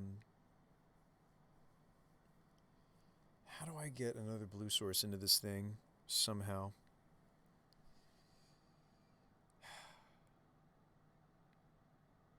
How do we get more blue sources into this without having to run more blue sources? I mean, okay, how many blue sources are we running if I even just put in the first breeding pool? Quite a few. To run 2, 3 Neoform? Maybe we're only going to run 2 Neos. I don't know. But check this out. We've got 8. I mean, maybe we just play more green fetches. It's a solution, right? I've got some Verdant Catacombs we could play. Or we could get some Misty Rainforests. Misty Rainforest might be better. I know they're equivalent because that's the off fetch for us. Just any green fetch would do. So maybe we slim in some of this area. I think we definitely want Firelit Thicket. I think the Sunbaked Canyon starts to kind of... I've already been kind of questioning this card being in our deck in the first place anyway. So that could be the first Verdant Catacombs. So maybe we just have to run more fetch. So that's our 9th fetch. I don't know if I want to run much more than that. Oh, yeah, Triomes. This is Easy Street. I forgot about that. There's a relevant Triome in our colors. Do we even just consider... Oh, yeah, triomes are so stupid. No wonder there's like 5 color decks floating around. So which ones do we want, though? We fixed it. We don't need Zagoth because we decided to move away from Blight Beetle and Plague Engineer. I'll find a different way to... There are innovative bullets that will fight Heliod that are in our other colors, surely. Even like... Or like a Revoker would do it, too. Like, Revoker can turn off some of what they're doing, too. Doesn't need to be a colored. Not Indatha, right? That's also black. So is it Ketria that we need? Just play... Since we're playing white, we can play Yeah, Deicide is fun. It's not tutorable, though. We could play a Deicide. I feel like Veil of Summer is just so powerful. It's like the one thing in my sideboard besides Fiery Justice that's tutorable. Do really like me some Fiery Justice. By the way, Fiery Justice doubles when you have an Amgras. I mean, like, if I'm just convinced that I want this in the 75, maybe this is what we do. Cut the Bone Crusher. Just main deck the Fiery Justice. So Ketria is what fixes us. This fixes me into everything that's not white. I mean, I hate the idea of running double Triome. So it's Ketria, right? Because white's also kind of our splash. Like the issue if I grab Raugrin Triome is it's not helping us to the double green of Strangleroot. It's not helping us to the double... Like, whereas Ketria is hitting us in all the right places, it's giving us the double red and the double green, and it's also one of our off splashes. I mean, okay, yeah, and Raugrin doesn't quite do that. Raugrin is both of our kind of pseudo-splash colors. But no, I don't think you're wrong to bring up, and maybe I want to cut one of the copper lines for doing this. Maybe I cut the copper line. Gorge. Okay. 4 colors. Like, we just can't seem to escape it, right? Like, last time I splashed in the black direction, now it looks like we're splashing in the blue direction. And maybe there's sweet cards like, you know, Glenelindra Archmage or something we could run. Maybe not. I do like that card, though. As, like, a bullet. There's Venser to consider. Well, Venser's blue-blue. Glenelindra Archmage is kind of a cool bullet, but why don't you just play Linvala? Yeah, exactly. Linvala does it. Linvala shuts them off. That's one way we could win that battle. Easy peasy. How do they even win through that? They have to like path it or something. We have 1 sideboard slot open. This is actually looking up. So only 2 Neos, but maybe that's right. Although with 2 blue sources and all these rainbow birds, I feel like it's more stable than we're giving it credit for. We could maybe even play the 3rd Neo. But I don't want too much of this effect, right? We don't want too much of this effect because if like again, that's the issue with the maybe Justice should still be in the sideboard. Like at least Bone Crusher is synergistic with our finisher. It's another 3-drop. It's not as great since we're not playing Eladamri's Call, but it's just a grindy card. It's just a good card in our color combination. And it's a non-human. Some of these builds are running some really interesting humans, right? We saw like a human that if we are going in the blue direction that comes to mind, that's an interesting thought. Not sure we're going to play it because it's very blue, is Venser. There was another build of this that was playing, what was it they had? It seemed kind of random, but maybe it made sense. They were playing,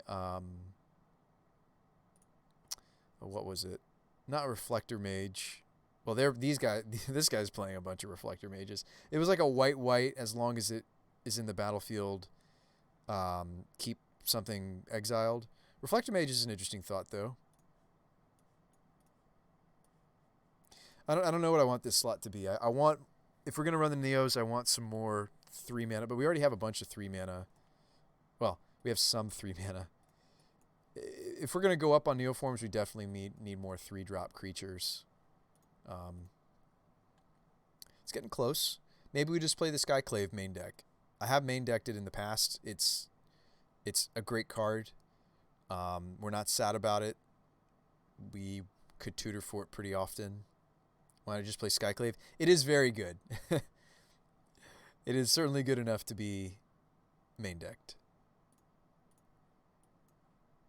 I mean, I'd love some more interaction. Like that's the issue. That's one of the big things we're trading off here is I'm taking up a lot of the slots that in the other build were reserved for bolts and such. So maybe the first bolt. I like Bolt a lot in the Angrath Marauders builds. I feel like it's crazy to not run some number of bolts just because the fact that it gets doubled or tripled. It's not tripled. It's doubled, right? Somebody looked into that for us earlier in the chat. That Angrath Marauders doubles burn effects, right? I mean, like there's Grim Lavamancer. I mean, like even that technically gets doubled. Yes, it will be double. That's how math works. I mean, we could play like we could do Grim Lava Man. I mean, I think it's a little slow, though. Is a lot of the issue with Lava Man. But I actually have a copy, so it's something we have thought about. But math usually works except for Death Shadow. So, like, how much removal am I running if I'm running Bolt? Like Bone Crush, Bolt. I mean, I kind of wish we had, like, one more removal of sorts. So I have 3. I'd love to increase the number of removal we've got.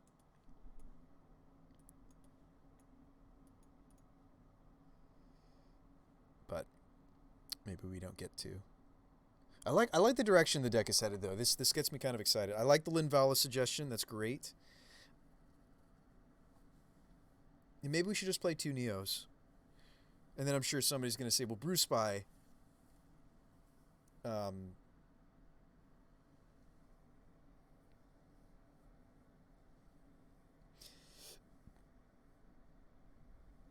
X is my life total. I'm -10. How big is my Death Shadow? Well, that was under the previous rules, Dry. And then they decided that they didn't want Magic to make mathematical sense anymore because it was too strong and they were scared of these huge Death Shadows, right? They were scared of us playing our... They were afraid. They were very afraid. So yeah, so these evolve into our 3-drops.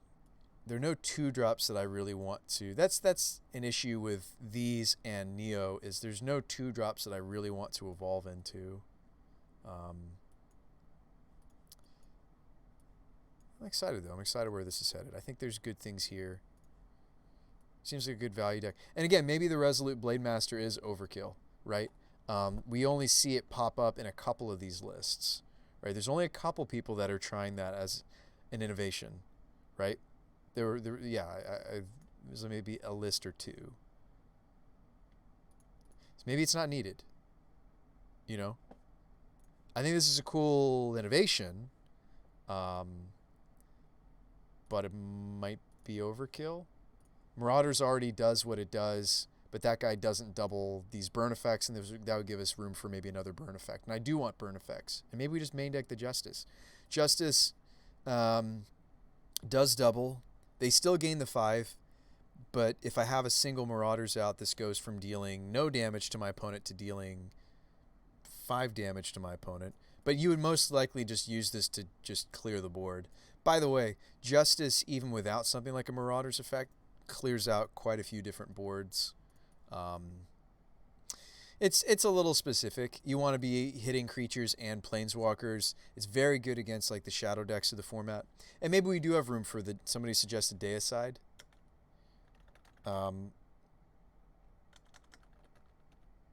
Deicide's very good in the meta right now. It is. I have one. It is. Reason being is Heliod is cream of the crop. It's technically the top deck. There are other things you get to hit with this. Opposing Clothies.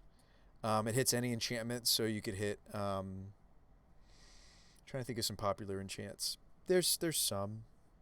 You're basically, if you're running this in your sideboard, you're giving up this slot to fight Heliod combo. It does hit Blood Moon. I'm not too concerned about Blood Moon. Kind of, we're the Blood Moon deck. If we weren't a Blood Moon deck, sure. So I don't know if I want to play that card just yet. It might be something spicier. I was getting some really good ideas from seeing what other people are innovating on this. I mean, there's Revoker to consider, although this is a Taxes style. I don't know if I like the Taxes style of Winota. I think we do want the tutors.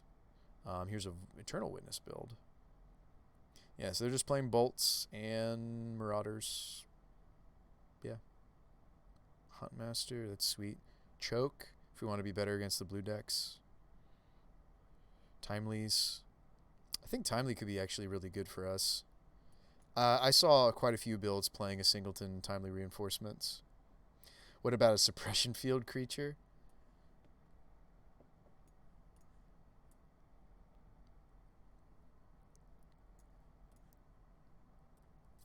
I like the way you're thinking.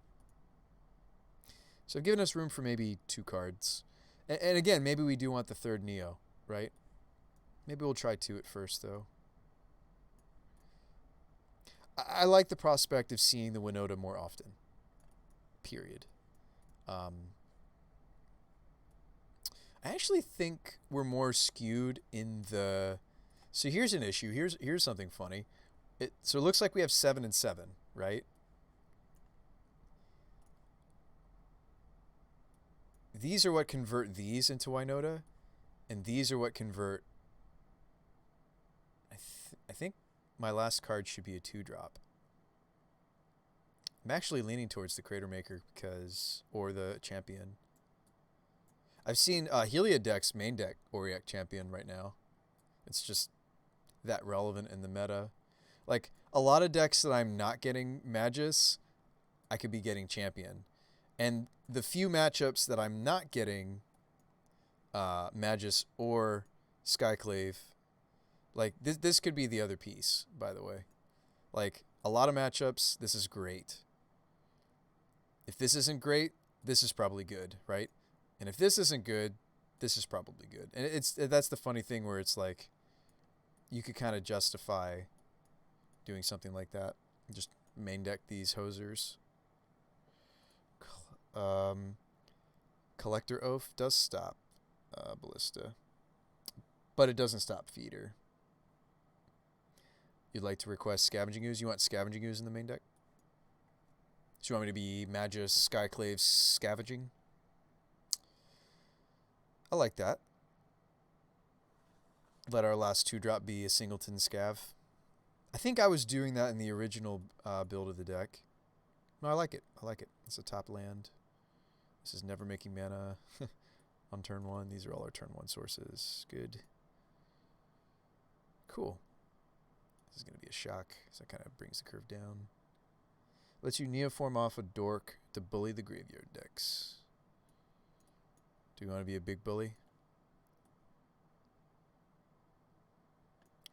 So we've got 2 sideboard slots now since we main decked the Ooze and the Apparition, both of which I think are main deckable in this archetype. Something that's funny is, and I'm not pointing at all the different lists you guys see here in this in you know all the different Winotas that we can see anyway.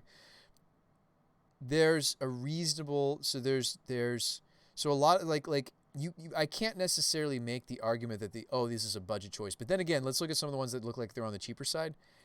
Yes, it says 507, but on Moto it's only 200 tickets. 200 tickets is a relatively cheap Modern deck to actually get results, right? That's a 5-0. This was back in 2020 though. Yeah, but it looks like this archetype really hasn't gone through a lot of evolutions evolutions. There's your pun. Oh, Canonist we could play. I don't know if I want Canonist. Baloth, Thrun, Caustic Caterpillar. I'd rather just play Knight of Autumn. Oh, they're playing Knights. Okay. I like Knight. Knight could be another sideboard card. Knight has its place. Knight of Autumn.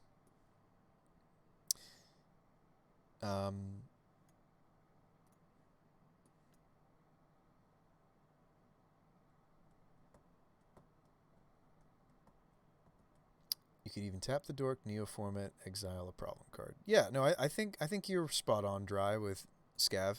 I think scavenging is good. I mean, maybe this archetype just wants more bolts, right? Maybe we just want some removal. What was I dying to in the league? I died to Jund, but I beat Jund, so I'm not sure.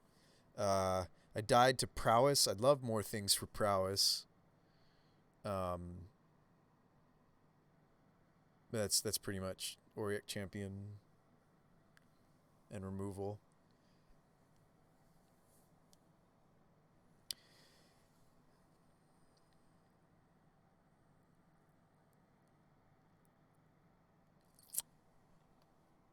Trying to figure out what these last cards should be, guys. I'm having some trouble.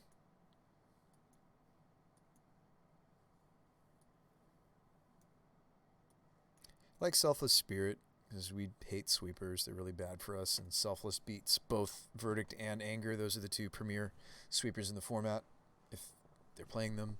Sometimes you'll see like a Damnation here or there.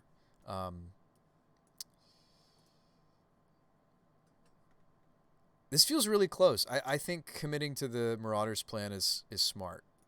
I think we're doing the right thing. We're running more tutors than a lot of these other Winota builds are. So while we're adding a little bit of inconsistency to the mana base, we're making up for it by all of our dorks are rainbow. Oh, you know what we could play? Huh. Hang on. I know what we're going to maybe play.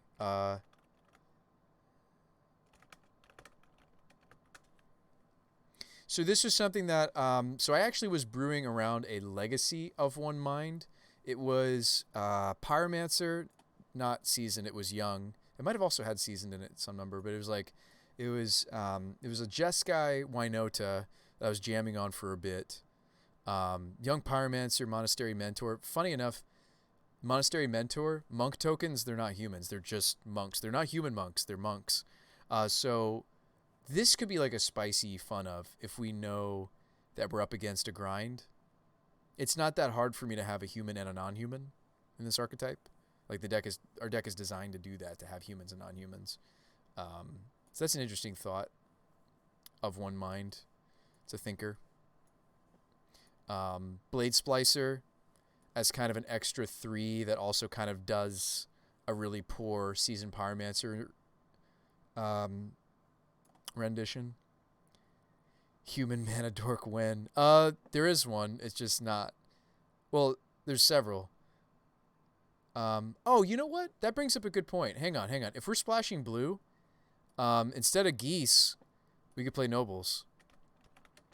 Now, Noble Hierarch is weaker in the sense that it doesn't trigger Winota. It is stronger in the sense that it's more consistent mana.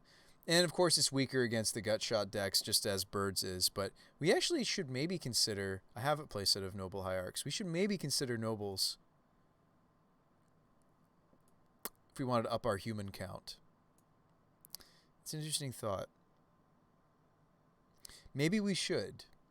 But the issue being it's not red for Pyromancer, and we're a red deck. It's not a non-human, and we want our early creatures to be non-humans. Yeah, I see too many issues with it.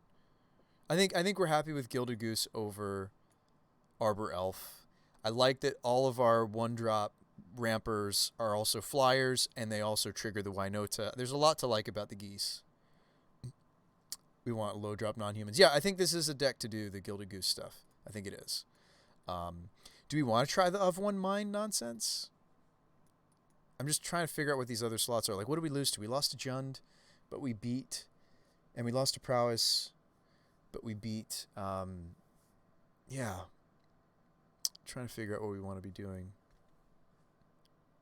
I mean, yes, we have humans, but they're on the top end, and our non-humans are on the bottom end. So, like, maybe we'll never do the Of One Mind as efficiently as I'd like. I'm trying to figure out what this other card slot needs to be. But these are spicy. This is a really neat thing to be in blue about. It's just a 1 mana draw 2.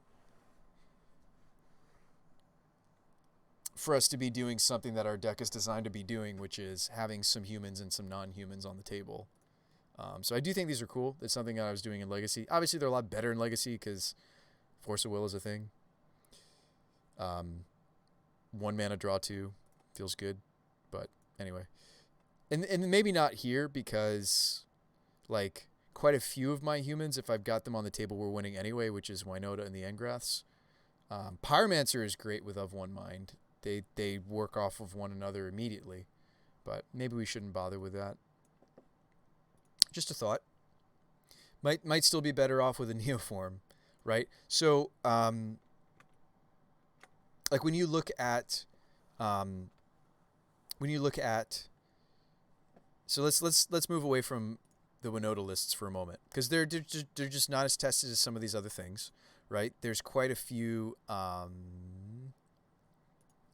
There's a lot of testing on just more testing in general has happened on the Yawgmoth archetype, and there are some similarities. We're both Eldritch Evolution decks. I think we're just not a great Quarter Calling deck. Like I tried to make us a Quarter Calling deck by using the Vizier combo, because Eldritch Evolution, or sorry, Quarter Calling really great with Wall of Roots, reasonably okay with Devoted Druid. You'd have to put a counter on it, but we needed attackers.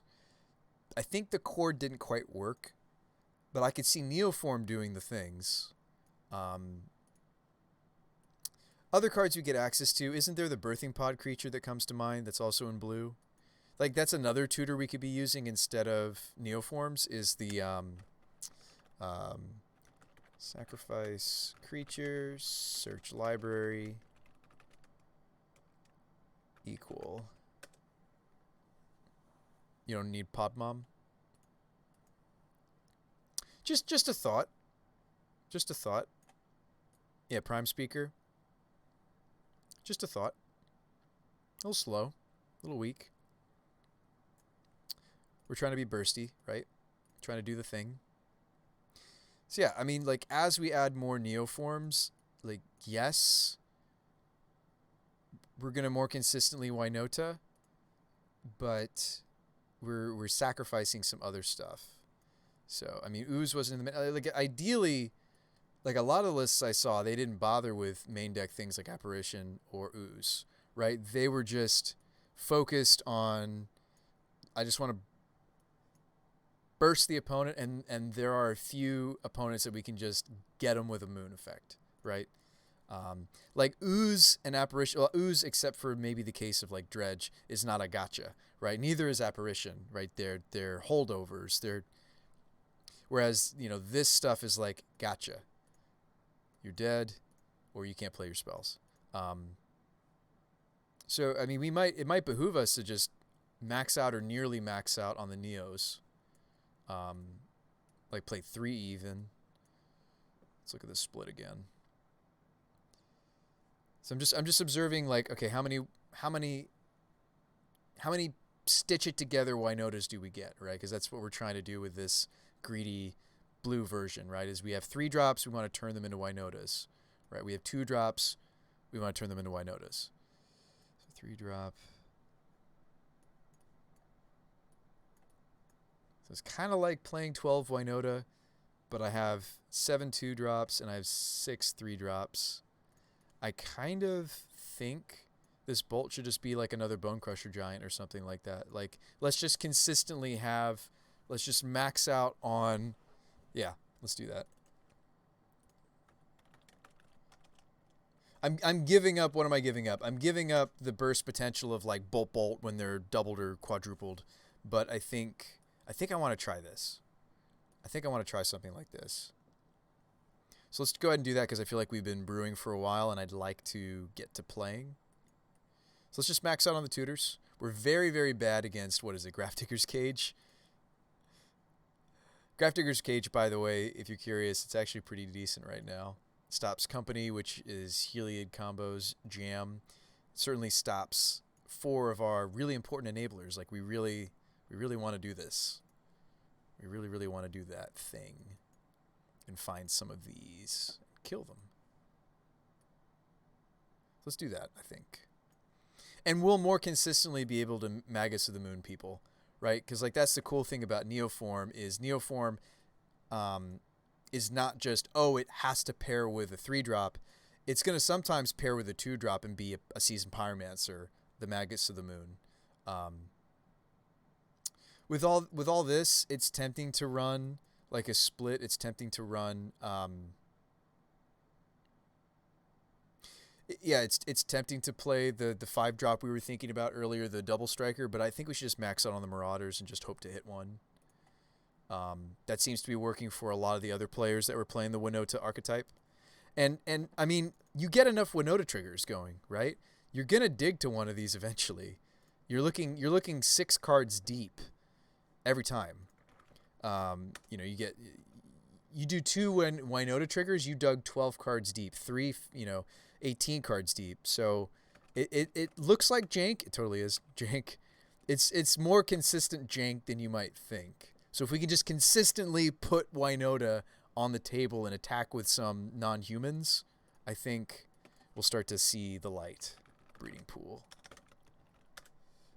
I don't think I have it in me for another league tonight, but we could certainly get in some practice. Neoform.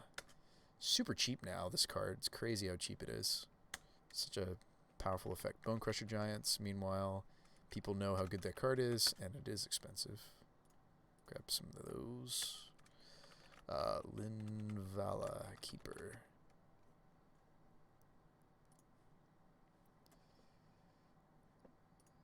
Been enough printings of her. She's pretty cheap. I think I got everything. Oh, Gilded Geese. Gilded Goose. Also cheap.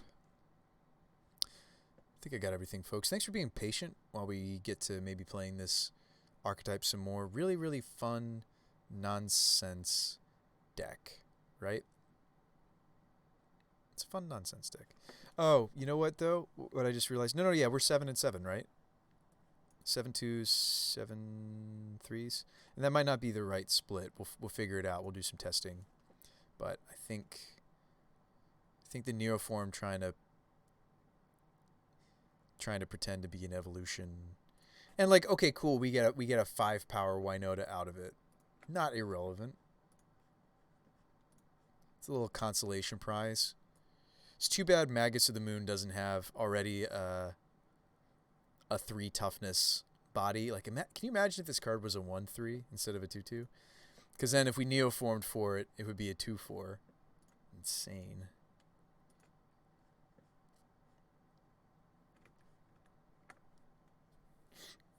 Did we end up swapping Thicket for... No, I think we should play both. I might be wrong on that, but let's play both. I cut a Copperline Gorge.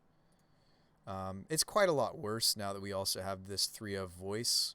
So our white count's going up. Our white count was already pretty high because of Apparition and Auric Champion, and now we're adding a Linvala. So we have a lot of the premier white cards we want to be playing are really white. But yeah, I think I like this direction of, and we didn't find any blue cards we wanted to play, right? I mean, we could play like Mystic, but I feel like Veil covers that slot. I don't think we should bother with any counter spells yet. I mean, you could play Unified Will if you really wanted a counter spell out of the board. You could play Unified Will. It's just a solid counter spell for decks like this that have lots of creatures. We hope to have more creatures than our opponent. Cool. All right, let's play. Enough talk. Enough chatter. We can fix the sideboard later. Let's get an opponent. I do have some points. We could do the queue. I do have enough points for another league. You guys just want to run it back? I didn't realize we had enough for another league. Is there any little tiny thing we would change? Oh wait, is 22 lands correct? Hang on. Was that what we decided on? I thought we were doing 21 lands, 8 dorks. Well, okay, one of those lands though is a Dryad Arbor, so let's keep that in mind. Is that the right number of lands? Is it?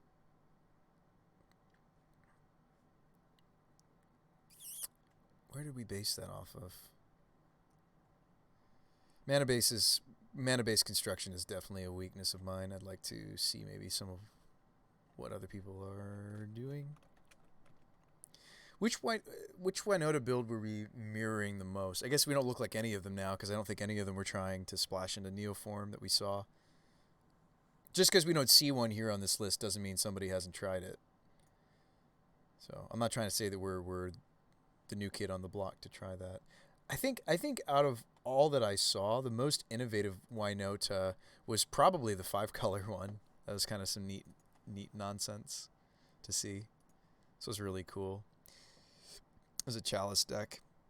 25 lands. Oh, it's a Yorion deck. Excuse me, that's why. I don't know how I feel about no Rest in Peace. Should I play some Rest in Peace? This is 23 lands, and oh, weird, they're playing Llanowar Elves. But maybe that makes sense because they're playing they're playing Caverns and Copperlines. Maybe that's why they're playing. An interesting choice. I don't hate it. Okay, and they're on the Geist Honored Monk plan. Okay, 23 lands. Maybe we're right. Maybe we have the right number of lands. Yogg Winota was an original idea. I don't hate it, Dry. I appreciate you. I'm not going to play it right now. You know what? We're not going to jump into a league. I'm going to play some practice with this.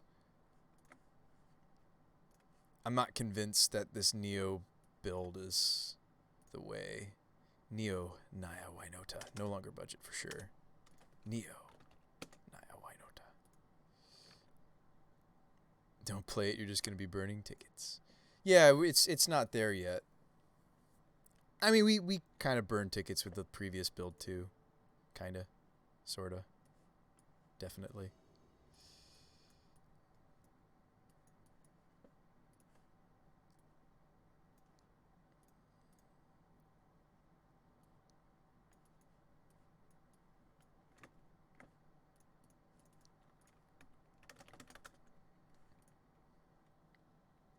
I'm not a fan of the Neo or the Evolution, says Corpsey. Well, we just have it, so I guess we're keeping it.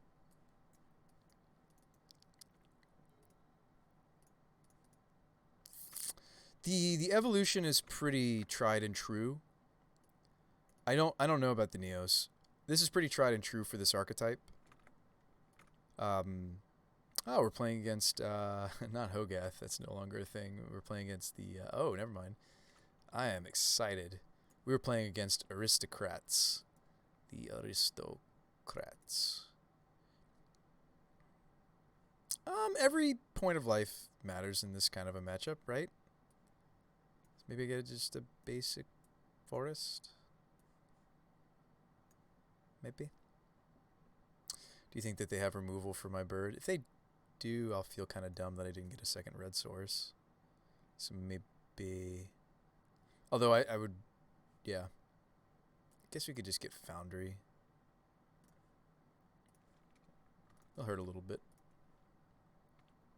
So we're going to pitch an extra Winota and an Evolution, right?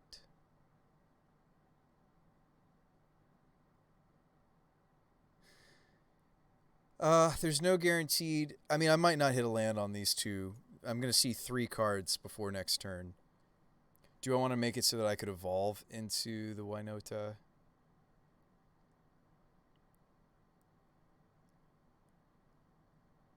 Pyromancer's just such a good card. That's not what this match is about, though. They're kind of going to be comboing. It's just they just showed me Scullers, so I kind of want to play around them, just like playing a Sculler next turn. So I kind of would like to have access to Winota, whether I draw the land or not. Let's just do that. Oh, cool. So we're good. Oh, we could even Neoform into the Winota if we wanted to. So we'd have a 5/5 Winota. No, I appreciate you voicing your opinion, Corpsey. I'm not convinced either that Neoform is the way to like try to make this nonsense more consistent. Oh, that's good news for us, I think. Right? So we do have the 4th land. We could just slam this into play. Not do any tutoring. What's the benefits of doing these instead? I think we just play the Winota. So I don't have to sacrifice the Power Man. Okay, one of the big benefits though of tutoring for Winota is I actually do. Hang on, I'm gonna tutor for Winota. The reason being is I get to maximize, and maybe we should do it with the Neoform, and save these to like upgrade our elemental tokens or something. Because I get to swing with Birds of Paradise as well. I think I'm supposed to do this. How many Winotas do I have left? I have 2 left. It's fine. So I'm actually going to do it through the Neoform, I think. I think the life points are worth a slightly bigger Winota. This might be wrong, but I kind of like this line because I get to attack with birds. Which I want to maximize. I want to hit. I'm hoping to hit a Marauders here, right? We have all the Marauders in the deck. We're going to look 18 cards deep. 18 cards deep. All right, don't fail me now, deck. There's the first one. And we do take it over the Seasoned, for sure. Is Marauders the main hit? It is Corpsey, sadly. Oh, our first whiff with a new build. We just started playing. No. And that's the thing, though, about these Marauders. Oh, there's 2 next to each other. That's the thing about these Marauders. They're very dead, probably. We have double. It is the main go-to of both the... Oh, they're done. All right, it is the main go-to of both the Taxes builds. I think even the 4-color build was doing, like, pretty consistently. Let's look at the 4-color, 5-color build. Pretty consistently, it was Marauders. Oh, this one wasn't. This one was just value. I like it. I do have a soft spot for this take on the deck, the Yorion build. So, yes, they're going to do this for the most part. We probably want the Bone Crushers and the Fiery. We just need to interact with them, right? Veil of Summer stops. We did see Tide Hollow Sculler. I imagine there's going to be more hand hate than that. Matters of the Moon, no. They didn't look like their mana was very greedy at all. They showed us basic Swampy. Probably more on a budget. Linvala turns off some of their stuff. I wonder, as I add creatures, if I can take away from... I haven't added any creatures yet, so we're going to have some issues.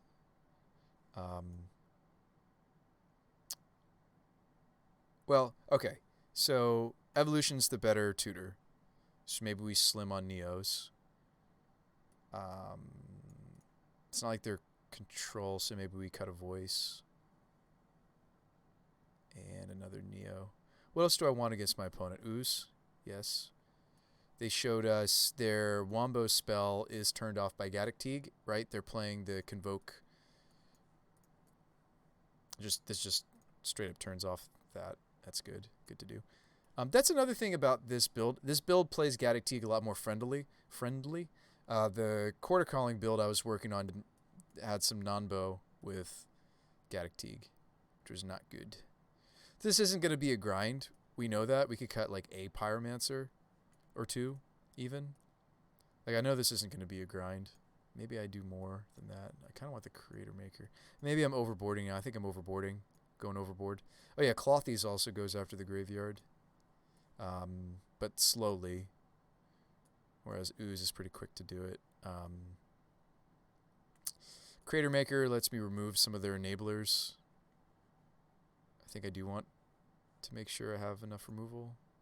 Just cut voices. Down to 2 Neos. Okay. Side scoos in, for sure. Yeah, I just noticed it's Corpsey, I agree. I don't normally stream if we're like just like doing practice games. I usually like to make sure that if we're not doing a league, that I didn't notice Luris game 1. Did they forget to click it? I don't remember seeing that they had Luris.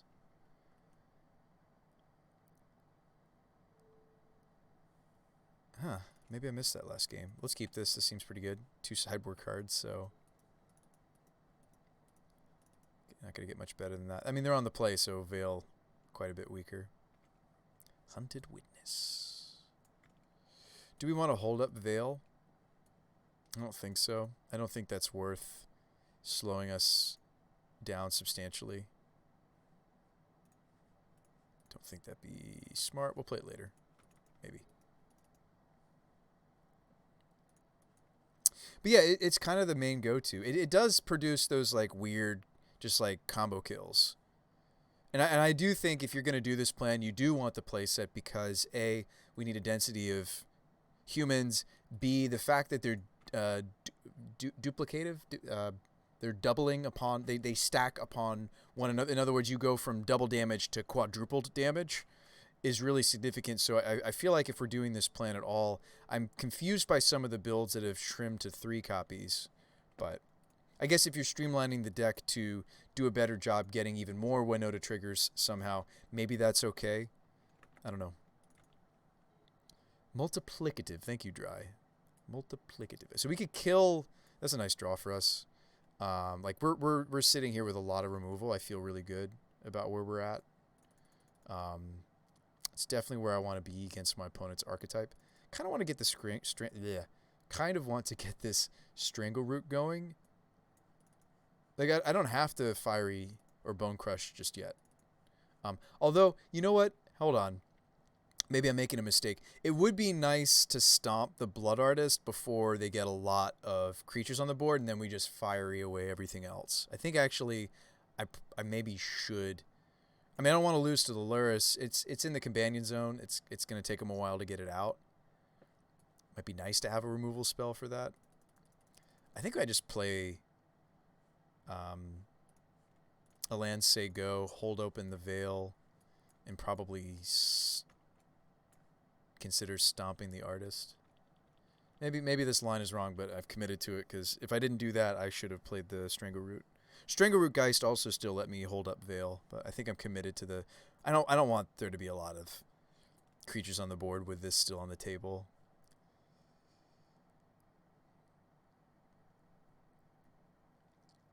Is Cruel better than Blood Artist? Is it basically just the same? Whenever this or another creature dies, target player loses. Is this? This is creatures you control dies. Okay, gotcha. So we will stomp.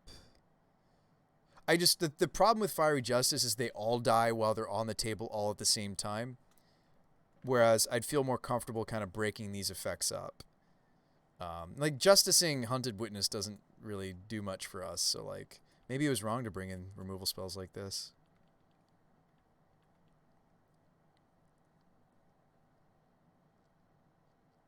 And a Viserys Seer. Okay. Do I just want to cantrip with this? They're already down to just 2 cards left. I hate to say it, but it might be correct for me to just draw a card with the Veil of Summer and try to find our combo pieces. Like if they... Oh, they're just going to crack that now. Oh, yeah, duh. It's the Witness. I might just want to clear their board this next turn. I think I just want to draw a card off this. I thought that this would have more hits. I thought that they'd show us more removal or more things than just Tidehollow Sculler.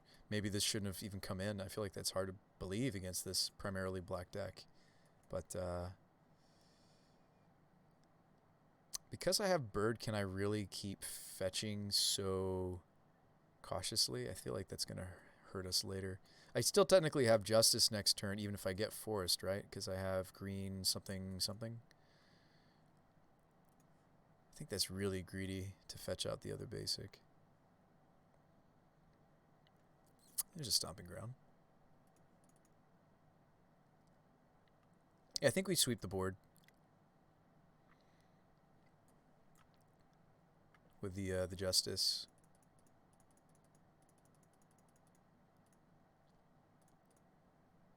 The only reason our colors are fine, though, the reason I feel like I shouldn't have fetched this way.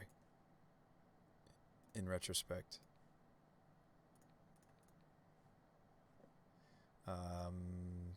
Yeah, so this is 1 damage to opponent. So they're only going to gain 4.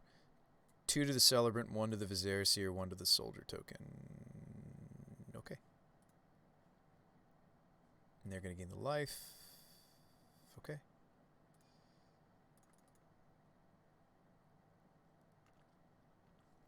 They get 3 triggers out of that.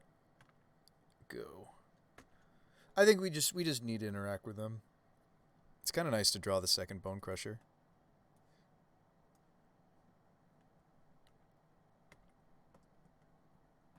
Ah, okay. Cool Firewalker. It's kind of cool art for him. Alright. We need to be on another plan now.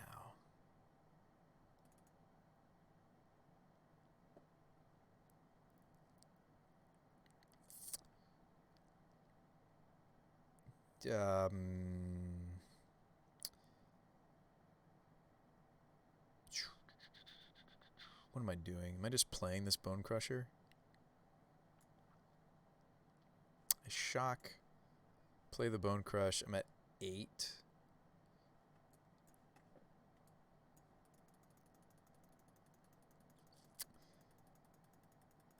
Maybe I want to play this tapped and I still have the stomp that's in my hand. That seems fine. Like, they're very likely to play another threat. We just stomp it.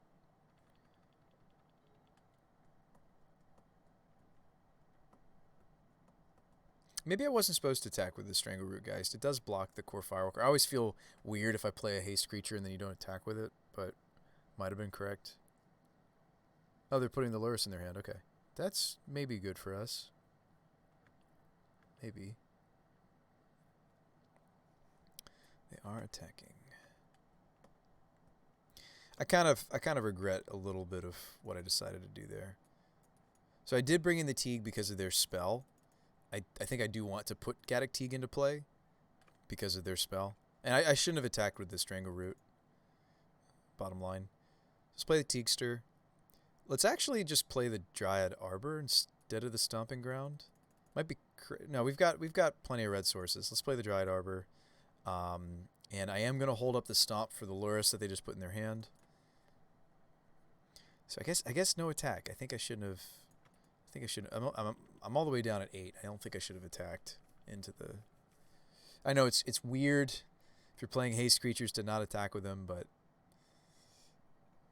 Strangleroot Geist has other text on it. It's not just that it's a haste creature. It's an enabler.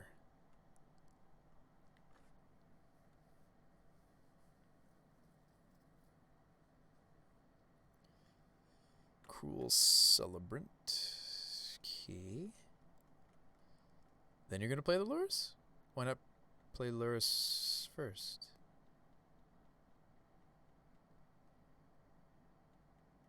I don't understand why you wouldn't play the Lurrus first, because you could whatever. I'm sure it made sense somewhere. There's maybe this is maybe I could figure out what their last card is from what just happened. I don't know. This core Firewalker is going to be kind of a pain. Some of our most damaging damage stuff is indeed red based. Yep, you get your trigger. Hurts. Triome. Okay, so that's a redraw. I think we do cycle because I could hit one of my tutors, right? So let's cycle that. There's the Winota. Okay, hold on. Could I actually shock here? And swing the Geist and maybe even the Teagster.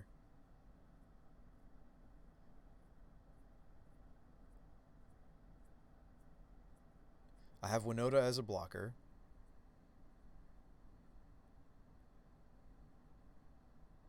I don't know. I don't think I can. Right? I mean, they're an aristocrats deck. This is what they do. They get you by those just little amounts. I'm not really at 5 if I shock. I'm actually at 3. Right? Why don't you just play Giant? Yeah, I think I have to play Giant. I think you're right.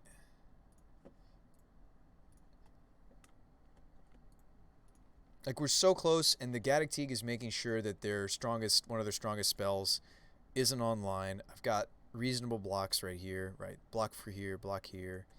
Swing it back, and maybe we just kill them next turn, right? We're going to get, thanks to Giant, we're going to get an extra Winota trigger. Yeah, I think the 2 life there was precious. Stitcha. Cruel Celebrant, just like Blood Art. I mean, neither of these are sacrifice outlets. Yeah, I think we should play cautious.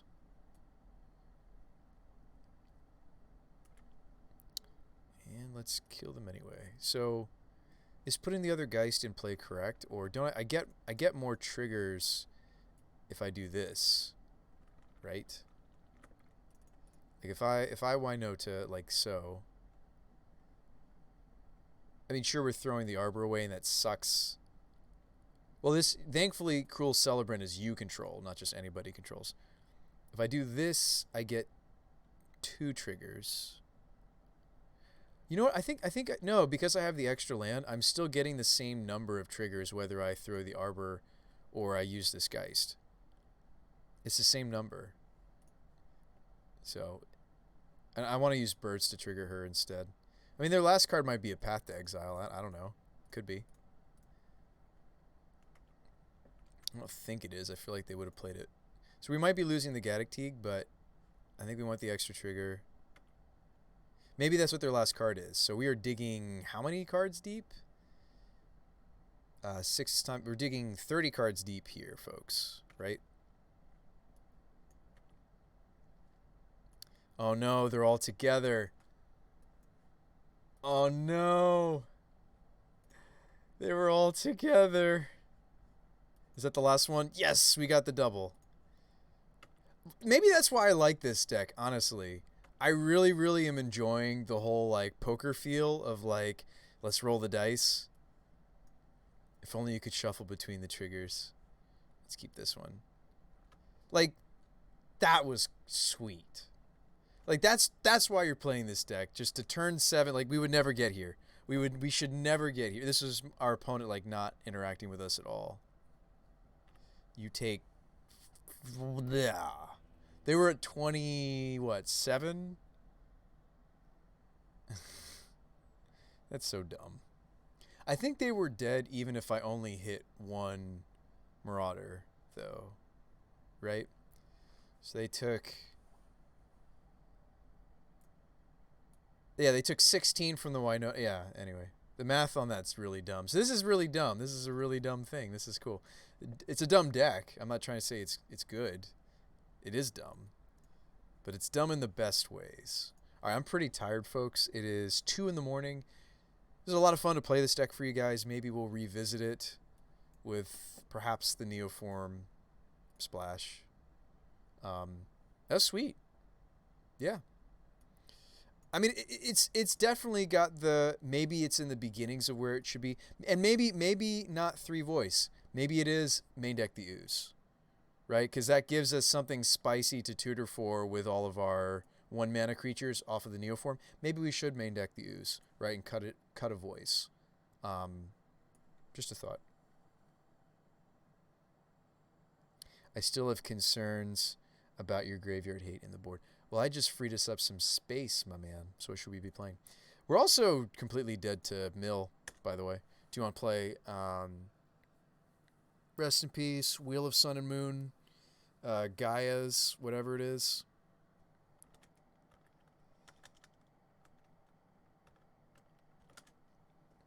Gaia's doesn't really help against... Gaia's Blessing doesn't really... Gaia's Blessing is just for... pretty much just for mill. You can use it on graveyard decks because it's sorcery speed though, so it's pretty bad at that. But I guess for slower graveyard decks, you just put the things that they've been trying to get into their graveyard back into their deck. This is basically just for anti-mill technology. There's Rest in Peace. You're bringing up, you want me to be better against the graveyard stuff. I mean, I would just run... I would rather run something that's tutorable, my man. I would rather run... oh gosh, what is it called?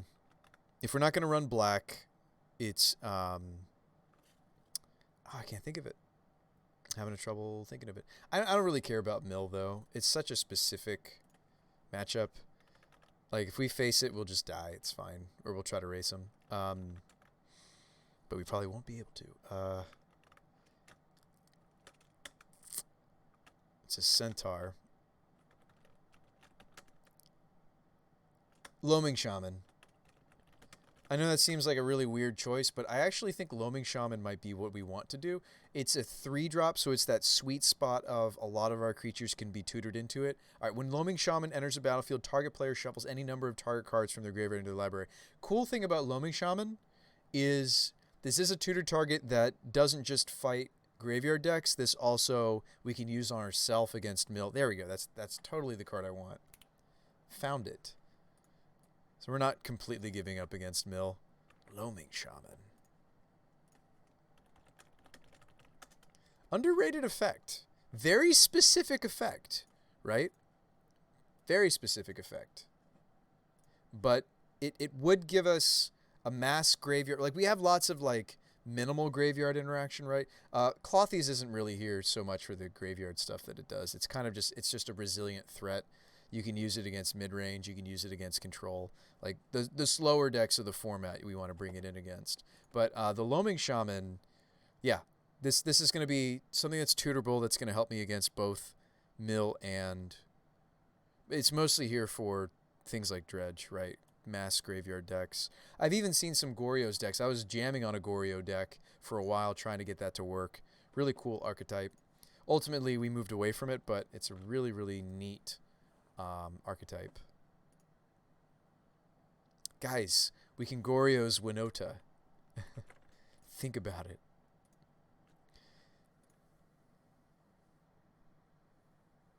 The problem is it'd be really hard to, like, staple those two archetypes together, I think.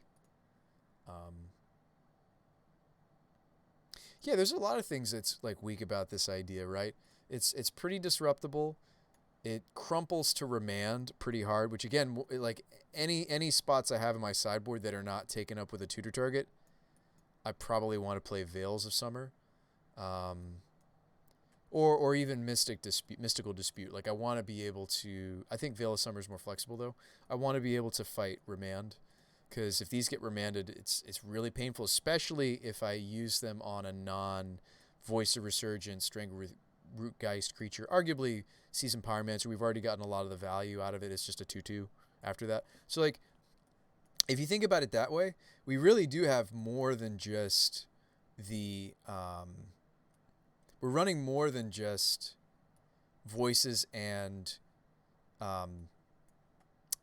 Strangleroot Geists that want to be evolved. Like, Pyromancer's kind of in that category too. You can make an argument that, okay, we're putting it into the graveyard where he belongs, right?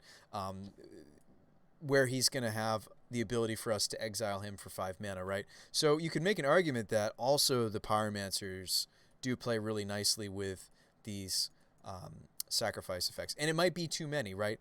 I still think it might be one too many. I think I do think that the deck looks healthier maybe like this. And we do end up playing some number of lightning bolts. I mean, there's like... I'm not necessarily referencing... I think we're just dead when it comes to Infect. Like, we have to find the Spellskite. But post-board. I do think... Maybe we get lucky and they make themselves... They rarely make themselves vulnerable to Blood Moon. 2-color deck. But, yeah, I do think that maybe some bolts would be good. Bolts, of course, are a combo piece for the Marauders. So, yeah, maybe something like this. But, yeah, I'll screenshot this, folks. You guys can have it for yourselves. Maybe give it a try. It's an interesting little archetype. Like, I do like that the Marauders build pretty consistently. Like, if we're doing the thing that we want the deck to be doing, the opponent is probably dead, right? We have some non-humans. We tutor for, or we just naturally draw and play the Winota. We get 2, maybe 3 triggers. We find some number of this card, or just value, right? You hit some Pyromancers. I mean, like, the thing about this build is it's very, very, very light on the humans. Like, this is not like some of the builds we saw that had a more human-centric theme. I'll put that in chat for you folks. It's not like that, right? This deck is... I'm trying to find Marauders and Pyromancers and maybe the Magus of the Moon when it comes to Winota. It's just we figured out which are the quote-unquote most flexible, powerful humans for this deck possible.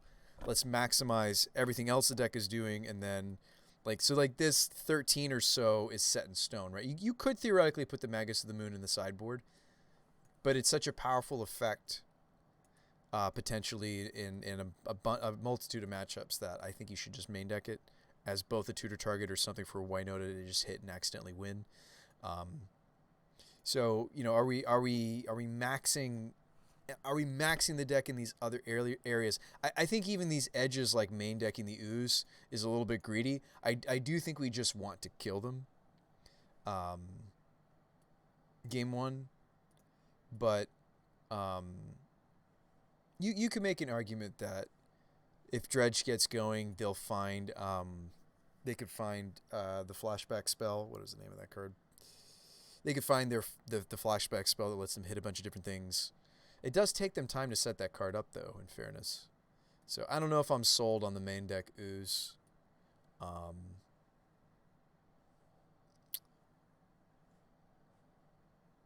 But I don't know what it would be otherwise. I think we'd have to cut a sideboard card. If anything, I'd like to get more Veil of Summers in because we're pretty vulnerable to discard and we're pretty vulnerable to counter magic. And Veil is just a very great sideboard card.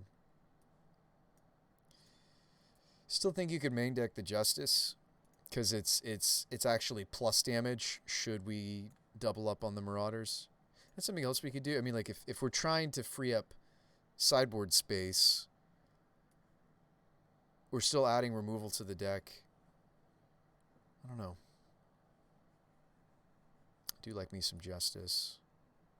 Sideboard the ooze. I mean, then we're in the same boat of do I just main deck these? Should we be playing Braids even? I kind of want our burn to be able to go face, even though Fiery Justice is intended for attacking creatures and planeswalkers with the help of one or more Marauders. Like, what is it? With the first Marauders, this deals 5 damage potentially to the opponent because it's dealing 10, but they're healing for 5. Once you hit the second Marauders, I think this just like... well, let's see. If I hit a second Marauders, what is Bolt doing? Bolt goes from 3 to 6 to... Bolt goes from 3 to 6 to... I feel like it's almost unnecessary is the other thing that I'm thinking out loud here, folks, is I feel as though the whole notion that, all right, if we're playing Marauders, we have to play some burn. I feel like the deck just plays burn because we just want some interaction. Maybe I'm missing the mark on... I do like the first Bone Crusher, but I may be missing the mark on the idea behind some of these slots. Like maybe we're just running some burn spells because we want to kill my prowess opponent's early Swift Spear or whatever, right? Maybe I should just be on 3 bolts even. Like, because maybe those are the decks that are going to prey upon us game 1 and we just want to interact with their first or second threat. And bolts are a really good way for us to... I don't think we should not think about the fact that this combos, these 4 cards really do combo well with Marauders. I just feel like it might be in the category of win more, and the reason we're running these cards isn't so much for this, but it's more for the fact that it has that synergy. So, and maybe Clothies is just too slow, and maybe we don't even really need it. Maybe we're doing just fine against...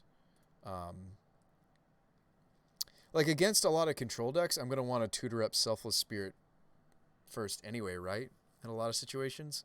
Because, like, sure, Clothies will stick around, but I don't want to lose the momentum of what we've been putting on the table. So maybe Clothies is what's wrong, and then that lets me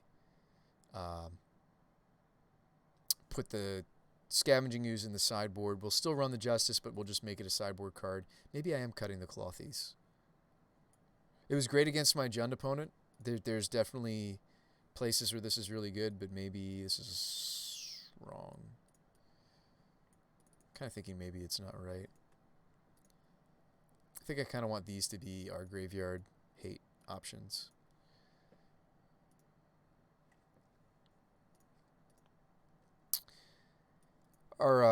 Sorry, I know I said I was going to bed, but I am just like trying to get this finished. Our creature count's hurting a little bit by running triple bolt. Maybe it should be a split. Maybe try a split for a while of 2 Bone Crushers, 2 bolts.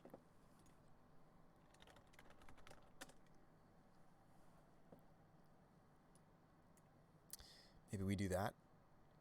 2 and 2.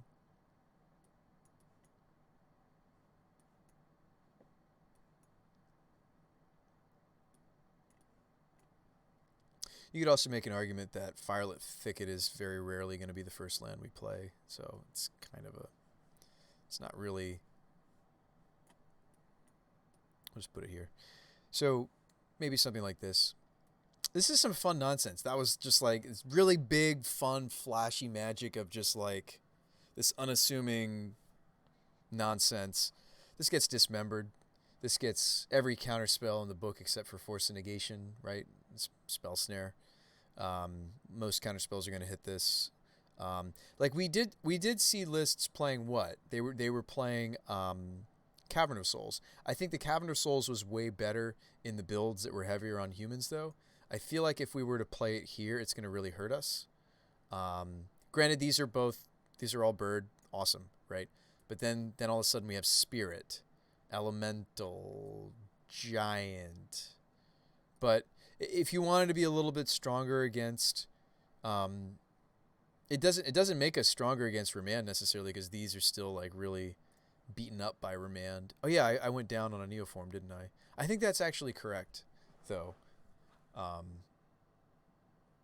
think Neoform is the weaker tutor for this archetype because Eldritch pretty much guarantees that we have a Winota. Neoform only gets us Winota if we have one of our 3-drops. Other than that, it's for sideboard bullets.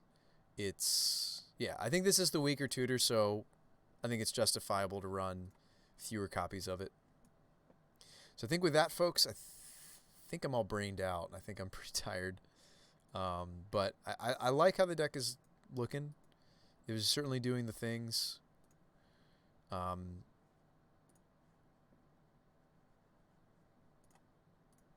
For those of you that didn't know, you actually can goldfish on Magic Online. Like, so here we have the Marauders. So, like, is this a mulligan? Do I like this 6? This 6 doesn't equal a Winota, so we do mulligan, right? Like, do we just, even though this is a functional 6, do we mulligan for the 6 that maybe results in the Winota? And I think the answer is yes. And this does result potentially in the Winota. And like with this hand, we dump the Neoform, right? Or do we dump one of these? Because with the way this hand is, it doesn't get to the Neoform. Oh, we just draw a Winota. It still is often better, though, we found. Let's get the Temple Garden here. It's still often better for us to... This really is a good goldfish deck, actually. I didn't think about that. Do you want to get the Dryad Arbor out? Or would I do the safer thing? Even if this gets killed, we're still doing the things. Strangleroot Geist is the better thing to be evolving. So I'm actually going to favor the... I mean, like if they're control, maybe I would consider the voice. The weird thing about when you are goldfishing on Magic Online is you actually are attacking yourself. That is something that's weird about it. Okay, so like here... See, I don't know if I like that I played the Dryad Arbor because I'm probably tapping it anyway. So I think this was a mistake. But anyway, green, green, green. We evolve Strangleroot Geist. And all of this is an effort just to get an extra Winota trigger, right? Instead of playing the one that was in my hand, because we get the Bird of Paradise in on this attack. 2 triggers, 12 cards deep. We whiff. But that's okay. We're going to whiff more now with this Marauders build because we're just playing the most powerful humans. Okay, we hit a Seasoned. But let's make sure that we get the token. So, wow, that's a lot of lands. I could block some of these things. Oh, that's weird. I can block my own. Guys, this is my best. I'm blocking my own creatures. This is strange. Okay, that's sad. It's a little sad. Do we thin? I wonder if we... No, we just bottomed up. We basically just scried a whole bunch of cards to the bottom that weren't what we want. So the answer is no. All right, 4 triggers. We're definitely dead this time, but it's a little disappointing to see the whiff there. I wonder how much damage this is going to be. It's probably going to be a lot of damage. We could also moon ourselves. Yeah, it's Pyromancer. That's more fun. Turn this into an elemental token. I do wonder how much damage this is going to be. No blocks. Negative 171. And that's the thing is, like, I do think that this is really neat. I like this. I think the power is here. I feel like it's still win more. It still feels like, doesn't it? Birds into voice into evolve into, okay. Not as good as our last hand, but still pretty good. So, I mean, we're doing the things pretty consistently. Doing the things. I'll even try to fetch a little bit greedy here. Or even fetching pretty greedily. Another bird. We would evolve, right? So if I just play Winota, land, play the Winota, I get 2 attackers in on this. Even if I evolve the voice for the Winota, I'm still just getting 2 triggers. So I guess it would depend on what the board state looks like from our opponent. Still fetching super greedily, and it's still not punishing us. It just depends on what the board state looks like, I guess. Look 12 deep. Wow, there's 1 and a whiff. No. So this is still a lot of damage. Then they'd be at 6. If we had hit any other human, well, no, that's not true. We would have needed to hit the second Winota for that to be either second Winota or the Marauders. And that is the neat thing I'll say. I think this Marauders build is really the only build where I'm very, very happy if... I'm happy if it's not a whiff. I'm okay with hitting the second Winota because all of a sudden it's 8 damage, right? So that's kind of neat.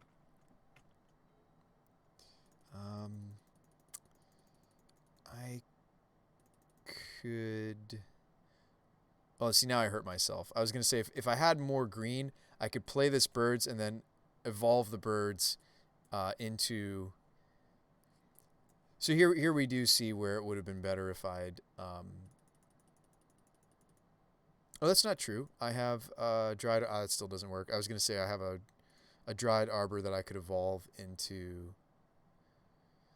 Well, anyway, we've already scried to the bottom a bunch of stuff that doesn't trigger this. Wow, we're missing again. But I think that's going to happen more often with the build the way that it looks. Like, this is more like a tutor effect than it is going to consistently hit, right? Pyromancer. Dump these things. There's the other Angrass. So yeah, this feels more like I'm tutoring than it does. This version of the deck is just not running enough. I concede to myself. This version of the deck just isn't running enough humans to consistently hit. Right? If we wanted to squeeze more humans into this thing, I think we actually would start playing around with maybe even something like Blade Splicer. I really, really like Blade Splicer or even Huntmaster or Pia and Kieran Nalaar, all those things, right? But I don't know if I want to take away from these slots of interaction. So, like, I think I'm okay with, like, I feel like I've changed my mind about Marauders, certainly, after tonight. And after playing a league without it, I think I'm singing a different tune. And I think that the fact, again, that this build is just...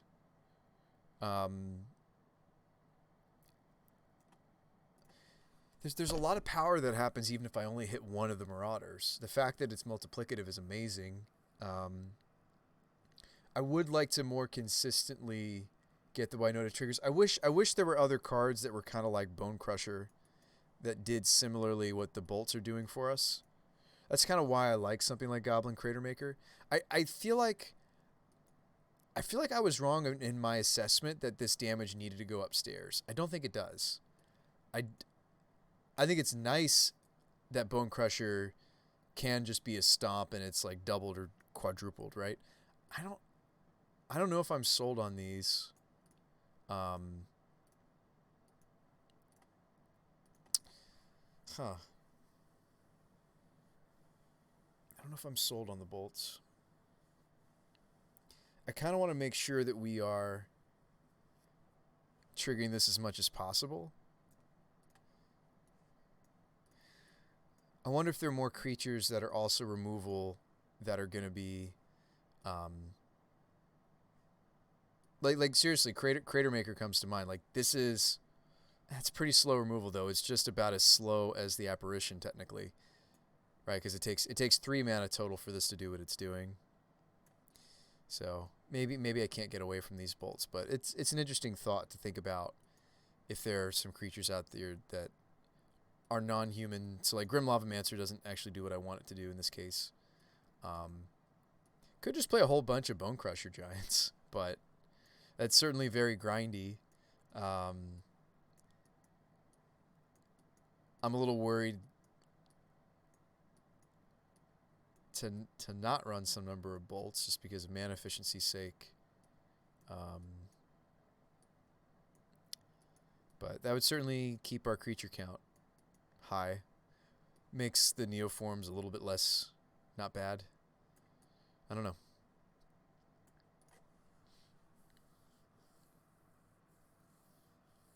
It's an interesting thought.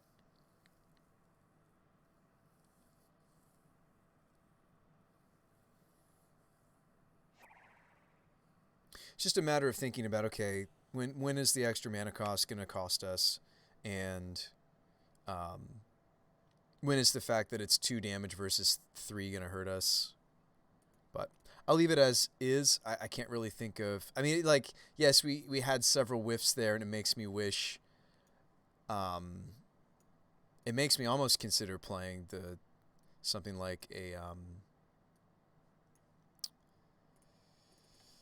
Well, okay, no. If I'm worried about whiffs, there are 2 ways to fight it, which is just play more creatures that are going to cause more triggers to dig to the things that we want, which are the Marauders and the Moon, and the Pyromancers.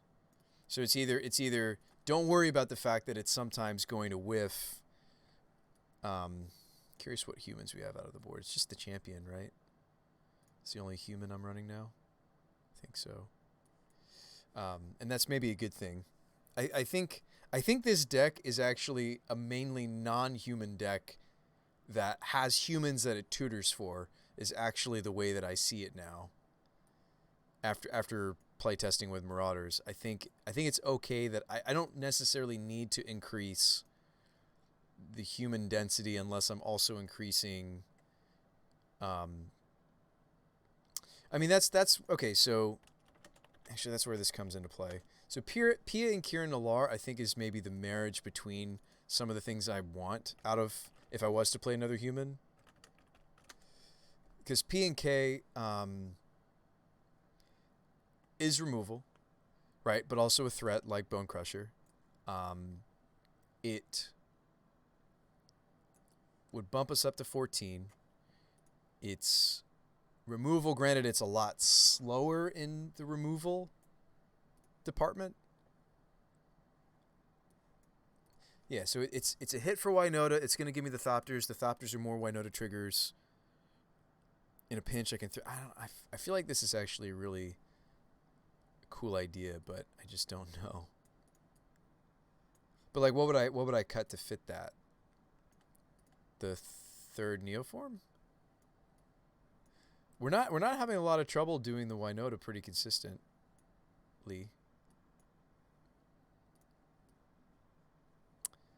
Maybe I would cut.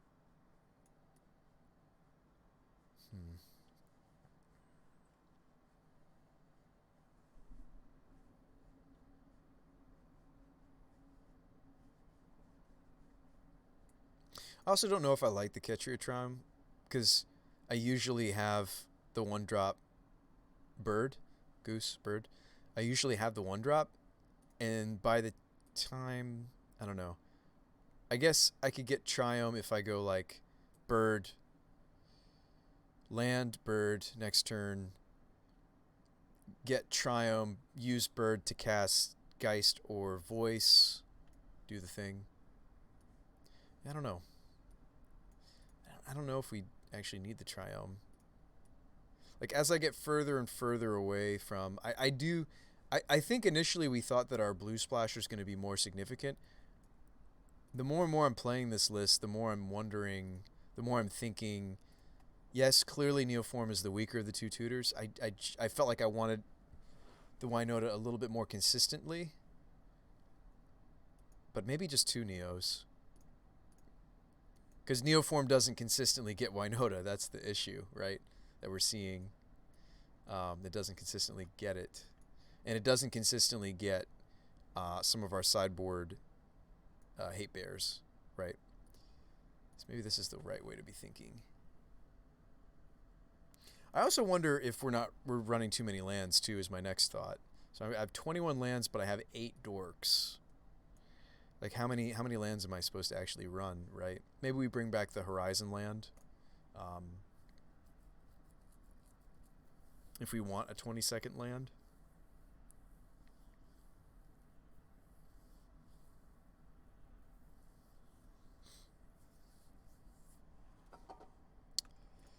That was Sunbaked. And this might be... I grabbed this because it's the... minus the the greedy breeding pool Neoform. It's the colors. It's the colors we're not, right? I might just, if I have room, I might just want to run the 10th fetch, because I'll feel really, really dumb if we have a draw that doesn't have the dork. A, we probably shouldn't be keeping those 7s, but B, if I can't consistently get to the Neoform, that feels really bad. So I might actually just want to run another fetch, another green fetch.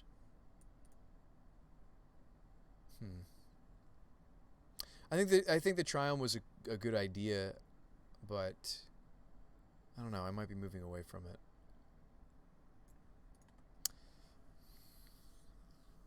It's a little slow, and we're trying to be kind of bursty.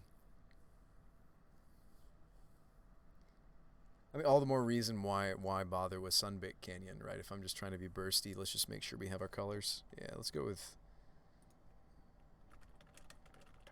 Until I'm convinced that 21 lands is where we want to be, let's just play a few more green fetches. It's too bad that these verdants... I mean, there isn't another green fetch besides these two that's going to find the Sacred Foundry, right? But I think despite that, it's fine. Cut these. Let's grab Pia and Kieran.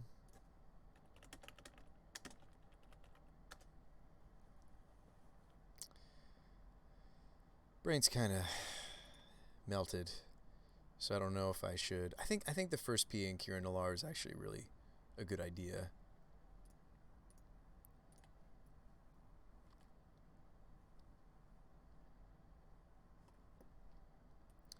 I think I'd like to hit just slightly more. I think flyers that enable Winota is really good. That's why I've been really pleased with the birds. The flyers, like that's the thing with Arbor, Dryad Arbor, even the elementals from the Pyromancer. We don't feel too bad about losing them, but we often lose them. They're often just getting blocked and eaten up in a lot of different matchups. Whereas these flying tokens, that's the thing. No offense to like Blade Splicer, I like that it's less mana, but I think P and K in a pinch being removal, albeit on the slow side. Obviously, P and Kieran Nalar is much better in like the taxes, shells of Winota, etc. I think I like this though. I don't know if I'll be evolving for it or anything like that. I think it's in the category of this is another human that, because like even though I'm saying I'm okay with the Winota triggers just being more like tutors and not necessarily like it's digging us to the Marauders. It's digging us to the Pyromancers, right? I still think we should strive to hit a little more consistently than we saw what was happening. I still think we're going to whiff quite a bit with only this many humans, right? Only 14 humans. Some of them will have drawn, so you know every human that I draw is one less that we're able to tutor to. But I think this covers a lot of bases for what we're trying to do.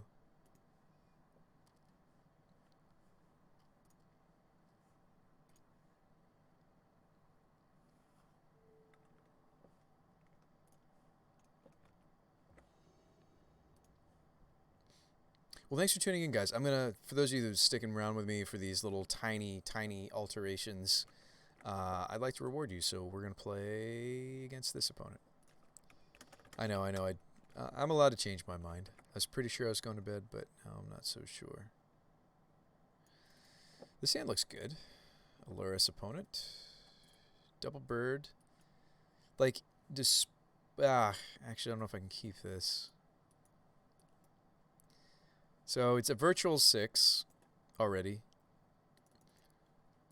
It is tutors. It is acceleration. It's no meat. It's nothing in between.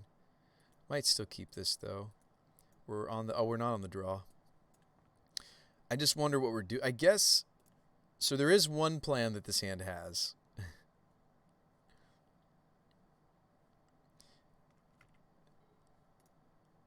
I'm actually going to lead Gilded.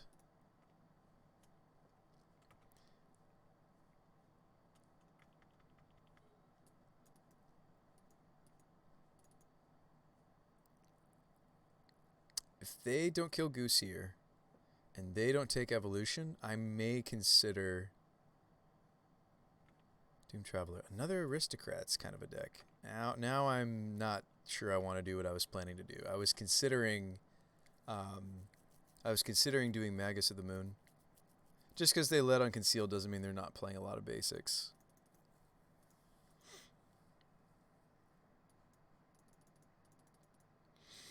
So I've changed my mind, I think. So this is where we wish we had our ooze in the main board. Alright,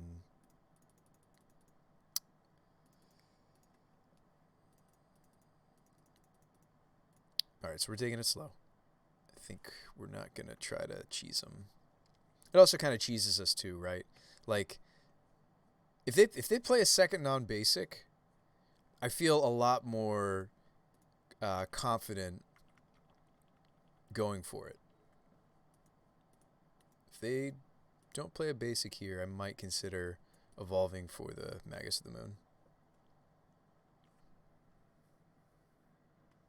A carrion feeder. We can bolt that. I might want to. Goose blocks. Ooh, they don't have another land.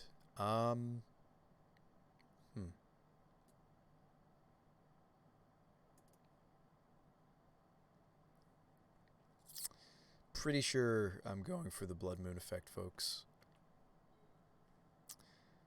Definitely going for the Blood Moon effect. Keeping bird.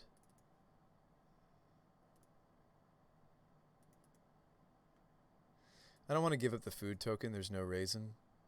There's no reason to do so.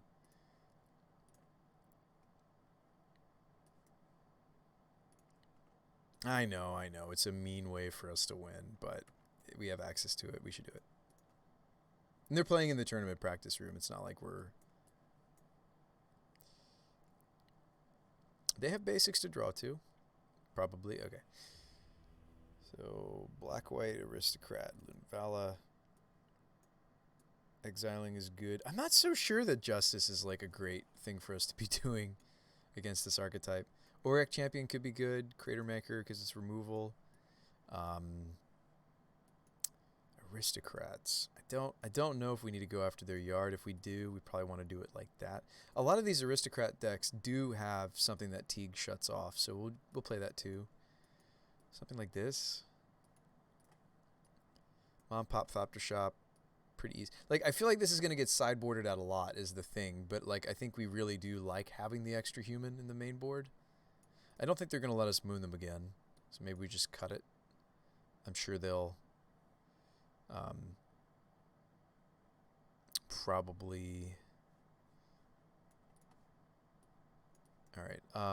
They'll probably not play a hand that doesn't do well against Moon the second game. Maybe we bring it back in. Oh, excuse me. On the third game. We've brought in some other 2-drops. It's not like they're control. I might actually cut the voices too. I feel like these 3 might come out quite a bit after we sideboard. But that's okay. I don't think this really is a grind. I think we just want to get the hate bears and just win. And more removal. I know I'm technically cutting removal, but P and K is not here necessarily because it's certainly not quick removal. Let's cut a Pyromancer or 2. I mean, there may be matchups where it's correct for us to not be playing the Marauder pack. I don't know. I feel like we always want to be doing this, don't we? We just want to win. Our deck is designed to... We're doing the thing, and then we win. So I think we should stay committed to those card slots. Like, that's our win condition, right?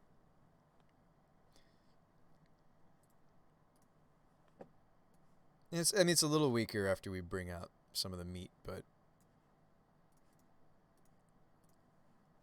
this hand is piece of removal and a bunch of doing slow things. Let's look for a 6 that maybe has a hate bear. Hey, hate piece. Removal, hate bear. I might be more interested in the Season Pyro than this Strangleroot, because there's no tutor in this hand.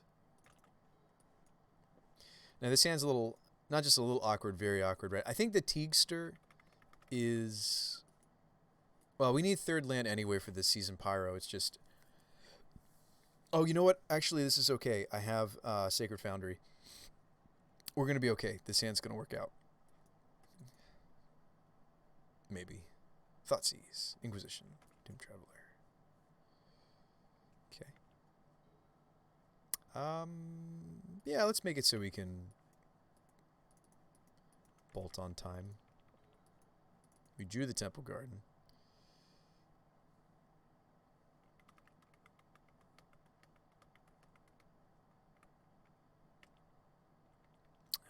The Cruel Celebrant. Taste my bolt. Just want to keep up with them, I think. We're on the draw. We just want to keep up. Gotta keep up. Maybe I'm playing Crater Maker instead of Teague. I know this is here to maybe stop some stuff. Oh, or it could draw a Bone Crusher. Crater Maker's maybe better in this situation. I might still just shock in the Temple to cast it instead of the... Like, the Windswept probably has to be red source because of Pyroman. Let's just play this Crater Maker. It blocks. It'll kill the Lurrus.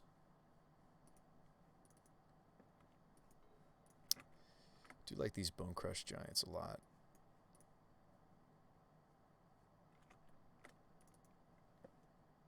Yeah, I may not be able to get away from running some number of bolts. Maybe even more bolts than we're running in this current build. Possible. Maybe I should just not worry about this at all. I feel like I'm bouncing back and forth on the human count. Maybe we just want the humans that count. Alright, so they put Lurrus in hand. They don't attack. Oh, okay. That's tempting to not play the Pyromancer yet, then. It's tempting to go... this also means I don't take 1,000,000 from my mana base. Yeah, tempting to go Birds Teague. There's also Stomp. I think I just play Teague. So let's make sure that none of those cards, like none of those, like a lot... These aristocrat decks usually have something that Gaddock Teague can turn off, the reanimation spells. They play mass reanimation, like they're white. I can't remember the name of them exactly, but there's one that's like a Convoke one. There's one that's it brings it back temporarily, but you don't care. It's a little more mana efficient. Do they have something to bring back with the Lurus? They don't. Probably shoot that with... I'll probably shoot it actually with the Bone Crusher Giant instead. Ooh, or we draw an evolution. Everything changes. Fire Nation came, right? So now we have some really interesting lines, right? Might still be correct for me to toast the Lurus and take a slower approach. It's very tempting to grab the Winota and swing with both of these and get our triggers going. Just leave the world behind, folks. Just leave the world behind. We could keep the Crater Maker. Like, what does this look like? Like, is this giving up on the Teague and just hope they don't have the reanimation spell? I mean, I have removal for the Lurus here. We're only letting them have one turn with it. Maybe that's fine. Maybe I should give up the Crater Maker for the Winota. We do have a land drop this turn to think about. But if I play Seasoned Pyromancer, we're discarding the evolution, yeah. So actually, let's just go for it. Let's spin the wheel. Kind of like taking the risk. It might be correct to get rid of Teague. And there's a good chance, what? That we're losing the... there's a reasonable chance that we're losing the... okay, so Winota. The attacking Winota. And then a whiff. So we are terribly punished for my plan. So yeah, that's the other thing is like we want to be more bursty, but if we're running fewer humans, we're no blocks. What? That was kind of a freebie though. I guess they don't want to be doing any blocks until they get the Celebrant back. Huh. Feeder. Oh, am I just dead? Feeder, get back Celebrant. Sack everything, use the Convoke spell. Yeah, this will be interesting. A little concerned. Sulaport Cutthroat. Artist. I mean, if they give us a few more... If they give me another turn with this, I'm just sad that I didn't hit, like, Pyromancers, because those elemental tokens would have been real nice.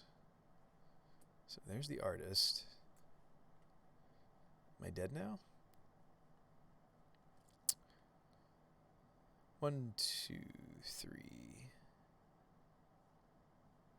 1, 2, 3, 4, 5, 6, 7, 8. Oh, they're mathing over there. I think we've lost this, actually, folks.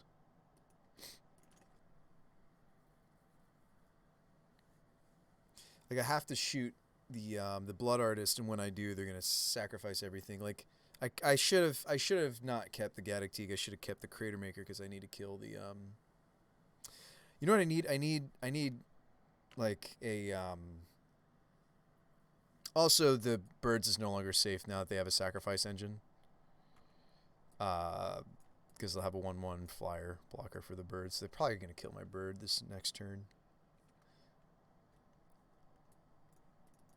So before we do anything, we may just want to shoot the Blood Artist.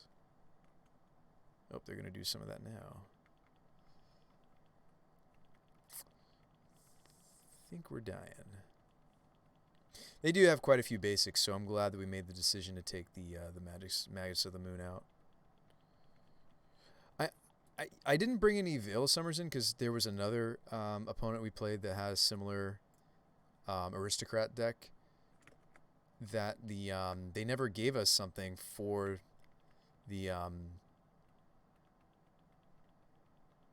they never gave us anything. I'm surprised they didn't attack with the Lurus. Do they want to be blocking with it? Maybe that's what they're thinking. All the more reason to Bone Crush it. But I'm afraid to leave the Blood Artist on the table. But I guess if I don't remove the Lurus, then they just get it back, and it's like I kind of need 2 removal spells. So I think we've lost this one.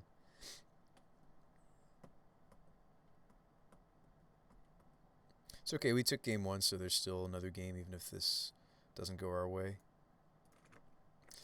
But it's cool to see that maybe a Naya deck, granted we're either splashing black or blue, it's cool to see if like a Naya deck could really do the things. Alright.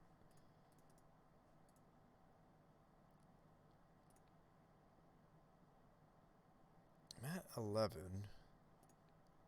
Stomp the Lurus. I still think that maybe the Blood Artist is what I needed to kill here, but let's just go with it. And I'll go ahead and play my land because we may hit a... so, I mean, we're throwing the birds and the Teague away here to hopefully get... They don't have the best blocks against the Winota, although if I don't...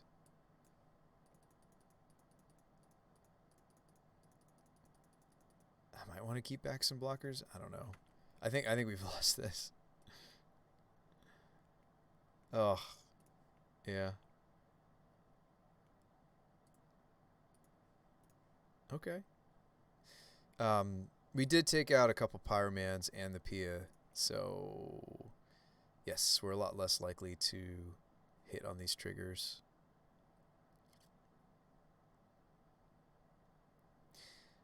Oh shoot. Oh wow, so the Teague matters? That's not good. I guess they do have that card in their hand. Or they're hoping to draw to it. It's still 8 damage though. Right? Yeah. Might still just be dead. Down to 6. Let's not forget about this Bone Crusher I have to cast. But if I have it my way, I'm probably... Like, I keep not wanting to cast the Pyroman. I probably need to block this Carrion Feeder. I'm at 6, so I do need to block this Carrion Feeder. I need to kill this Blood Artist somehow. I don't think we're going to get there. One positive thing I can say about Marauders, it's not just bolt proof, it is, well, not double bolt proof, but it's single bolt proof. It is fatal push proof. Winota is not, she is fatal pushable. They are playing that Convoke spell, yep. So we needed the Teagster to live. We are dead. Easy to see that we're dead. It's like, that's like a place where sure Loaming Shaman could have been sweet. I feel like we can't really cut on the Pyromancers. I think that was bad. The Bone Crushers were slow to answer, but Crater Maker was even slower to answer. You were even slower to kill things. I do like the flexibility of this card, the fact that it's hitting artifacts and Eldrazi and small creatures, but I don't think it's what I want to be doing here. Auric Champion does a whole lot in this matchup. I might have wanted to... No, I'm supposed to tutor for Winota, but this might have done something. Linvala turns off a lot of what they're doing too. Maybe even Linvala was more correct than with the Winota. Like, spinning the dice and the fact that we didn't hit might have been correct. And I'm not even sure, like, Justice is where I want to be. Love this card. I don't think it's going to work here. All right. Let's not cut... let's try not to cut the Pyromancers.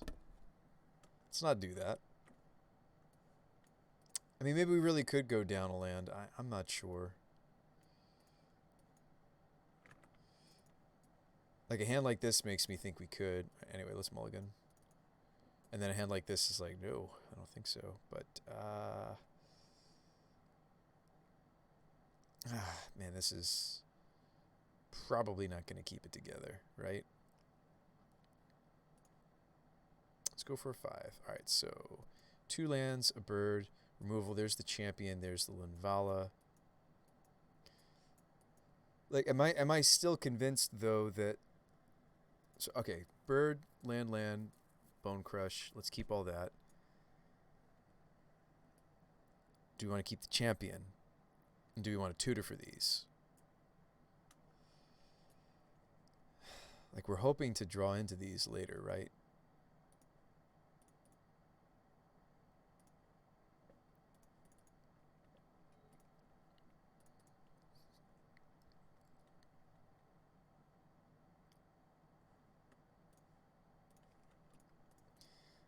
All right, let's see if we can win.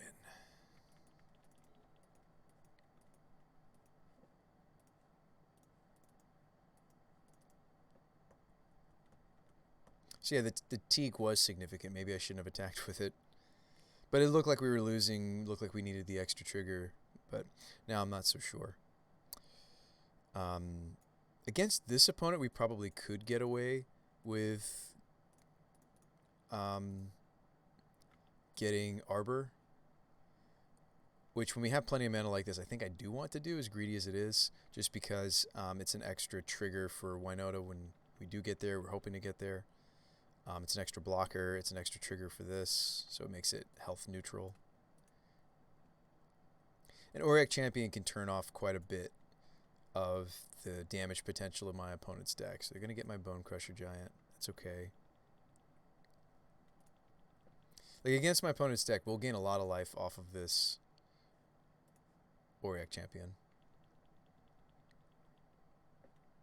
Let's not forget to get our Dryad Arbor. I think we want to. I find myself tutoring for it pretty often. But meant to auto yield that. I will next time we get a chance. Alright, top deck hero. Give me the goods. No blocks. Give us the goods. That's the goods. I'll take it. Them's the goods.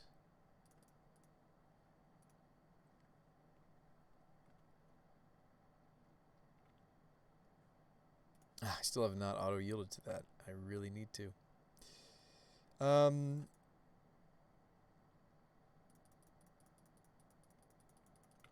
think I'm attacking.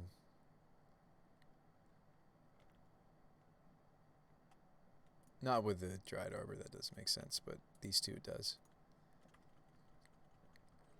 I kind of want to get in with the champion when I can, I think, because quite a bit of what they're going to have over there is going to be white, and therefore we can't swing through. And I think we're going to recoup a lot of our life lost. All right, here we go. Let's auto yield. Always yes. Always. This card can do a lot of work.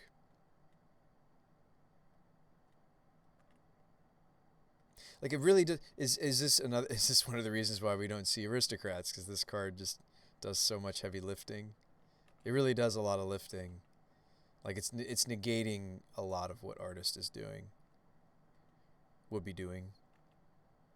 I wonder if they... I don't really want them to know I just drew a forest. I wonder if they would block Doom Traveler onto Geist. They probably would. I don't know if I like this attack. But once the Strangle Root is a 3/2, it's going to be getting through. I don't know if it's worth yet. This is also primary, like, creature to Neo or to... I mean, if we Neo it, I guess it's going to be a Pyromancer because we just need to draw cards. If it's... Anyway. They need, like, a path for this Auric Champion is what they need. I feel like it's just doing so much work, keeping us above.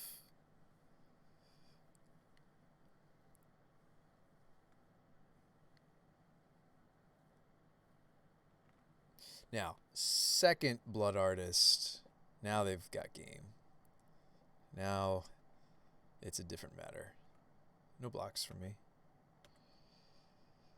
And this is a mold of 5 of ours, right? So, another Strangle. Root. Still don't have great attacks, right? If I attack with these guys, block here, they get a lifelink token.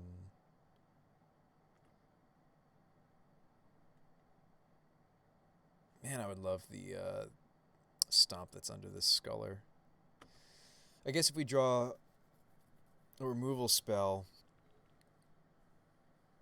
that's probably what I'm killing, right? So I can get the stomp back, then I stomp one of the artists. And put Luris into hand, okay. Oh boy. Would love a Winota. This is where it's like, I kind of wish I had more tutors instead of just... Like, I'd rather have a tutor, though, than removal, right? So that's something else to think about is I would rather have a tutor than removal. Okay, I'll take a Pyromancer. This is acceptable. This is not the worst. Okay. I did say earlier I'd be interested in removal, so I got it. So yeah, I think it is Well, if I kill Scholar, they get 2 Blood Artist triggers, but I get the Stomp back, and then I'll also have the Bone Crusher Giant back. So, uh-oh. Them's the fireworks. Am I dead? I'm really not that sad if we die to Aristocrats. It's a cool little deck. It really is. Do you have the Convoke spell? And I do think their build just going so wide. There's no interaction from our opponent's deck, though. But it's cool to see it in action. There's not really much interaction from my deck either, right? It's Burn or Moon. So I'm not trying to point the finger at the opponent. I typically don't like to play decks that are like this, that are this low on interaction. I'm a little punished by waiting, by the way, by playing out the Forest. I just didn't want to discard it to the Pyro, but the fact that I hit Thicket, it would have given me all the colors I needed. So we do have a reasonable block here. It stinks that it's going to trigger a bunch of stuff, so... Actually, I don't want to do that because they played Lurrus and they haven't had something to bring back yet, so no blocks, actually.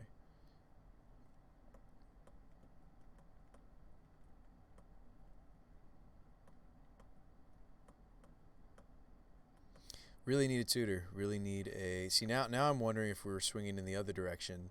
Do we need the 3rd Neoform? Because here I am not doing the thing. We're just sitting here.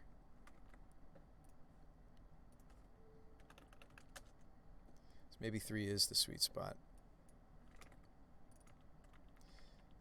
Because, yeah, it is worse than the... Or what am I saying? I could have blocked just fine. I forgot about the Vizier Seer. They could get their value out of the Lurrus no matter what I did.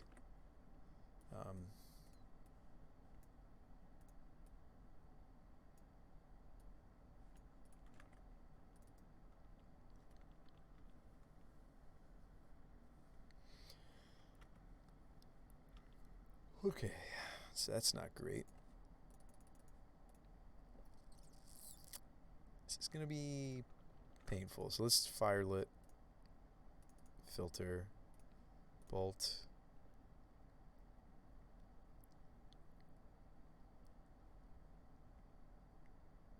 Yeah, the second artist is making a huge change.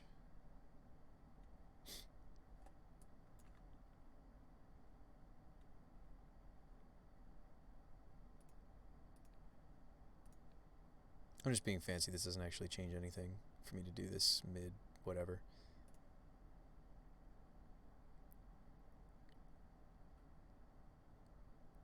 Actually, no, I'm supposed to kill the Lurrus there. What am I doing?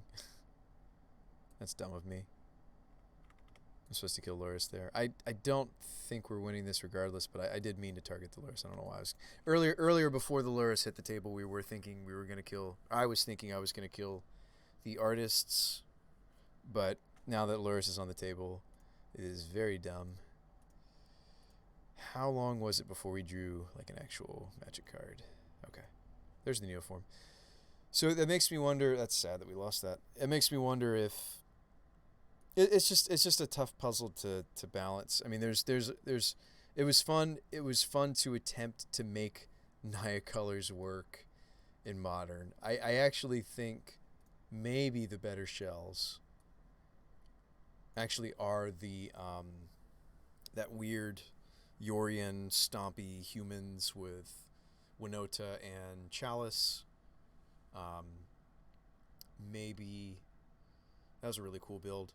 Maybe even the Winota Taxes is good. I saw, who was it? Fluffy Wolf was playing a list that Spider Space had made. That was a Winota build. That deck's going to be a lot more interactive, right? As a Taxes deck, you're going to have you're going to have your paths. You're going to have your so maybe that's the shell we need to look into. Maybe just Naya's just not happening. And yeah, so this is the 5-color take on the deck. I do like a lot of what's going on here. Neat little deck. But there's also these like okay, another advantage for the, and I do like this take on it because it's not trying to... It didn't do very well at the event, but I like several things that are going on here. One of the things that's going on is it's since we're not on the green package anyway, like the tutoring, we're not on yeah, we're not on Eldritch, we're not on the tutoring package. We're just like if I was to get my hands on this deck, I think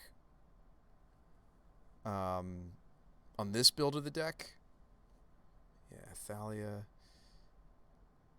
Yeah, this just looks like fun to play. And I like, I mean, no offense to like normal Death and Taxes. There's a lot that I like about the Red Splash, minus the Winota.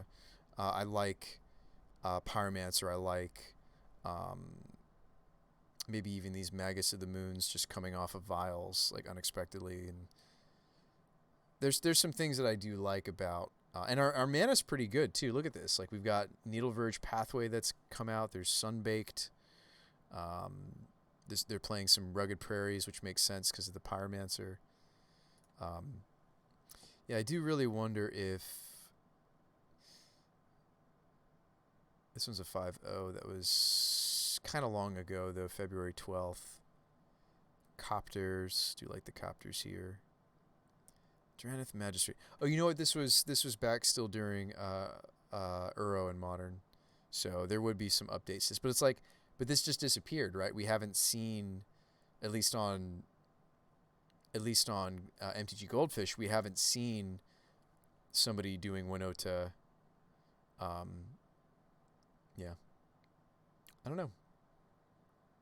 Dry. What about Drybor had an interesting idea, which was I wish I could just copy it. Oh, I can. So Drybor's idea was, since earlier I was talking about how there are some similarities between the Winota deck and the Yawgmoth deck, believe it or not, there's some small similarities between the two archetypes.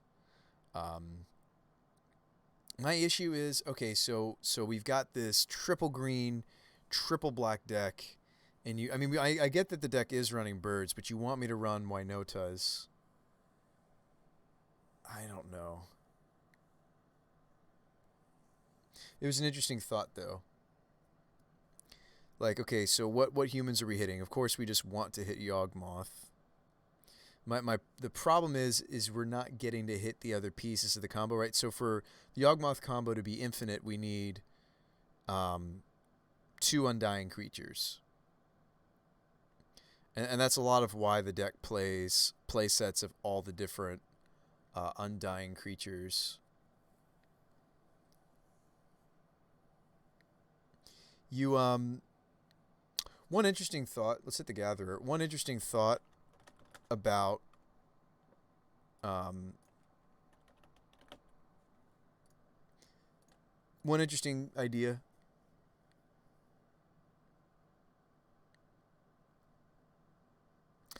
is if we are going into these other colors, I do think that Yawgmoth, and there have been some players that have splashed white for certain sideboard cards and such. Like, I wonder if the other colors offer anything as far as Undying creatures are concerned. Like, the other colors, a lot of their Undying creatures are a lot of mana, right? Like, green, they're the most mana efficient. Like, yeah, we're looking at... There's nothing really that's... Oh, excuse me. Oh, excuse me. Sorry, guys. There's nothing that's really all that... maybe you'd play like okay, if we were to splash super greedily for something like Winota, there's Pyreheart Wolf. That's about it. And its ability is actually relevant. Whenever it attacks, all creatures I control gain menace. This is not an irrelevant effect. So I mean, you could take, what's the name of that card? Pyreheart Wolf. So you could try to, take one of these lists and strip it down and like ruin it, right?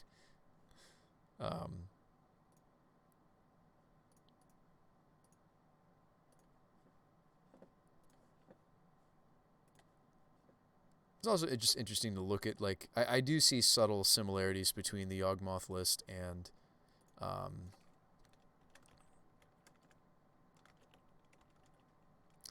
maybe Winota. I don't know. It's just such a stretch, right? Like, again, this triple green, triple black deck. I think what would happen if we were to do it, Dry Boromir, and Messenger is really important to the deck. This is what actually causes the kill. So it's not like we can say, oh, well, let's just play. Let's not play these guys because the black requirements are too high. Like all of a sudden, what are we? We're playing Caverns of Souls. We're playing because there's lots of little edges in the deck, right? Like you're playing play sets of Twilight Mire. Um, and is it really that great of a deck for triggering Winota in the first place? I actually wouldn't be opposed to considering trying out one or two, but like she would in this archetype she wouldn't do anything other than try to find Yawgmoth, right? Because like what are the other humans? She would maybe find the Hepatra, maybe the Cutthroat. I don't see any humans in the sideboard either. No, there's one, Plaguecrafter. I do think it was a really interesting idea, though, that you had Dry Boromir. I've always wondered why they do the split of Essence Warden Cutthroat. I get it, right? Because Cutthroat is a 1/1. It swings. There's Pendlehaven, synergy.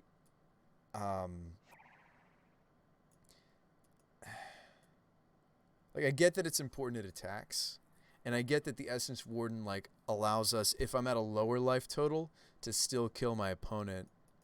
Both the Cutthroat, like Cutthroat speeds up the kill with the Messenger loop over and over again because you're taking the counters off it and then it's eligible for undying again.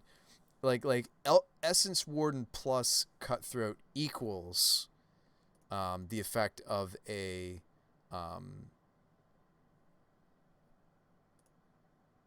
no, that's not true. They are doing different things. But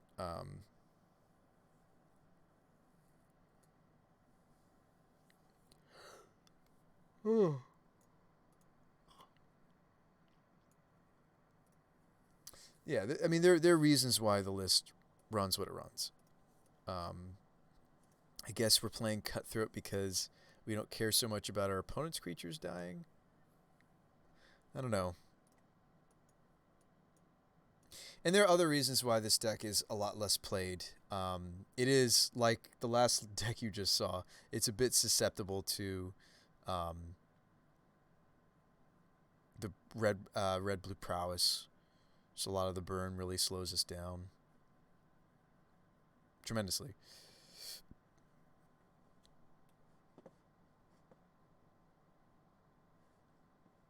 It's because it can attack. Hey, what's up, Froggy? Oh, Geeky Jackson. Sorry, I'm a little on the tired side. I guess that's what I get for staying up late. A lot of people are rating. Not to make you feel any less. Thank you so much for that. We were looking at these evolution archetypes. Fascinating decks. Yaw combo is fascinating. The Winota jank also fascinating. Like I wonder. Here's what I wonder. Because I think that Pyromancer is very good, right? I wonder if there's a deck in the middle. I don't know what it looks like, but I wonder if there's like I guess it would be Jund colored. I just wonder because like okay, so I'm just curious. I wonder if there's some sort of middle deck. Because, like, a lot of the same pieces, and I have done Winota with Cord before. We tried that earlier, just didn't work. See, the thing is, like, if we were playing her, maybe she's just a singleton. Is she just pretending to be the fifth Yogg that helps us find Yogg? I feel like at that point, why don't we just play, why not just play, like the problem is it's too many colors off, right? But I do think that this archetype, while arguably it's streamlined. It's still not all that popular. I mean, I wonder if it's not popular not because it's not powerful, but because either just right now it's not great in the meta, or B, it's just tough to pilot. I'm not sure. There's a junk Abzan version. I thought, yeah, I've seen some people fiddle around with like a white splash, right? Here's one. They're running white just for one more tutor. Wow, and they're playing Aether Vial. Fascinating. Huh. Grand Abolisher. It's one way to fight permission. And yeah, this deck is susceptible to remand and other types of permission, quite frankly. Any permission on Eldritch Evolution feels really bad. So it's awesome that we have something like Veil of Summer in this archetype. I wonder if there are other people that were trying like a white splash. Here's another one. White is for... Okay, Luris doesn't really count. Okay, Night of Autumn. There's a single Night of Autumn. Ooh, I like this In Search of Greatness. That's awesome. I wonder if it was doing the things that he was hoping it would do. He did 5-0 with it, but probably not because of this singleton. Let's see. Lots of ones that go to 2s. Lots of 2s that go to some number of 3s. And a bunch of 4s. Yeah, maybe it is a good In Search of Greatness deck. That excites me. I really, really do like this card. We've tried to do some weird jank with this card, Froggy Stream. I tried to do like a Bant Stoneblade list that was using this plus Batterskull to cheat in Shark Typhoon. It was a little bit too win more. Like we worked on it for a while and we tried to slim it down, but ultimately the deck was just happier being plain Stoneblade. So it's hard. Mind Sensor, Eidolon of Rhetoric, okay. So I see some white splashing going on, but like by and large it looks like they're playing like the same shell. This Cavalier of Night's kind of cool.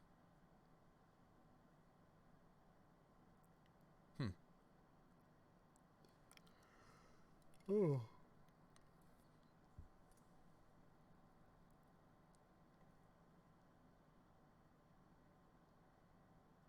Like we did the Winota thing. I enjoyed it. I feel like now I really do appreciate you, Dry Boromir, trying to come. I don't even know if they're still here, but I appreciate them trying to come up with like, oh, like these do seem like a similar shell. Maybe they go together. I don't think so. The Winota deck is fun, but I feel like, and I had some fun with it tonight. I definitely did. And then we even tried like greedily splashing in Neo form. We were already running. This was even before the decision. I think the decision, once we started considering Neo, we started playing the Gilded. The problem with the Neos is it just doesn't nearly as consistently result in the Winota, and the big to do. Even when an earlier build of this tonight was this. I actually think there was something here, and I just didn't figure it out. And I did go against Prowess, and it did feel really bad to have like Viziers just getting killed left and right. Some good things about this take on the deck. I think if I was to rebuild this version, this was the version I took to a league. We went 2-3. I actually do think there's something here. I think, though, I think it would want to be the Ballista kill. And that would mean second Gilded Goose, I think. I do really like the Goose. Especially since my mana isn't really conducive to Arbor Elf. Let's play the Goose. Let's play Walking Ballista.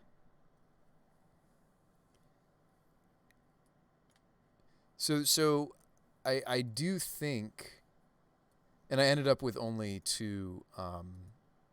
I do think that the Black Splash is greedy. I do like the Luris if we're going to be playing the Vizier combo, because it helps us reassemble it. It also helps me get back the Duskwatch Recruiter. And I'm only playing a singleton, it looks like. Okay.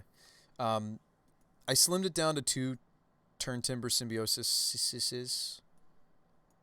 So there's a lot that I like about this build of the deck. I do think the Black Splash is really greedy. I think we found out that even without the Black Splash, I can get some similar effects that like kind of what, not so much what Plague Engineer does for us, but what Blight Beetle does. And I'd love to, the stipulation, Froggy Stream, just so you know, hey, miss Pod so much, I know, right? Maybe I shouldn't call it a stipulation. What I was trying to achieve with the deck was I wanted it to, um, I wanted to have like a truly Naya deck doing Naya things, like a Naya deck that's trying to be a Naya deck. Now, one of the cool things about this, it's not as bursty as like the whole Marauder idea. Everything in the deck is castable, except for arguably the turn timbers, but they're also oh yeah, that's why it looks like we don't have many lands, because these are lands. So I have this is 21 lands. I think we were playing 22 lands. But some cool things about this list is it is an infinite kill, so much like the Marauders, instead of rolling the dice, it's if I assemble the pieces, they do die. Um, so I know I was like saying I don't necessarily like. Now it's only 13 humans, so it's about as that's not true. It's actually more. There we go. So this build of the deck was consistently hitting humans. Now the humans that you're hitting, they're not the big heavy hitters like the Marauders, right? The double up, the double triple up. They are just they're combo pieces, or they're just good cards, right? Or they just win the match maybe. So there was a lot to be said about this build. It was having some issues. It was really relying heavily on the devoted druids because that's not in this pile. Never mind. It's a little more sparing.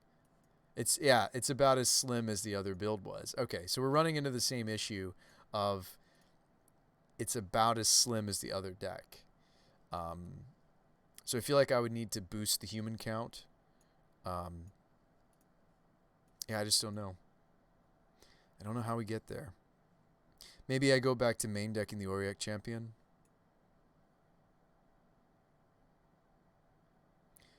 Pretty sure at the moment, Champion's the best. Mana Traders. Happy that you're brewing. Cultivating a genuine love for the game. Well, thanks, Mana Traders. I appreciate you.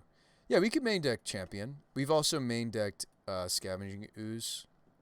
You know, it's nice to be able to tutor for Auric Champion. That's another human.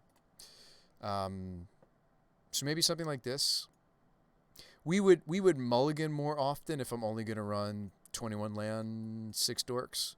But maybe that's worth it. I mean, like maybe you kind of have to be a little greedy if you're trying to jam pack this. I mean, I start to think of like almost like you start to maybe consider running what are they? Like some of the Coco decks we're doing. Like glass pool mirror kind of shenanigans where we're upping the human count of the deck artificially. Problem again with glass pool is it has the same issue as when we did the neoform thing earlier. Neoform just isn't as consistent. It just is not, because we're often, especially in this build with all the viziers and such, we're often turning a 2-drop into the Winota, right? So like, yeah, like some of the drawbacks that this build had versus,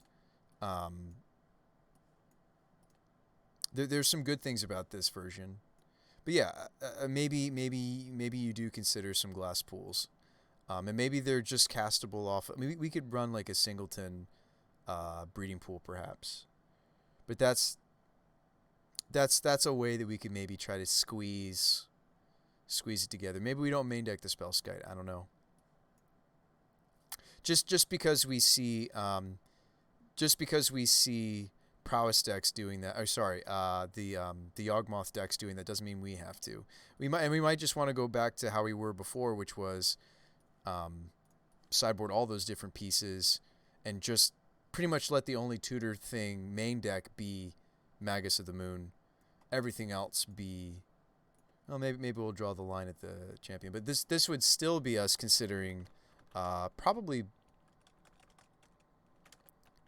like if I'm gonna consider the mimics, but see, I feel like okay, we're trying to artificially boost our human count, right? Which mimic is, or no, it's a shapeshifter. Shoot, I thought it was a human. That's so funny. Are some of those creature lands? I mean, I feel like if you're at that point, it's just not worth it because they're just not impactful, right? That would be, I would want to look up the Zendikar spoiler. Let's see, there's the elephant, there's the copier. I thought it was a human. It's not a human. Dang it. I think there might be a human as one of the land creatures. No, I'm not so sure. I know that there's like a core that gains you life, right? The Skyclave Cleric, yeah. I don't know if there's a human that does this, actually. I know there's a merfolk that is a human. I mean, that is not a human. There's the wizard. Yeah, there's this random elemental. I don't think there's a human that is also a land. Oh, found it, but it's black. So yeah, you could do weird things like that, like try to artificially boost.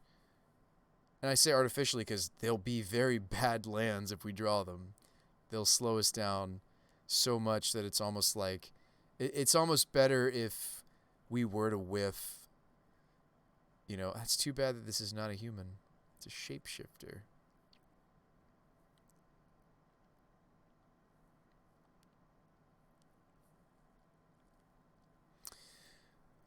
Yeah, it looks like I looked at everything. So it looks like it's just this rogue. Is it any good? Let me look at it again. It has menace, 2/3, and it becomes a 5/3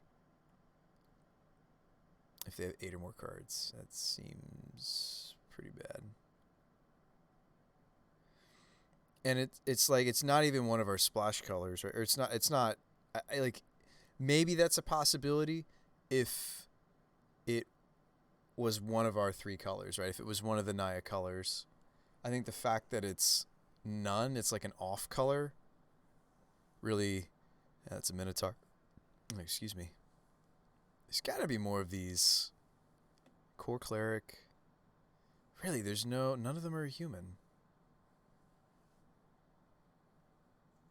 None of them are human.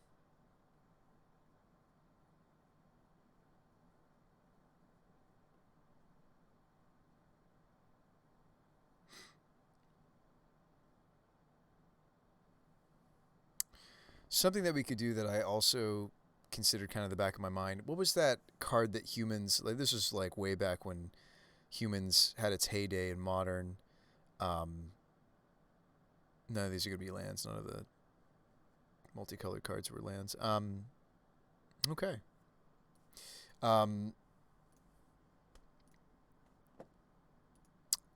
It's like look top 4.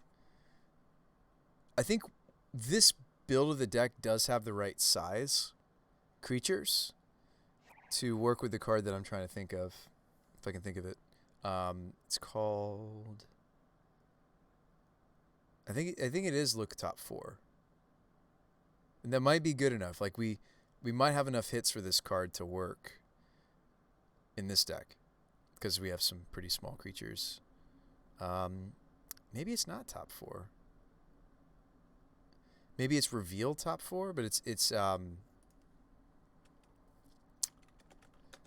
Rallier. It's Rallier is interesting though in these evolution decks. It's human. It's CMC3. Bugler. There we go. You guys, I'm sure we're gonna type it soon. Thanks for that follow. Call me Tav. Also, I missed you earlier, Vertix and Froggy Stream.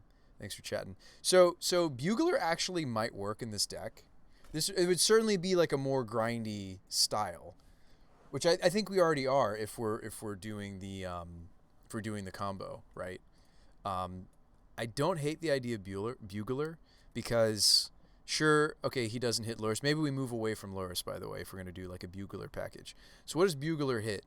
Main and sideboard. We should maybe calculate this. So I know it's not going to hit the Winotas, but Bugler is going to get us a card quite a bit of the time, right? Top 4, you may reveal. So 5. All of these are hits. So Bugler sees, and see now it's almost like whoa, Bruce By. Why were we never considering this card? It's just like, I don't know how many of it we could run, but like it does look good in the deck, doesn't it? Maybe. It's on color. It's a human. It's a human that finds many things in our deck, can see many things in the deck. Like maybe, sure, maybe we move away from Luris, but oh yeah, we were gonna play. If we're moving away from black, we're gonna play Linvala, right? What about Elite Spellbinder?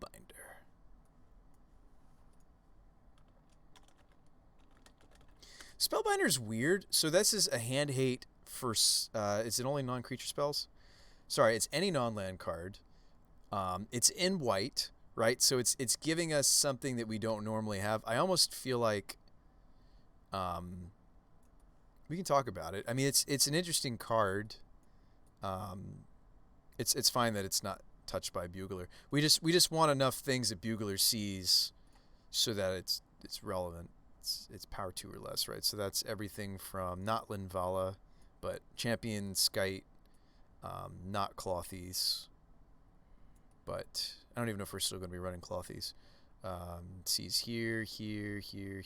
So quite a few cards in our list are power 2. So I do think the Bugler is sweet.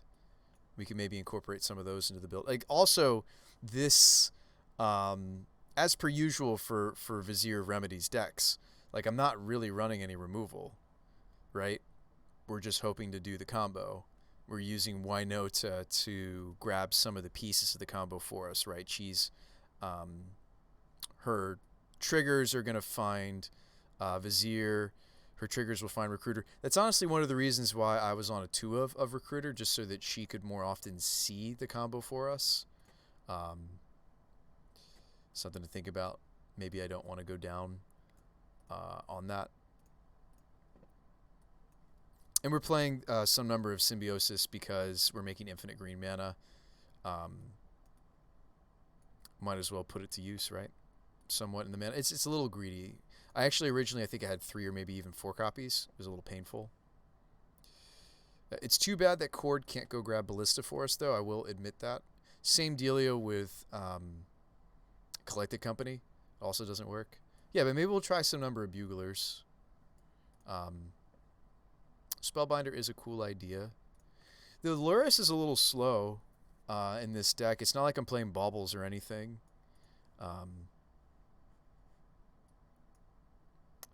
This is only 21 lands and 6 dorks. Well, it's not true. It's not 6. It's more like 10 because we have the Devoted Druids too. Yes, I mean, like I took more or less this version with a couple alterations. We took this version to a league, and it only went 2/3. Is that because it's a Winota deck, or is that because we're trying to do the Devoted Druid combo? I don't know. I have no problem doing Devoted Druid combo very quickly on Moto. You just hold your auto mana key, and it's a very quick combo. Despite what a lot of people would think, it's a lot more tedious to kill someone, I think, with something like Thopter Sword. Even if you have infinite mana with Urza, there's a lot of really tedious clicking. You're always worried that, oops, I'm going to sacrifice accidentally like the Thopter Foundry. I've had that stress. I've had that stress. So yeah, I think maybe this is where we move with it. I think the Elite Spellbinder is a neat idea.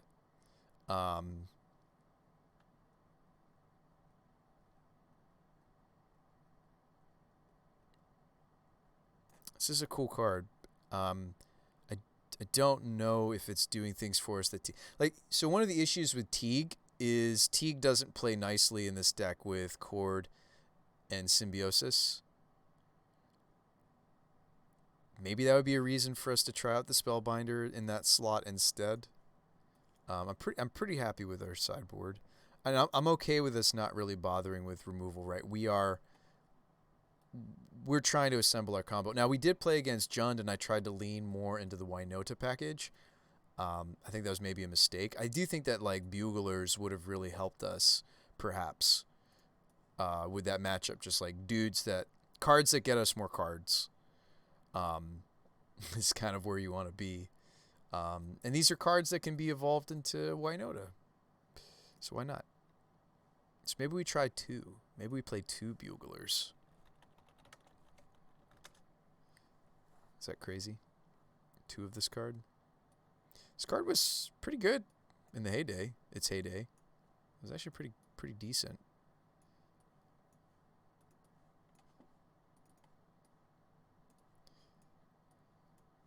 Was, and I'm referring to humans. So maybe there's a card here that can go into the main board. Honestly, I think it just needs to be another land. I'm only playing 21 lands. 21 lands, 6 dorks. It's probably a 22 land deck. Let's see, Canyon, Copper Lines, Firelit, bunch of lands. I mean, as a Magus of the Moon deck, I kind of want the second forest.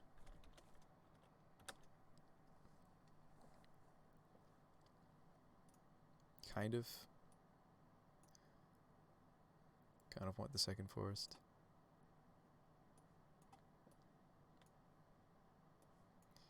Yeah, I think 22 land, 6 dorks feels better for a deck like this.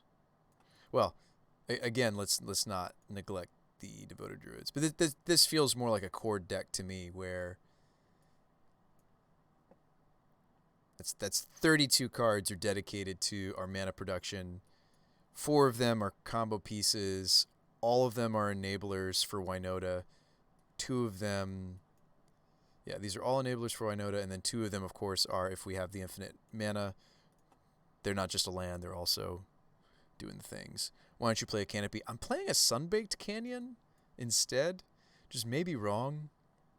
I feel like this offsets all the mono green sources I've decided to play. The Firelit Thicket is a nod to that I have some really important green and I have some really important red cards to be casting. Green. And these bullets are like these are really greedy, by the way, in our mana base, but the Keeper, the Auric Champion, and the Skyclave, they're often being tutored for. They're not so much yeah. One of the weaknesses of this build, by the way, is that I'm not playing Voice of Resurgence. That was pretty important to, was really important to the Winota decks that we were working on. So I don't know if I get to mess around with Buglers all that much, to be honest, because I feel like these maybe need to become Voice of Resurgences. So it's tough because we're an Eldritch Evolution deck. It's really tough if when I'm evolving, like it's okay occasionally if I'm evolving with something that doesn't have value, but like if I'm just evolving, if it's like I have an extra Vizier, that's one thing. But if it's like I have to evolve my only Vizier to go get Winota, attack with my Devoted Druid, and they block and kill it. Okay, but we got a Seasoned Pyromancer out of it. And so it's like that's the issue I think I have with this take on the deck. Is it's got a lot of moving parts. It was fun to play. It was interesting. It's definitely a different take on the Devoted Druid combo, and we haven't seen Devoted Druid combo in some time. But yeah, maybe we try out a Bugler, but I still play Voices, some number of Voice. I think Voice is really important to the archetype. I still think Strangleroot is by far better, right? Because it's got haste going for it, and that's really important to evolve and then immediately attack with a non-human, get the trigger. Yeah, so like the way that this deck is using Winota is value, assemble the combo. So there's a lot of things I like about this build actually versus the builds I was showing you guys tonight. I actually do think this is one of the more, I don't know, it's hard to say. Like you look at this list, right, and we spent a lot of time tonight looking at the lists of Winota decks.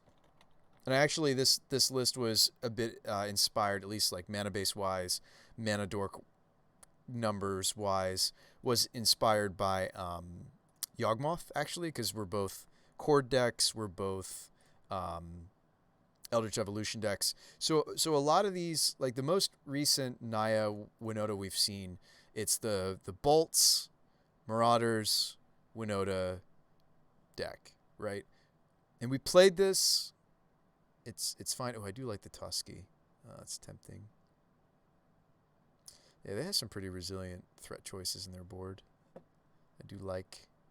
Oh yeah, Ferocidon. Well, my problem with Ferocidon is it doesn't. I think Linval is where I want to be, but maybe we try something like this. I'm not convinced this Aluris deck. Just because Aluris is strong doesn't mean we play it. Maybe play a Bugler. Just every which way trying to get our human count up. Because I don't really want to play the fourth Vizier in this deck. Not really. So our human count is... I don't like to count one of the Winotas when I do this count, but our count is still really tiny. I really do wish we could get some humans like into the mana base, which again would be like playing the Black Splash, playing Blight Beetle, playing... yeah. I don't know if we can get around it.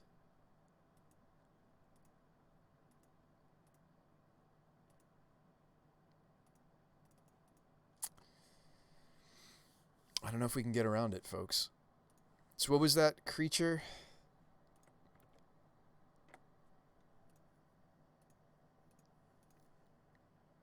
Oh, this was when I was researching that.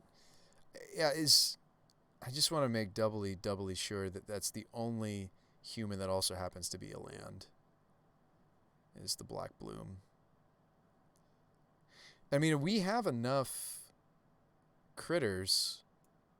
I don't even know if I would bother playing a black source. I think I literally just want humans to bolster this number. Humans that just happen to be... I just wish it was a better card. Yeah, Black Bloom Rogue. I didn't see any other humans that were lands. I don't think there is one. I don't know. I'm fresh out of ideas. Like we're having a hard time keeping the combo, but also getting the deck to the right. Like I wish it was this, right? I wish this was a human, right? Because the 2 life is not irrelevant in the meta, whereas like this. Don't get me wrong, Menace is nice. It's not bad. It's not impossible for it to get the extra power in the meta. There's some decks that will, especially if the game has gone on the longer side, there are decks that will have that much of a graveyard, but just wish there was a different... Like, is that how desperate we are to bolster the human count? That we're cutting into our mana base and making our mana base worse and slower? That just makes me think that it's not worth it. That we're almost at that point. Like if this is the point I'm at, playing something weird like Black Bloom Rogues in a deck that isn't even black at all, just to up our human count. Maybe we're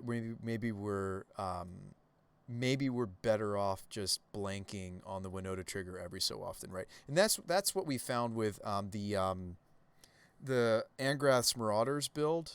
Just curious what these would look like. One or two of them. Maybe just the Singleton. I mean, like is that the hedging we're doing? I'm just trying to bolster this number. And this is pretty much all the time, unless I have a bird or a goose, this is going to be just, we play it as a land. I don't know if that's worth it. Could try it. See if it does what we want it to do. It just seems like a bad edge. A bad hedge, a bad edge. I've also questioned even running 2 turn Timber Symbiosis. It's a lot of life to pay on a land. I do like that we've got all these copper lines and we've got some more basics coming into the deck. I kind of even wish that we were playing basic mountain, but I'm not running it yet.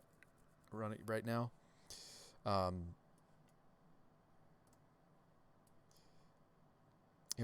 I'm just at this point so desperate to get this count up, aren't I? Yeah. Like riddle me this. If it was any of our colors, right? If it was white, red, green, doesn't matter. It'd be more feasible. Maybe we're better off just playing on the land light side and hoping that the mulligans are kind to us. That's the other thing you can do. I mean, like, I've seen a lot of players cut lands more and more recently, I think, in part due to the London mulligan rule.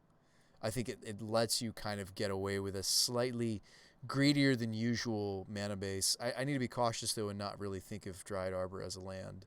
But, I mean, as it stands,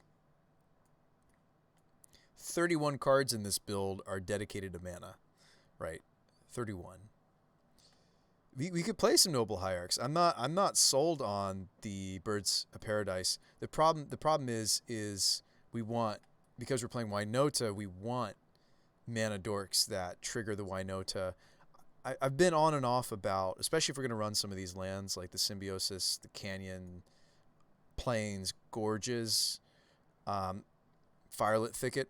I don't want to be playing Arbor Elf, I think, but Arbor Elf is sometimes what this archetype plays. So I kind of do want to be playing Geese instead. Yeah, I would just love to get the human count up, but also, I mean, maybe instead of Bugler, we should just be playing. I saw a list playing. What was it? Makes golem tokens. Oh, Blade Splicer. Like, I saw Blade Splicers. I liked that. I might even like that more than the Bugler, because Bugler could whiff, right? Like, it doesn't look like it's going to whiff, right? If we do the numbers again, if we do the pile of what whiffs and what doesn't whiff for Bugler, these all hit. These are all hits. These are all hits. These are all hits. So you'd think with 26 hits that Bugler would hit. Bugler can even hit itself if we want to play multiple of him. You would think with this many cards, it would always hit. You know, you would, and also you would think with even our Winota triggers, you would think with, let's say we haven't drawn a single human, right? And they're all still in the deck, theoretically. We've done all the thinning we can do, yada yada. So you'd think with this many humans, it's just not enough. I think it wants to be like 15, right? So that was one of the reasons why I was playing, instead of the Ballista kill, that was one of the small reasons why I was playing what's it called? The changelings as win conditions. I was playing 2 changelings.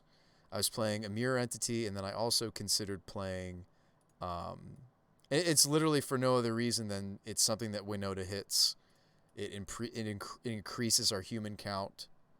I was mistaken when I said, "Oh, well, these will all trigger Winota." No. This is every creature type. Therefore, I don't think it does, because yes, this is a non-human, but it's not a non-human. It's a human.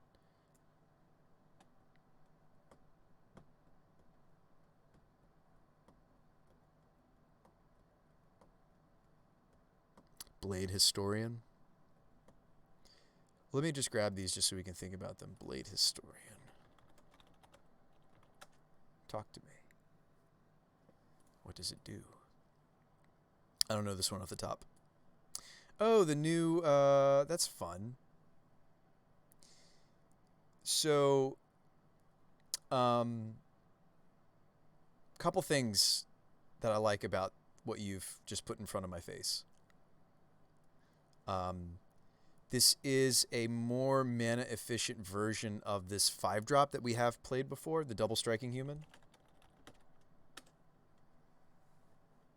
Now, granted, like, this build of the deck is just looking to do value and combo off, right? But that being said, I really, really like what you put in front of my eyeballs. Not Blade Historian. Sorry, Double Strike. There's a space, that's why. There's a 5-drop that's all. It's like all creatures you control have Double Strike, but it's only until end of turn. Whereas this would persist. Yeah, it's a little tough to go white, white, red, red. Like, you know, well, hybrid everywhere. I think this is a neat idea though. It's basically doing what the other card that we were considering perhaps in the past is doing. Let me see if I can grab it for us. Yes. So Resolute Blade Master, 2/2. Creatures you control gain double strike until end of turn. Whatever this or another ally. You can re-trigger it with weird stuff. Like if you are playing the Changelings, you can re-trigger it. I don't think we play Chameleon Colossus, actually. Probably just play the Mirror Entity. So issues with Entity is we can't cast it if we're making Infinite Green, but if we're making Infinite Green, we probably tutor for it anyway. So there's reasons to run this instead of the Ballista. And I actually, for the League, I was running this. I even, instead of running 2 Geese, I played, what was it, something weird like Cantor, just in case I made exactly infinite mana. As I looped through the deck using the Duskwatch Recruiter, I would hit the Cantor. Cantor would give me the white that I needed to cast the Entity. Entity would kill them. Might still be interested in that. I don't know. The Blade Historian's interesting. It's even interesting just as like the first one is actually pretty spicy. Oh, sorry, you guys couldn't see my sideboard. Like, I don't mind the first Blade Historian. That's a cool idea. Why not? Play Blade Historian. No, I mean, I don't mind the first one. It's just the problem is we're not like that Angrath's Marauders build. Actually, earlier when we were considering doing an Angrath Marauder build, we looked at Blade Master. Thank you for finding potentially a card that does what this does, maybe better for us, just in general. Thank you for that. Blade Historian's not bad if you're just looking to have another human. Yeah, I mean, like, we do have Beatdown as a plan. It is a plan. It's not this take on the deck's primary plan, but it is a plan, right, to beat down. Maybe that's better than the Random Bugler that's hoping to get us another card. We don't need the Ballista anymore if we're going to play Entity. It does mean sometimes there will be not rare cases, there will be occasional cases where it's not a definitive win, even if we assemble Recruiter, Devoted Druid, Vizier. It means that I would need another white source if I don't already have the Entity somehow. So that's something to think about. We could play the Cantor again. I don't really count that as improving our human count because it's not really doing anything, right? Even these lower end humans, at least they are combo pieces, the Viziers. So maybe we don't need Ballista. We'll try to kill with this because it's a human. So no, I really like this idea. It's cool to like actually have new cards in this from the latest sets. So I do like. So what's our human count? I know I've asked that a lot tonight, but it's getting better. It's getting better. Duskwatch 14. And this is if we haven't drawn any yet humans. So I kind of would like our last card to maybe be another human. So this is us bare bones, 21 lands. I am counting the Turn Timber Symbiosis. 6 mana dorks. I mean, maybe the last card is the thing that lets me filter, and it's a human, the Wild Cantor. So some of my candidates for our last card is Cantor, although originally the Cantor was in the second Gilded Goose slot. I don't think that's correct. Could still play the Ballista anyway, just to have 2 different avenues to victory through the combo should one get discarded or countered or killed or whatever. So I'm not playing any recursion now. There's no Eternal Witness. There's no... I mean, granted, we do have the plan B of Beatdown. And Blade Historian definitely helps us with that. They don't stack or anything, right? So... yeah, interesting. The double strike is interesting. Bugler does hit Historian. Yeah, I mean we could just play a random Bugler. It's not random. Like we have very little space to like stick in what we need to stick into the deck. Like there's reasons why we're on the 4 of Pyromancer, because Pyromancer is both human and makes non-humans for Winota. Like there's little edges. There's just this tiny little bit of space. I'm pretty sold that it's 3 Viziers, but I could be wrong. So they don't do anything in the deck other than they're part of the combo. We can hit them off Winota. So that we don't have to spend other tutors that I draw on the Vizier. I can spend this on the Druid if we don't have it yet. I can spend this on Dustwatch Recruiter, or I can spend these tutors on the Mirror Entity, right? So there are things that I really do like about. Gosh, we've done enough theory. Let's run it. I'm excited to maybe give this Blade Historian a try. Let's try to run it for at least one game. If not, at least goldfish it. If I can't find an opponent quickly, we'll goldfish it. Actually, it's 4 in the morning, so we're gonna goldfish it. we're gonna goldfish it. Blade Historian. Look at that. It's a pretty card. It's got that watermark. Love it. Militia Bugler.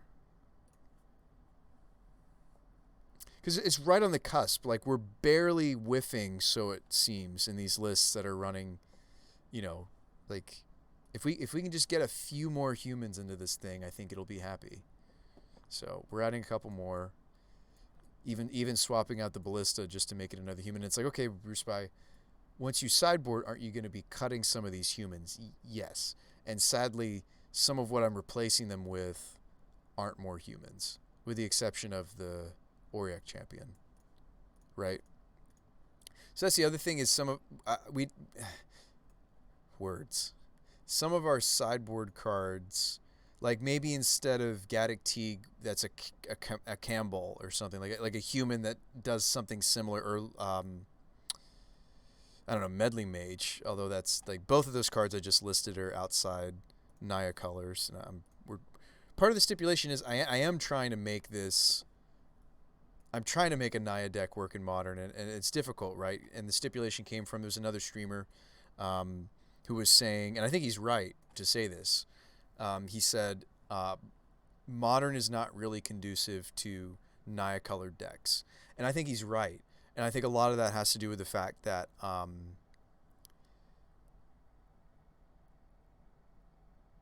this color combination doesn't really give us a lot of meaningful disruption. Counter magic, hand hate, both of those are really, really important. So, yeah. There's a human version of Selfless Spirit. It's 3 mana instead of 2. Oh, it's Corpsey. I think I know what you're thinking of. I actually think that I might be interested in that. I think I know the one you're thinking of. This is the one that has the flip side. It was a recent printing, right? It might have also been from Strixhaven. I think we would rather play that over the Selfless. Even though it's a little bit harder to chord for, the fact that it's a Winota target, I think is really relevant. You're right, yeah. Glyph Weaver, thank you. Let's get our hands on that too. Like, in every little tiny way, we probably need to make our way into Glyph Weaver, into humans in our sideboard. So if you guys can think of humans that do similar effects to what I've already got. Like, I mean, there's Thalia even. Like, I could be playing Thalia instead of... Thalia stinks a little bit for evolution and chord, but maybe instead of Gaddock Teague, I play Thalia. Here he is. Selfless Glyph Weaver. We will never use you for the other side. That's okay. Exile it. Creatures I control gain and destruct. It's a little bit less susceptible to a lot of the things that are... It's not strictly worse, because it does have a bigger body. So it's not strictly worse than the other card necessarily. The fact that Selfless dies to like everything like Ren and 6 and such is actually really detrimental sometimes, because a lot of the decks that run Ren and 6 also have Anger, and so So this is not strictly worse, and it's certainly not for us because of Winota.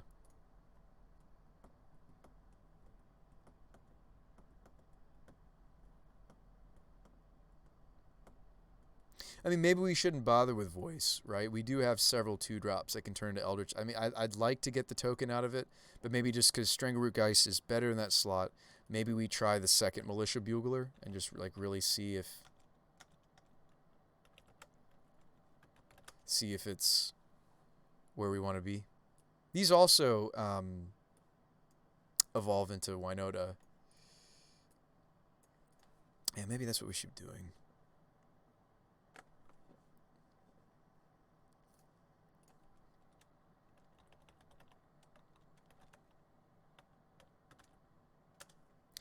Off the top of my head, I can't really think of a lot other than like the Gaddock Teague slot. But then again, Archon is doing can't cast more than one spell a turn. I mean, like there are humans that can produce a similar effect here. We're not going to find a human that does what any of these do, or this does, or this does, or this. Well, okay, technically there is one human that acts sort of Spellskite like, but it doesn't help us against burn like Spellskite does. Doesn't help us against infect like and boggles like Spellskite does. But there is what is it? It's like Dauntless whatever. And it's not nearly as flexible, right? Dauntless is I pick one creature and Dauntless protects that one creature. I don't think I want to run that. So yeah. So, I mean, Archon just does so much. The fact that it's stopping certain combos, Hoses, Snapcaster, Bring to Light, and also slows down certain mana bases, all in one card, and it flies, is huge. I don't think I'm okay replacing this one with Thalia, but I could see myself swapping Gaddock Teague for Thalia, but I think I'm going to stick with the Teakster. But I'm going to take your advice to swap into Selfless Glyph Weaver. And we will need to mulligan more aggressively with this deck for sure, with running that few lands.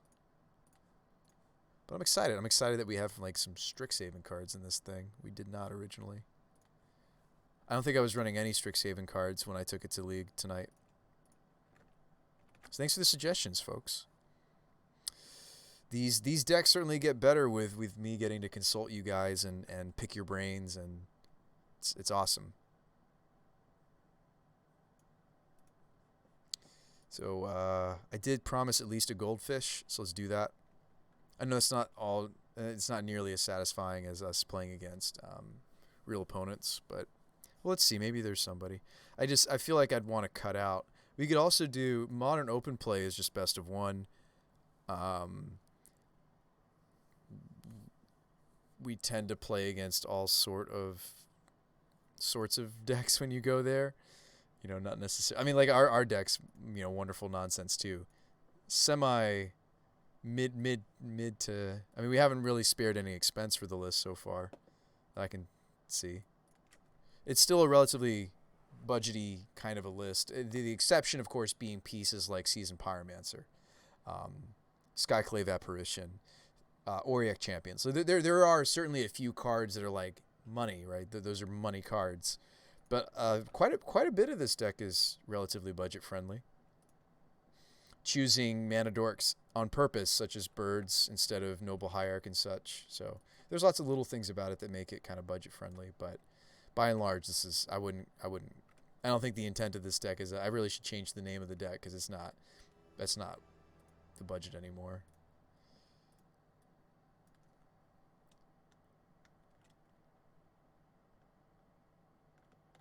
Do people just call that Vizier combo?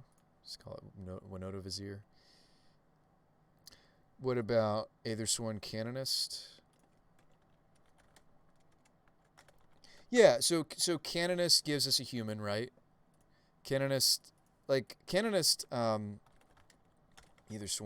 So Aethersworn Canonist, yes, falls into a similar category as the Archon. I mean, it might be correct to play that.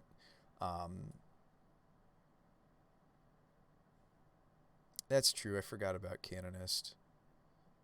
That might actually be legit for us because as much I do really like Archon of Emeria, just because it's one card that's doing a lot of different things. But yeah, I think we are trying to increase our human count. So good on you for thinking of that one. I don't think it's Thalia. Thalia is pretty common for this archetype for you to see. Um, it is. Like she could even be main deckable necessarily because there's like yes, she does tax 8 technically. While she does tax 9 cards, she does. She's actually quite good. Just in general in Naya decks, you'll often find just because we're very permanent based. That's the thing about Naya is typically it's very permanent based. It's not very like I could see us running a singleton Thalia in the main deck. I don't know. I don't know what I would replace. Um, oh yeah, there's also the Thalia Heretic Cathar. It's an interesting one. But no, I would probably consider Guardian of Thraben. Like the first Thalia is not a bad idea, actually. It doesn't hurt us too much. We can usually power through and afford the extra mana. Well, I don't know if that's true since I've cut a land, but usually these Naya decks can afford the extra cost. So, like, I mean, maybe instead of the second Bugler, we could play like a Thalia. I don't know. It's a little bit of a non-bow with, you know, this many spells, so I don't know. Makes us a little bit less susceptible to some decks. I don't know if I'd necessarily count her against prowess because they just got shot her. What about Aegis of the Gods? Yeah, it's a fun one, Dizzy Drone. It's an interesting idea.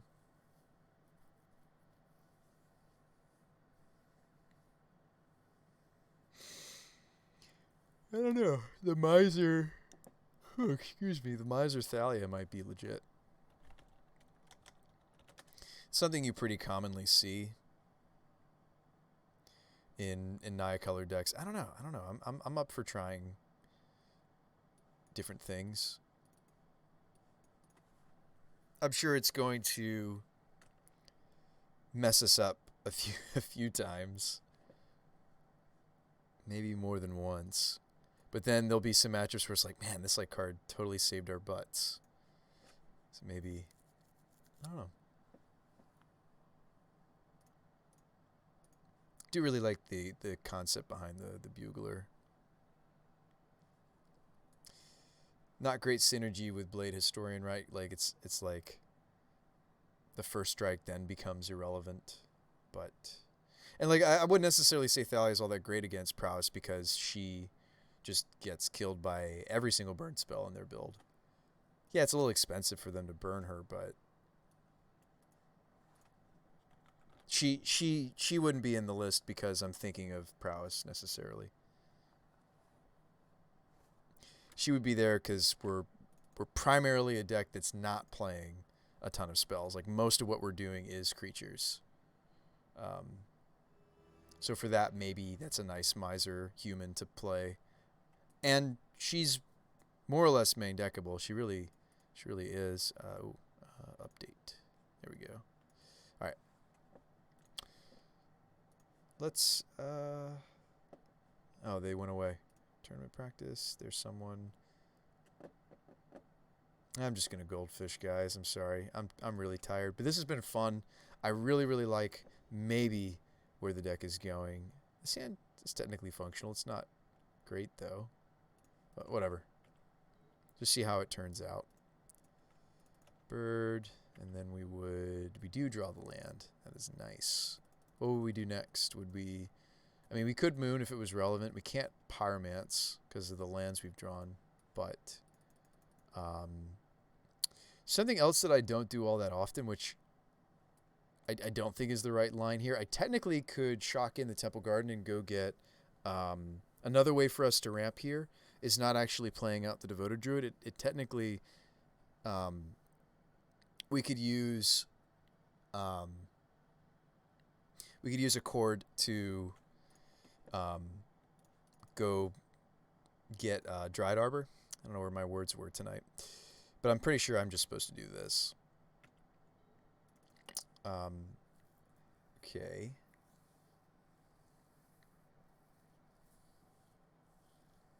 It's already turn... This is technically turn 3, by the way. I don't know why it says turn 2 down there. So we have access to 6 mana. I could go get Vizier and play out the Geist for freebies. Could I get Winota and still swing with something? I don't think so. 1, 2, 3, 4, 5. I'm not quite there. But if I do something like that, like... I think I can get Winota and swing the birds. But it's like at that point, it's like, well, Bruce Spy, you have double tutor. Why don't you just kill them, right? And I could. So I actually think we can kill from here. And this is, again, if there's no interaction from our opponents, right? Forest. I think this is a kill, right? Cord, I don't even need to double tap the Devoted Druid. So, Cord, go get Vizier. Now we have all the mana.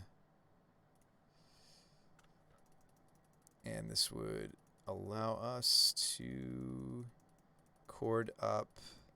Now here's the question, what do I cord up? So we're not playing Ballista anymore, right? We do have, though, we haven't gone to combat yet. I mean, again, like that's where I think this build, like we're making some 1, 2, 3. So it's not Winota. Like when we can do the thing, we just kill them, right? And that's I don't even need to pass go and do any of the recruiting stuff, right? It's just you grab the mirror entity, and make more mana. In theory, let's say our opponent, maybe they fetched or something, so 19 is believable. So we make 19 mana. And the Devoted Druid throughout all this, it's very important that I prioritize playing the Devoted Druid. All right. We make everybody 19/19s and we swing. So this would have been a turn 3 kill. And that's pretty normal for us, right? Because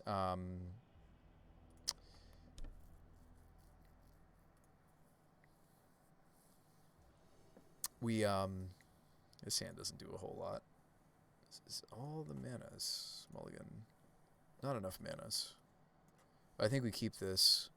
I mean, maybe this hand would be on the beatdown plan. We just pray that they don't have removal for the Dryad Arbor. And it's just like, this is a Temple Garden. Play the Thalia, play a bunch of Strangleroot Geists. Don't even bother with the Eldritch Evolution. I don't know. Like, would this hand just be beatdown plan? Or do I mulligan down to 5? But, like, how fast would we even be killing? And that's the thing, is, like, this is just bad beats, right? If I'm not doing the... Oh, I draw one anyway. So, hope they don't kill this. They probably would, if they could. See, now I'm not convinced that I want to play the Thalia. Now that I've redrawn the evolution, I feel like we're back on the Winota plan. So maybe... I still probably get Temple Garden here for sure, but maybe we're just playing out a bunch of Strangleroot Geists, right? Swing for 2. Didn't draw the land, but I don't think I'm on the Thalia plan anymore. I think I'm hoping that this evolution turns out. I don't really want to play the Vizier, because I don't think I can get to the combo from here. Can I? Oh, actually, I just drew a land. Hold on. So Vizier, can't cord for the other piece yet. We could, like, in the end step, cord for Devoted Druid, but this might be the spot where we just want to Eldritch the Strangleroot, and I mean, just at this point, I don't know where we would go with the lines, because it might be... Let's see if these hit. Whiff. All right. Already off to a great start. In fairness, we had 2 of the humans already in our hand, though, and 1's in play. Okay, this was a good hit. So I probably would take Pyromancer. It's interesting to think about the entity, because I do technically, now that I've put all these creatures out, I do technically have the ability to start to assemble the infinite mana loop. The problem with it, though, folks, is the Devoted Druid is going to be summoning sick, even if I was to grab it here. And I'm not running away for the deck to haste that in, right? Can't you just get Seer, then Dustwatch? What about Augusta, Dean of Order?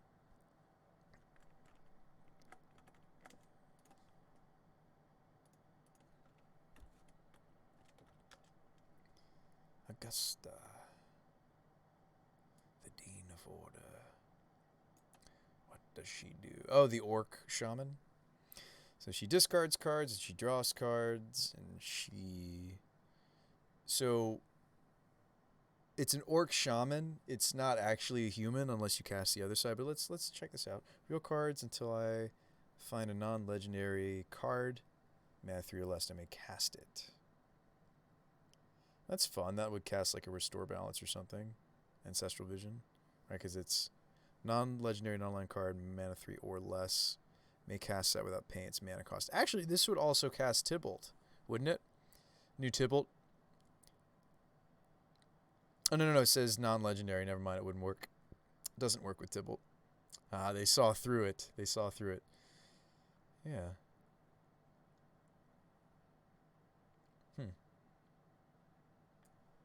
Interesting. It doesn't quite do what we want, but I appreciate you, Fever Pitch, pitching some cards our way. So anyway, back to what I was trying to do. Okay, so I think we're moving away from NC. I think we're just on the beatdown plan with the way that this hand turned out. Like, I think I might even just let go of the... I don't think you let go of Cord.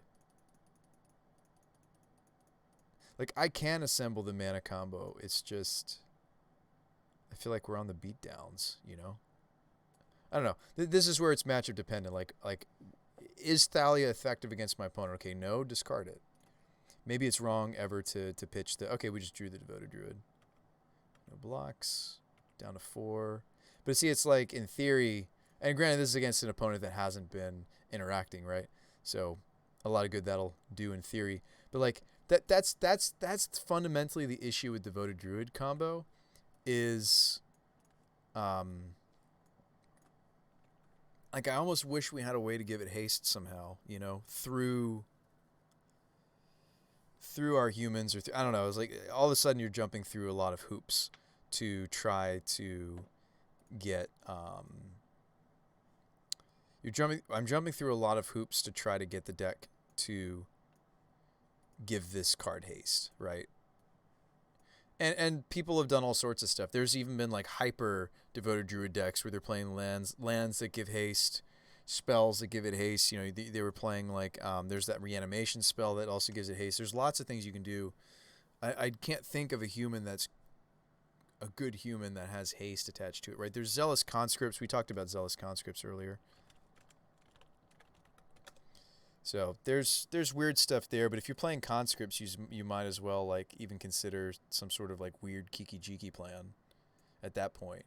Like if we're gonna play some number of conscripts, then you might as well consider like Kiki Jiki as a Quarter Calling or an evolution target. And then all of a sudden it's like, okay, Bruce Bible, if that's the plan, why don't you just like why do the Devoted Druid combo when you could just be doing conscripts and kikis, right? And that's a cool thought too. I mean, this is a human that's relatively easy to cast. I mean, now we're not even in the world of thinking about druid combo. Right now we're thinking about like a Kiki chord list. Winota Kiki chord. Yeah, I mean at that point we're becoming like a Winota Kiki chord. And like we want to play Restoration Angel, which does pair nicely with Pyromancer. I think that's actually kind of a cool idea. Let's see what it looks like, shall we? The problem is it's still, the deck still kind of wants to be a Devoted Druid deck. Why? Because I don't really want to play Wall of Roots. I want to be playing... yeah, I don't really want to play Wall of Roots. I want to play... and I do think Conscripts is the stronger human that happens to be a Kiki combo piece, right?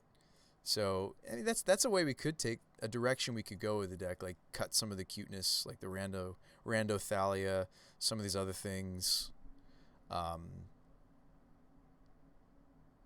Like I mean, I guess you could still run the Vizier combo. I don't know. Let's just take this apart a little bit and think about it. Because, like, Zealous Conscripts is a relatively powerful human just to hit off of Winota. It is. The problem is well, no, it's not. So the problem with Zealous Conscripts is it'll remove blockers for us.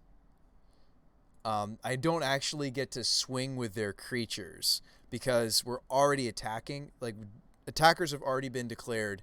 Then I steal their thing, but the thing that I stole has haste.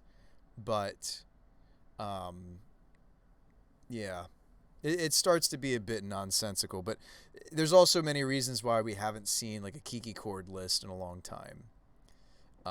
It kind of got phased out with new cards, etc. And it's tough, right? Because it's also a Naya colored deck that really hasn't had a lot of haste, a lot of heyday, staying power.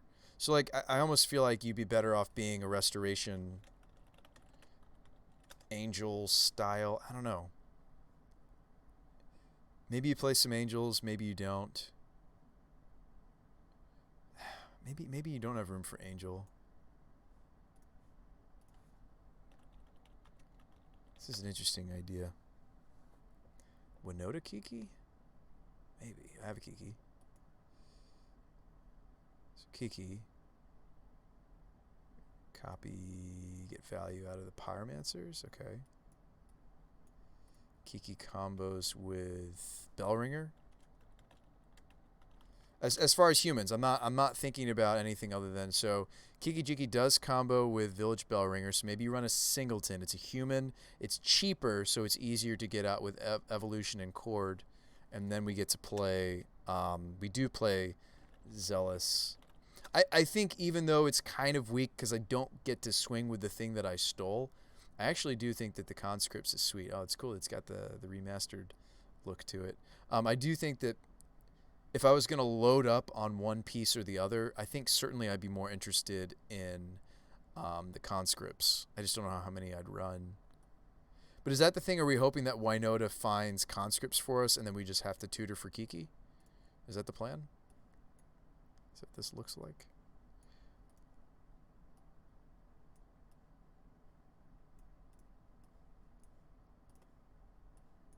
But okay, so I'm making infinite green mana, and I'm using Recruiter to get all the things. Like I still kind of wish the deck had a way to kill. So maybe we do bring back the Mirror Entity. I don't know. I don't know if I like where this is headed.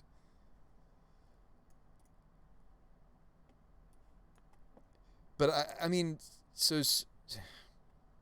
it's really too bad that like when the trigger happens, I've already declared attackers, and I don't get to attack with the thing that I stole. It's awesome if it's their planeswalker, right? Like this is really neat if I'm stealing a planeswalker. This is really neat if I had a way to sacrifice creatures. Like this whole like stealing nonsense is really, really neat. I don't know. It's missing something. Like we would need a way, like other than Mirror Entity technically is a way for us to kill all our things. Funny enough, because you can pay 0, and then everything you own dies. But yeah, I don't know of a way, and I don't know if I want to cut the Blade Historian yet because the double strike's kind of cool. But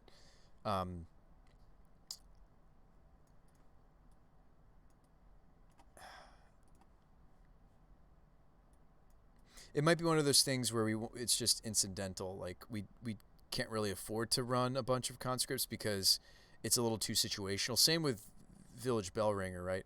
So I don't know. A Kiki Chord take on this deck would definitely not want the Thalia. Would definitely want to load up on lands, right? This is interesting. Do feel like we're going all over the place though, and in fairness, I am sleepy, so that could certainly be part of it. Just put these here.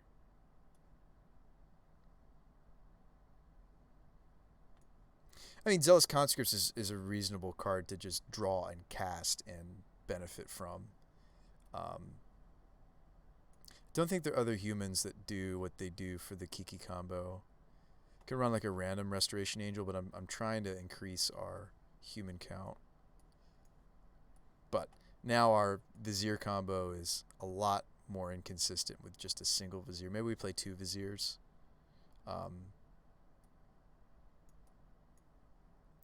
Maybe I don't bother with Blade Historian at all. I don't know.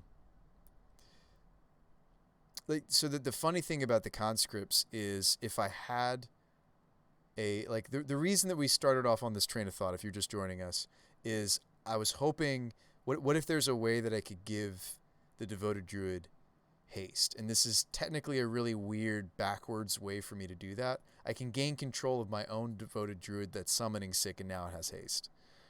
That was kind of like, if you're wondering, like, wait, Bruce, how did we get to maybe Kiki Jiki? It's because I was thinking of this card. Now, if this card is something we're trying to do off the Winota, it also untaps the permanent. So like I could swing with Devoted Druid. I mean, that's of course if my opponent doesn't just block and kill it, but swing with Devoted Druid. We get a Winota trigger. Winota trigger. Oh no, if I'm swinging with it, it's not summoning sick. Anyway, we have something else that's giving us some Winota triggers, and the Winota trigger hits Zealous Conscripts. Zealous Conscripts gives haste to the Devoted Druid, and then of course now I'm wishing I had more Viziers of Remedies, too.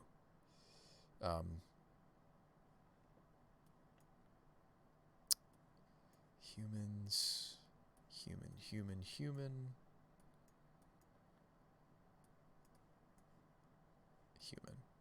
But like this, that's still only the singleton. So it's like, how often is that going to come up where you're at this point, you're playing the conscripts to like steal a planeswalker. You're playing the conscripts to, you're hoping to remove blockers with it. You are jacking planeswalkers. It's a combo piece for Kiki that's in most situations just power level is stronger than the Village Bellringer. We could try some nonsense like this too. And I do think that double Vizier maybe is passable, and maybe we do cut the Blade Historian. I mean, like, even running the first Blade Historian makes me think, okay, we're still kind of thinking about the beatdown plan, but like a lot of the threats that I'm producing are just so small.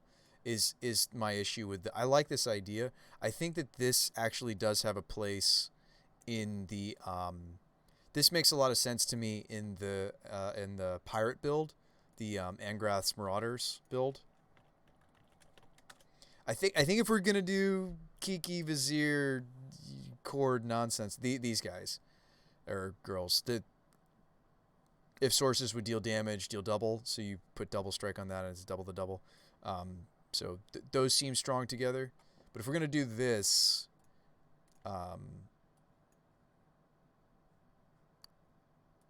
yeah.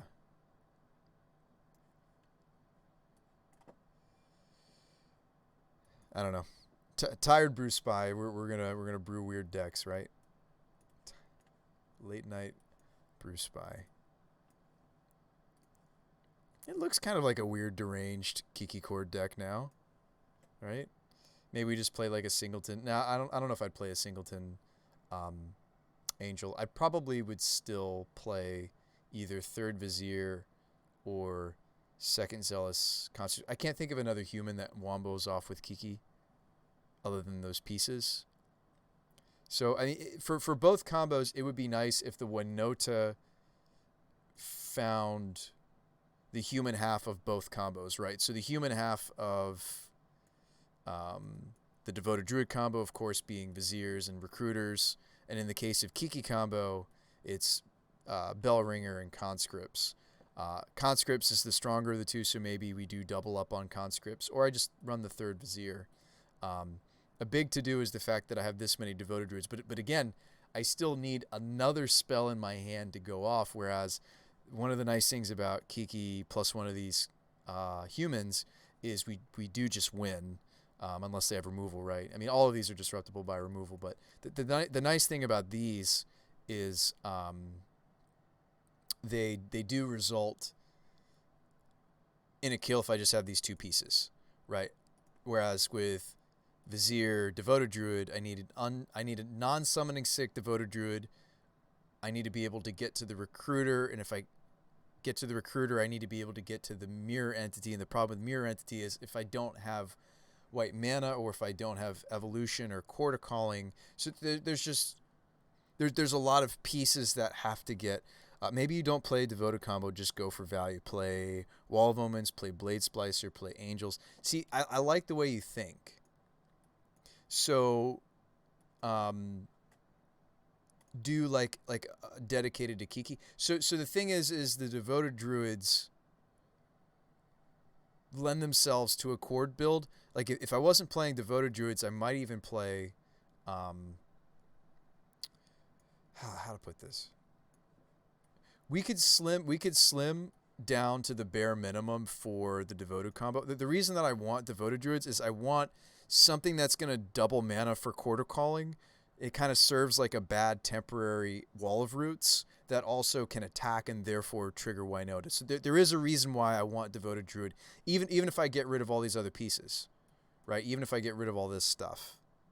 Um, I do think this deck would rather have devoted druid versus some other mana dork options, just because its ability to tap it on its ability to double pay for cord is not shouldn't be underrated. Um,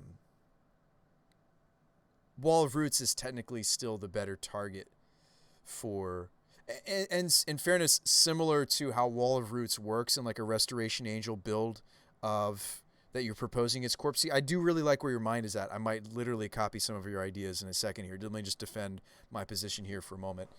For only 3 cards, I get an infinite loop out of something that Devoted Druid is wanting to do. But yes, because it's just the cards on their own are just weaker pieces, maybe I don't double or triple up on the. I mean, there are plenty of games where I lost just because I drew a bunch of Viziers of Remedies and never found the other piece, right? Um, we have clear reasons for its chord is the real reason.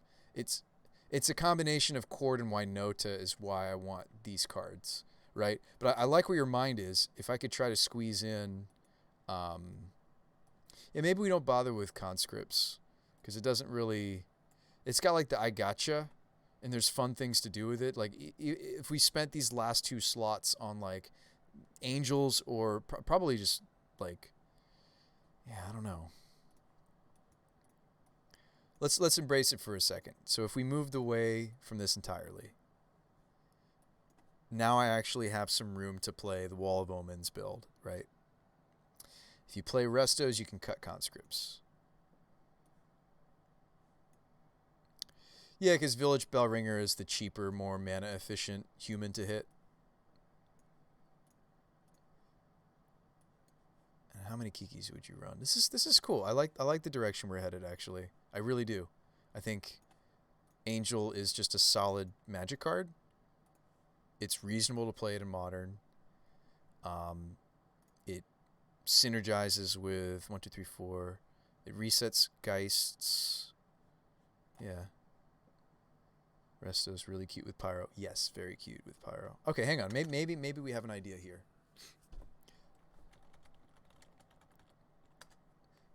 So like a value, like, but instead of like what people traditionally think of as the value deck of the format, which would be what? That would be, and maybe we don't worry about our human count too much. Right? Oh no, we should. We should. We should. Hang on. We should care about that. I wish there was,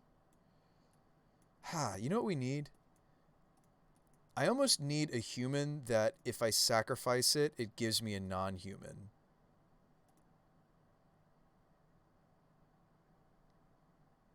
Those do exist. There's a few. I can't think of the name of them, but like I need more things that are like Seasoned Pyromancer. Hunted Witness? Well, no, it needs to be CMC 2 or higher. But yes, I need something like this. I need humans that are CMC 2 or more that when they die, they give me something. I mean, I don't know if I can get out of running Strangleroot, guys, because it's just so good with evolution. But yeah, we need to. The danger of going into a bunch of Resto Angels is, aren't there? Wait a minute, hold on. There is a human that flickers and gives value. What if instead of angels we play charming princes? Like I'm with you. Angel is like the stronger card, but this is a human hit, and we can get like a lot of value potentially out of the combination of pyro charming, right? There's like a lot of value potential here, right? reset the Geists. What else could I bounce? I don't know. We'll figure out the other slots. And like maybe it is stuff like Blade Splicer. Prince could be very good. Yeah, Blade Splicer.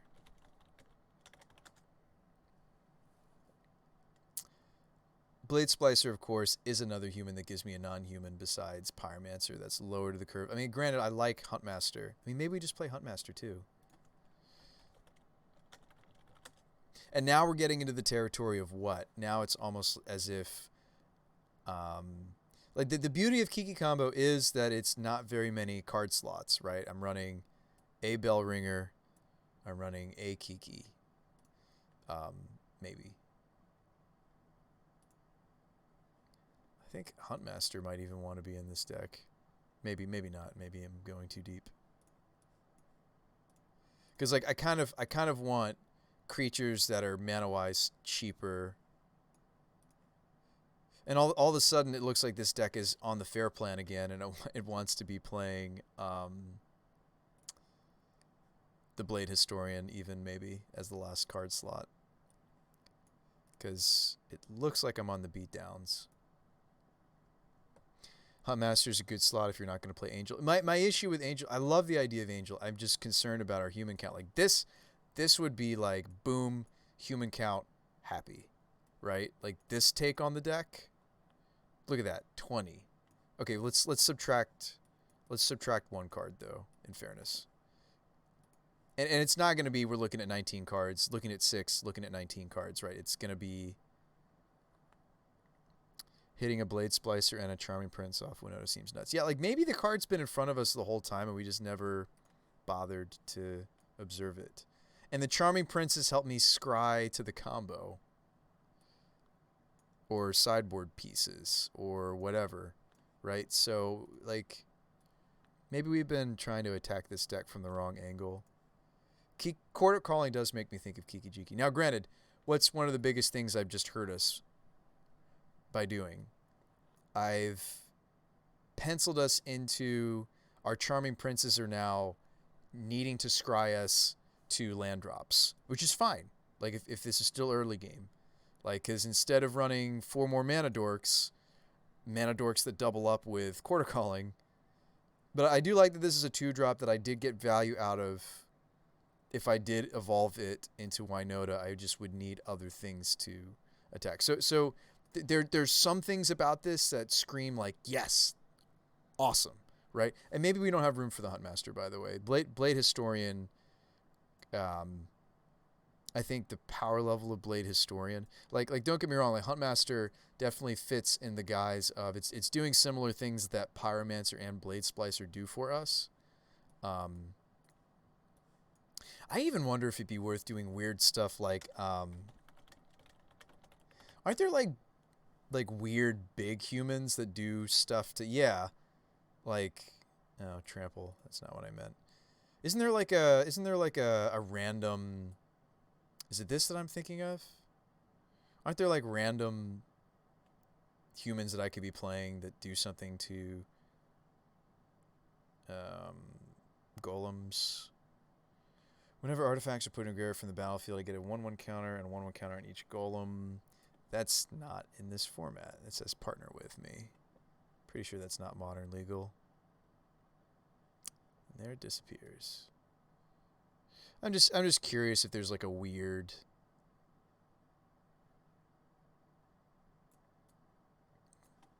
golem thing we could be doing. Give them flying. That's outside of our colors. Give them +1/+1. Yeah. Tithe Taker over Geist, perhaps?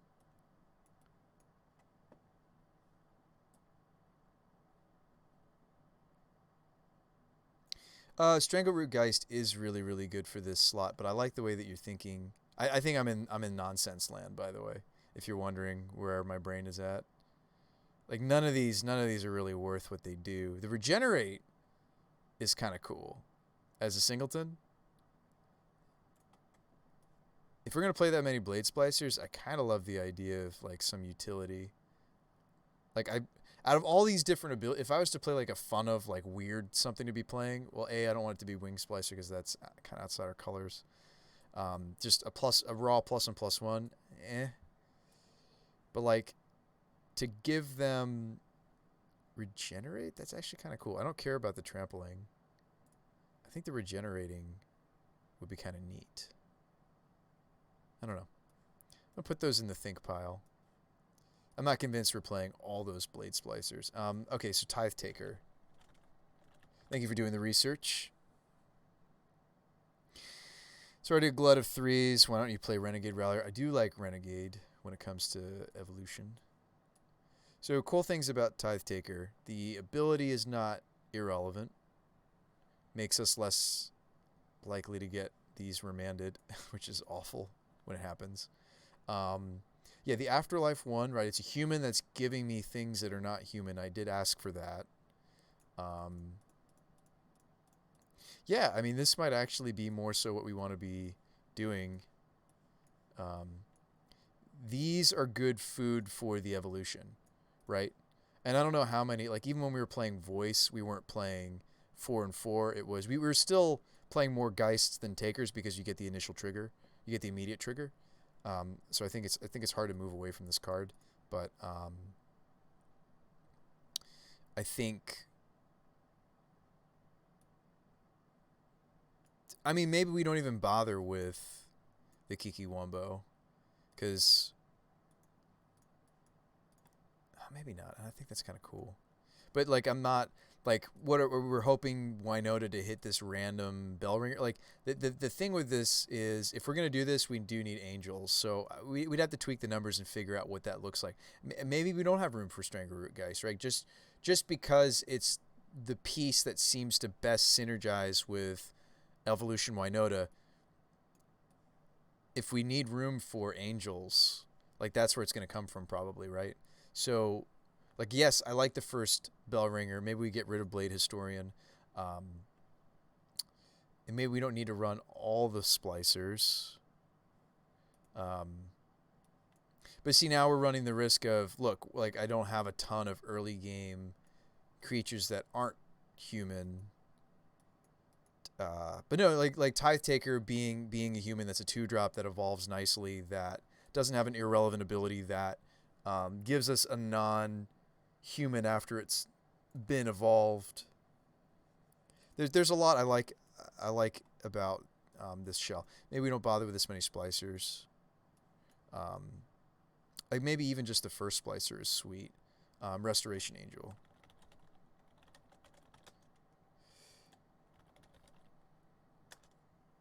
2/1 body isn't going to be good enough. Sack Dork, get Rallier, get back Prince Flicker, get something else back. That sort of a deal. Angels. 3 angels? 4 angels? So where's the synergy here? So Angel has synergy quite a few places. Mainly Charming Prince, Pyroman, right? Kills with Kiki.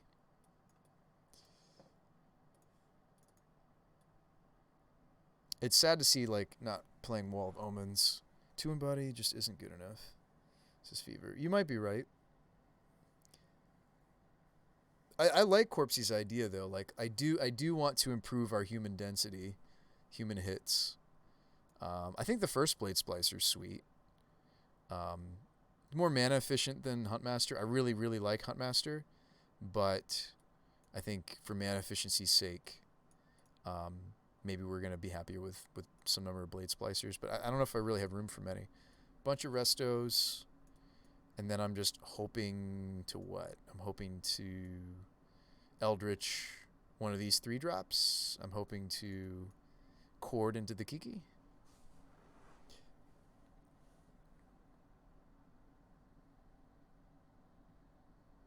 I have not played Commander in some time, Artzik.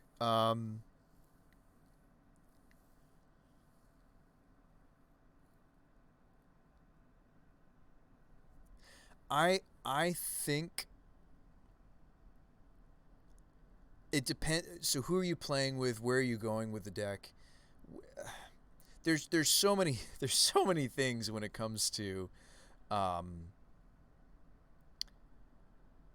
Commander that I have to understand more about who you are as a Magic player, who you're playing with, what do you find enjoyable? Like there's like a long list of, before I even start looking up like the commanders you just listed in the chat, my friend. I am not really the um, experto experted. Um, Not really an expert when it comes to commander anymore, really. Larethil's the most played elf commander, says Corpsey. There you go. But the community here will definitely be able to help you. But those are the kinds of questions I would start to ask you, is like, what are you trying to get out of the experience? Who are you playing with? Things of that nature, um, is where I think your mind should be. All right, so I think we've tanked long enough on this. Somebody give me another spicer. Actually, you know what? Instead of just a bunch of more random blade splicers, I am going to play the first blade historian. It's happening. Guys, we just got a double strike. It's too bad it's only, well, this would be pretty strong if it was just straight up all the time, but we're trying to be attacking. This helps us to do the attacking. Honestly, play 3 resto. All right. 3 resto. Now what?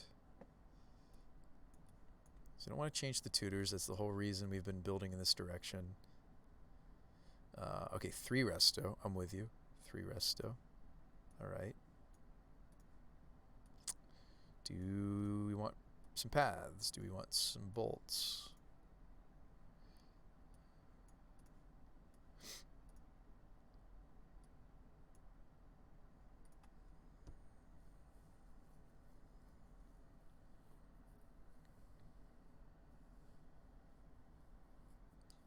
Is this where I start to have room for some Strangleworgeists? It's really good for the deck.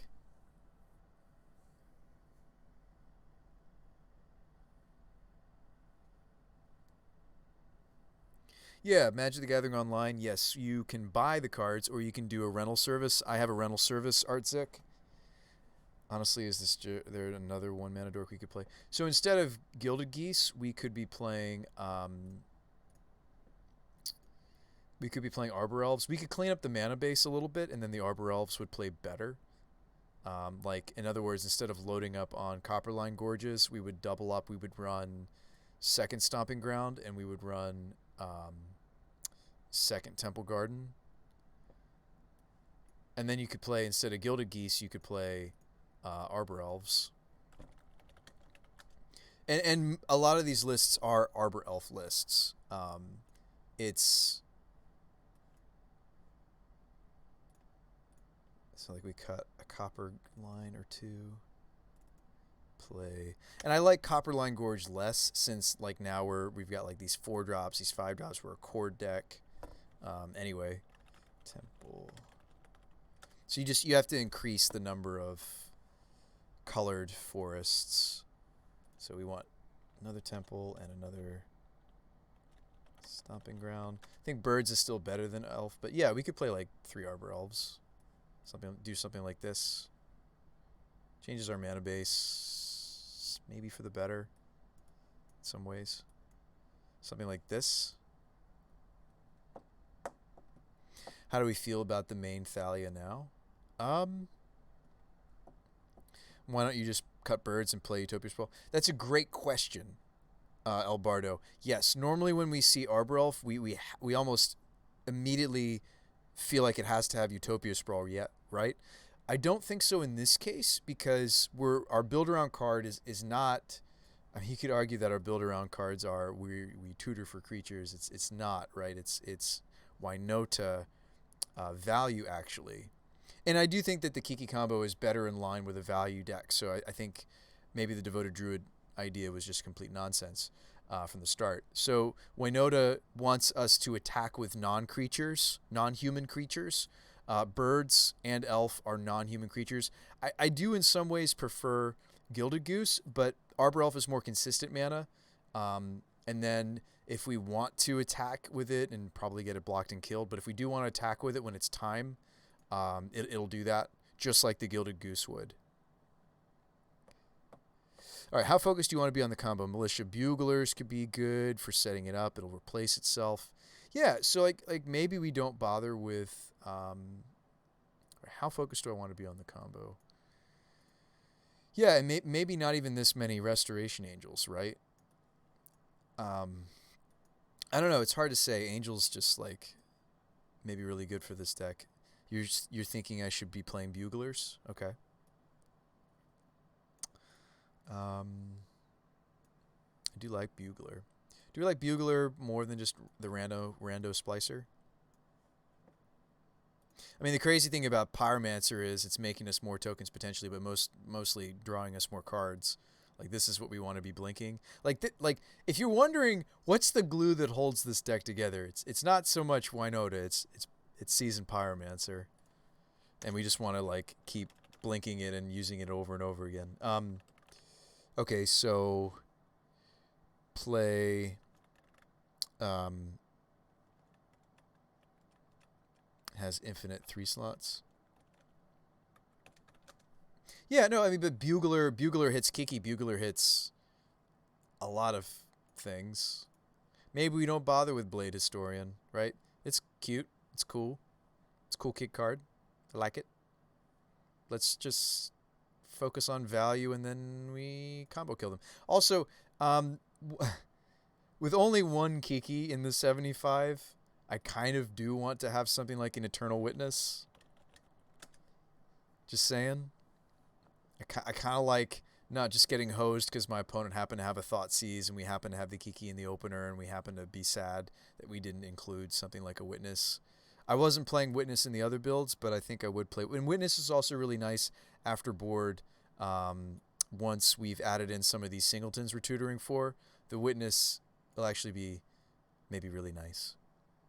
So, Witness? Anyone? It's also a human. So human count is very healthy and happy. Maybe the happiest and the healthiest we've ever seen it before. 20. Witness will be good. I like it. Singleton Witness.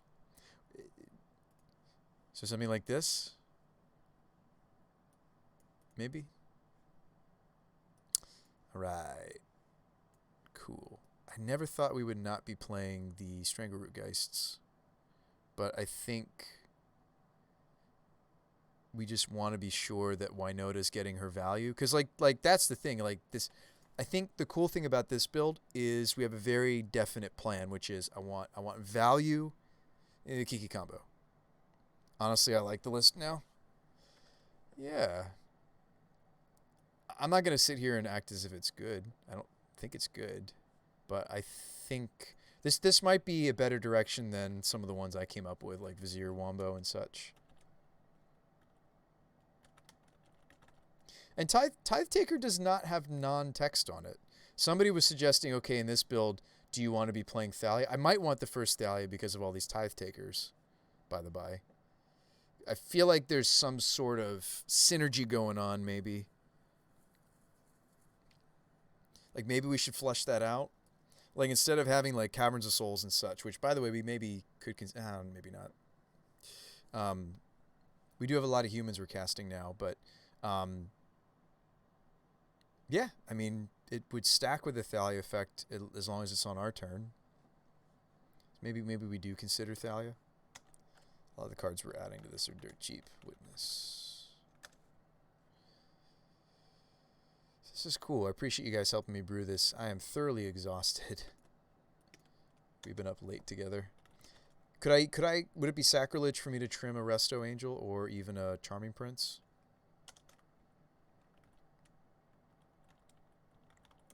Actually, I don't really want to cut an Angel because it's one of our combo pieces. Gosh, these Time Spiral Angels look beautiful. I would go down a Prince. Yeah, okay, let's go down one Prince. And maybe if we're gonna play the, do you think it's modern playable? Not on anything that's not this deck, and even in this deck, I'm not sure.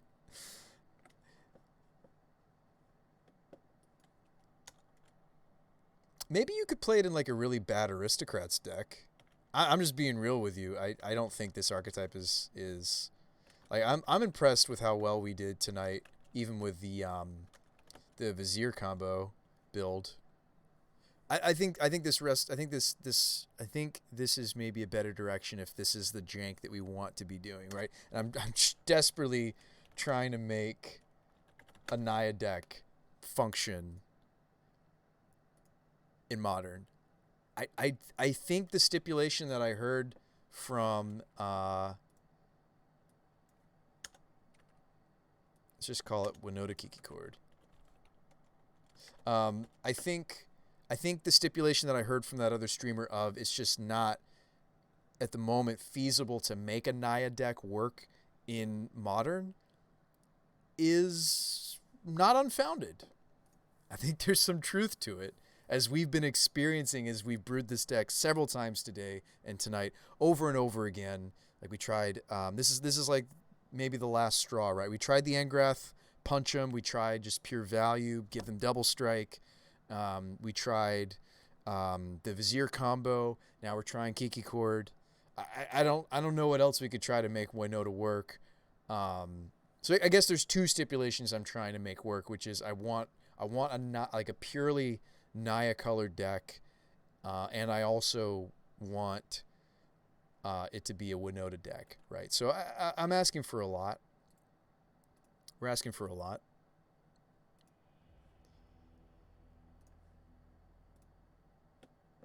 We're asking for a lot. But I'm excited that all these takers might, and plus the Thalia, might make us a little bit less susceptible to Remand. Remand is bad news for this deck. That's why we're playing some Veils. Veil of Summer in the slots, the extra slots that I have.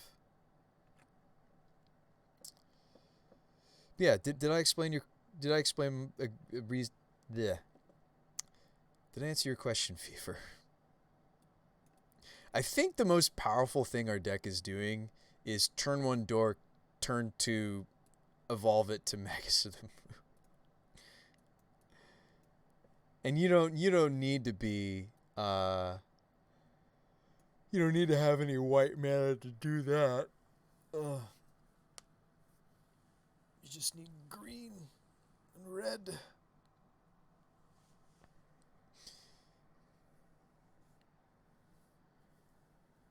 So maybe there's a green, red, insert other color.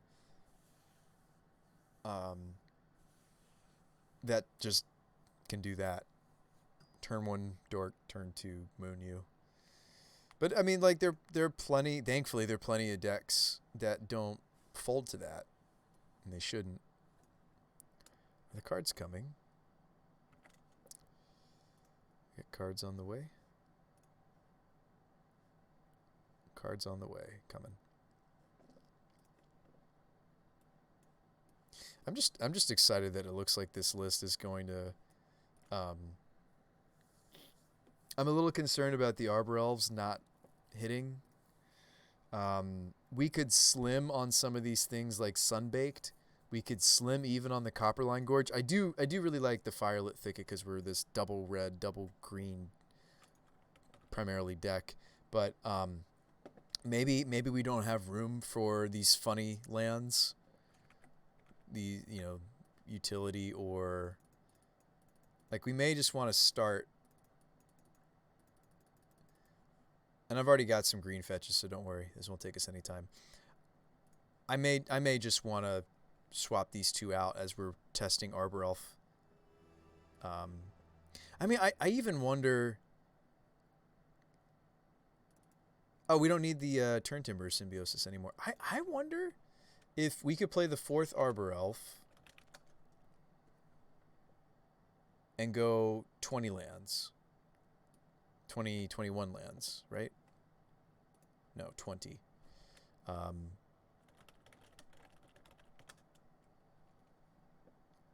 the more fetches we play, theoretically, the more effective of a Magus of the Moon deck we are. So maybe we just do this. Maybe we just run 10 fetch. The only non-Arbor Elf lands are this Plains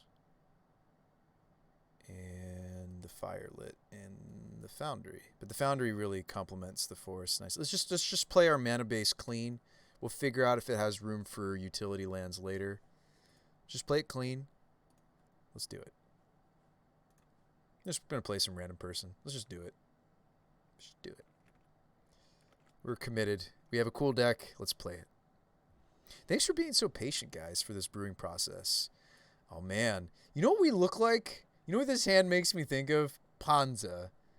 Why don't we just play Panza, right? That's what this hand makes me think of. We should just be playing Panza.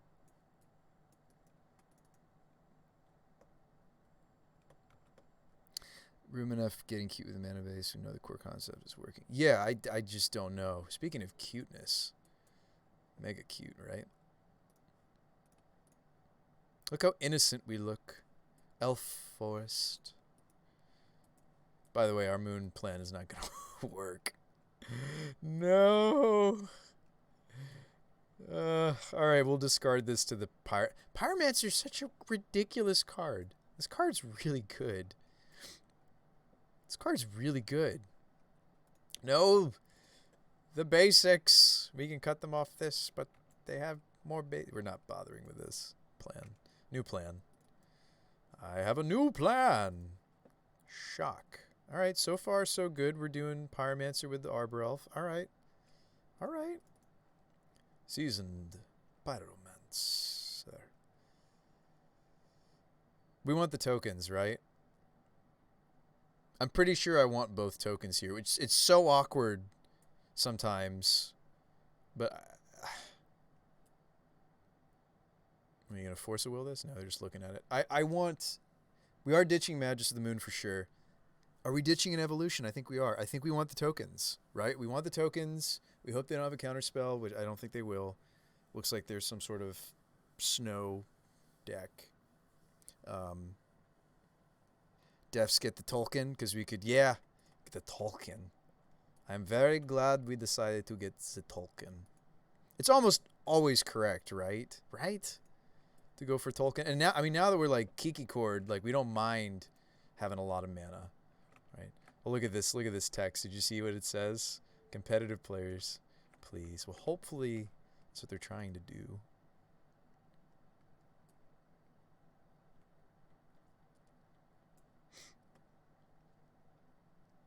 We're playing in the tournament practice room, my friends. It's not like a now that's a Magic card.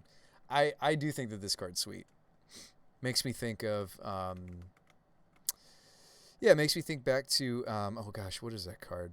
Used to be played a bunch back in the day. It's coming to me. But this is a throwback to that card. No attacks. That's good news for us. And they're not scrying. Excellent. Or getting extra cards. We just evolve here, right? Trying to think if there's... I mean, we get 3 triggers.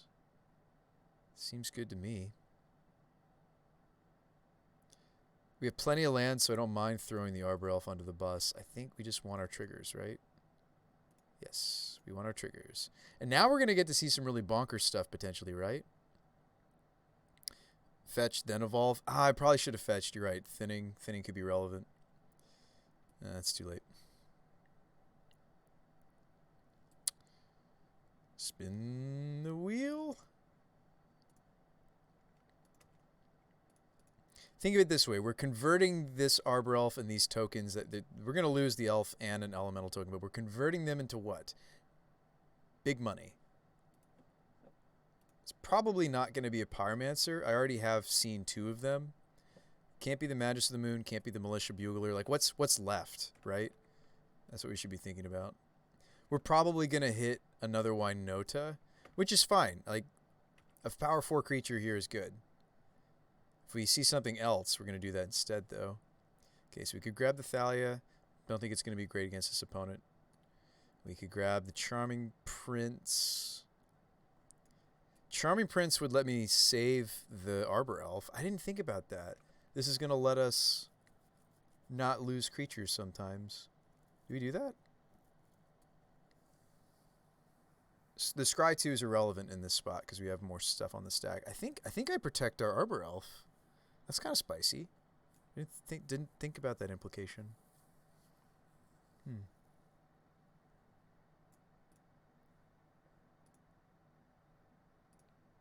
gonna do it.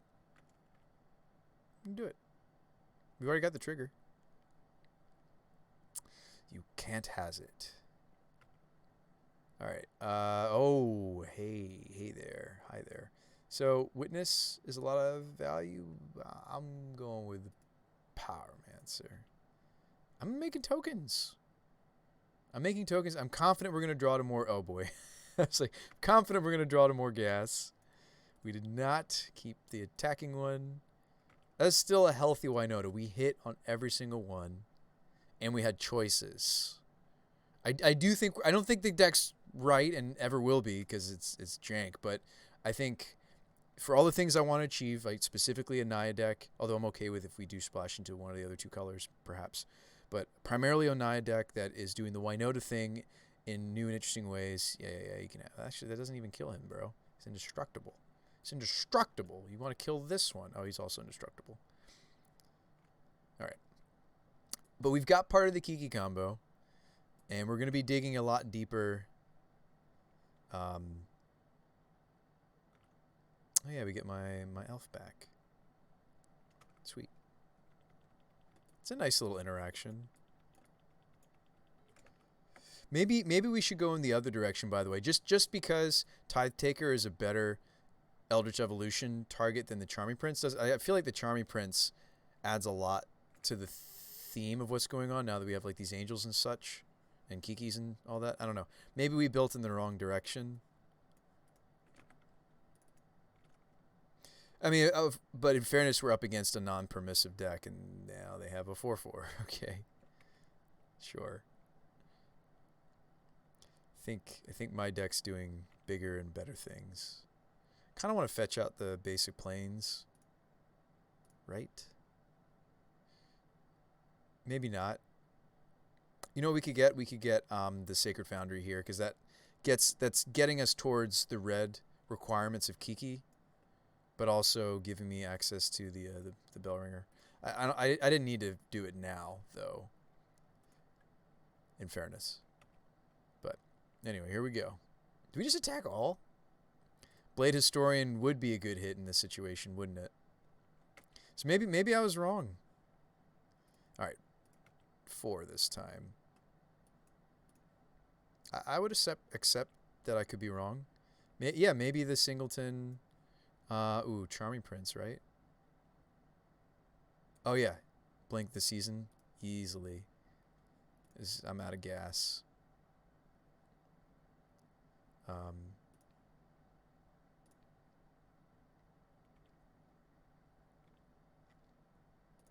Taker. Yeah, no, I think the Blade Historian is definitely back on the list. It's also a tutor target. It's not just something that we hit off of the Winota. Speaking of which, another season Pyromancer. I think that's all the Pyromancers. We've seen them all. I don't really want to discard the Bell Ringer, do I? I think I just want to draw cards. Witness, Evolution. Yeah, okay, we get there. We could Kiki combo them. But I feel like they're just dead, though, to my board. So it's like, do we need the Kiki combo? I mean, it makes sense. Man, I don't know. Like, that's the thing is, like, Winota just, like, can really take over the game. And then it's like, yeah, that's fine. You can block that. We don't even care. I don't even care.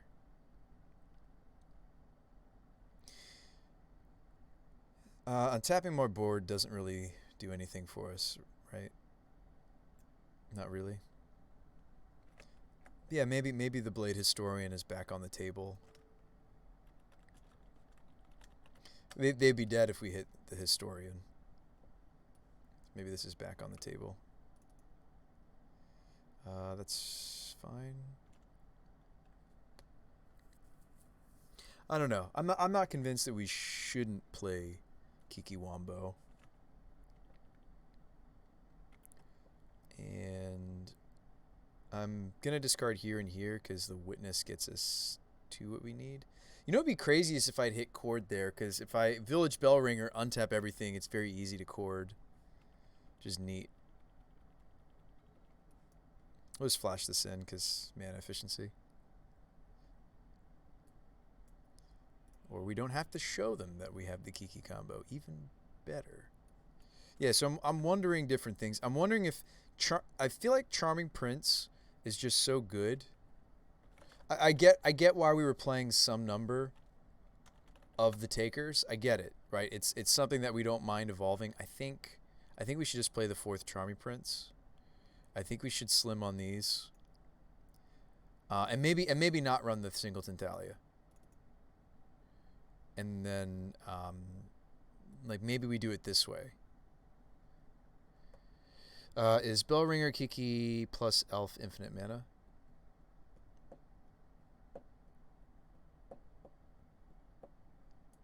Yeah, but it's unnecessary.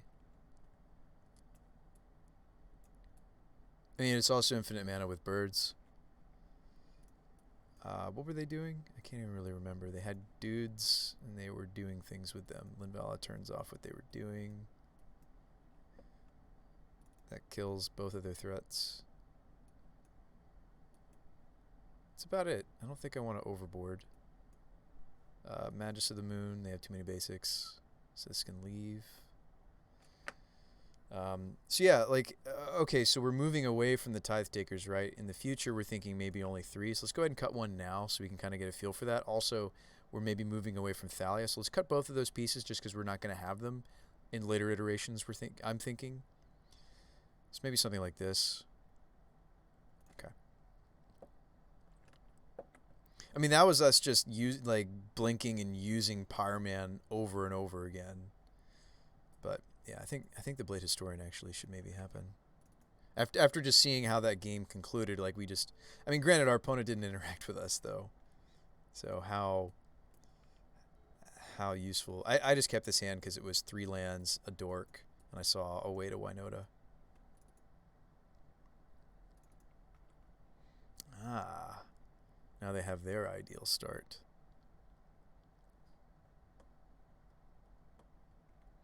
Feel Veil has to be okay. Oh, we drew Evolution. That's kind of the way we'd rather do this, right? Like, now I have a line of... Did I add back in the basic? No, I didn't. We used to have... There was a time where I was playing a basic mountain, which we might want to do. We are a red-red build. Red-red-red build.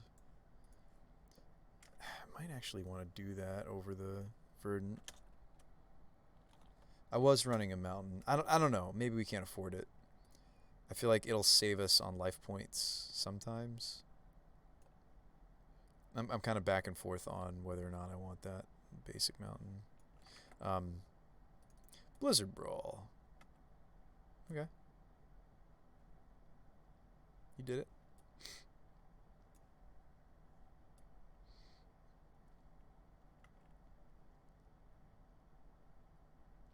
Blizzard Brawl, of course, that's really fun technology if you're playing, and I'm sure they are playing Ice Fangs. They better be playing Ice Fangs if they're going through all this trouble.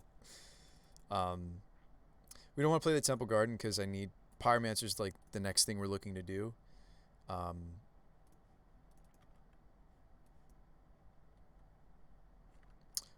unfortunately, we don't have the basic mountain now. Otherwise, I would sequence the fetches the other way. I'd love to get more Veils in this sideboard.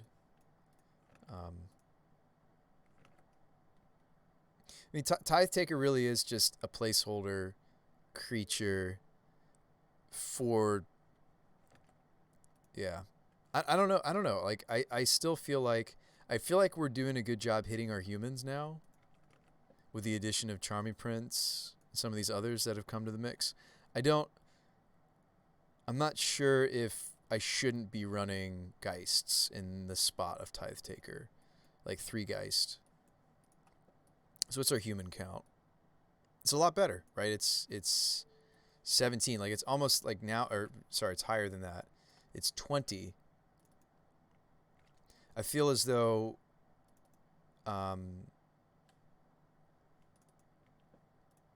have Aethergust. It's good to know. Aethergust, very good against Eldritch Evolution. That's unfortunate. Sacred. Yeah, that's unfortunate. Oh, Linvala's a spicy one to see. So I don't know if um yeah. So it's a little painful to get this out. I um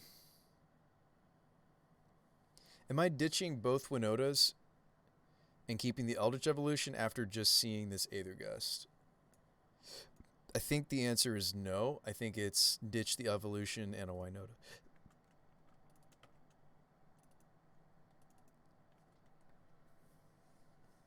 Yeah, I think that's what we're doing. So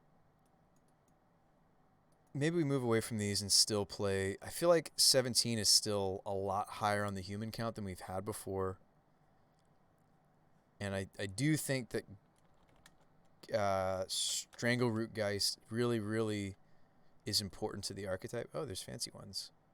I don't know if I like the art, though. Let's do 3 Geist and get another Charming Prince. Like I think the scrying and everything is like the flexibility of Charming Prince we're gonna really benefit from. Yep, you have this 6/6, you got it.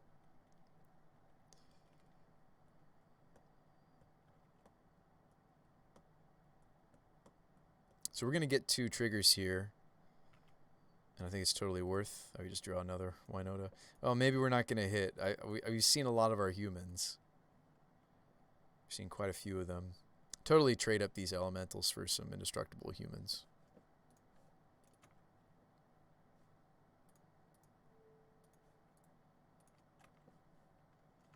So 2 triggers. I hope they both hit. That would be nice. Okay, Pyroman. So interestingly enough, I could pick the Charming Prince and blink the Pyromancer I already have. Is that better in this situation? Because I end up with Pyromancer to block that. Whoa, I end up with Pyromancer to block. Like basically, I think actually picking Charming Prince is better in this situation, right?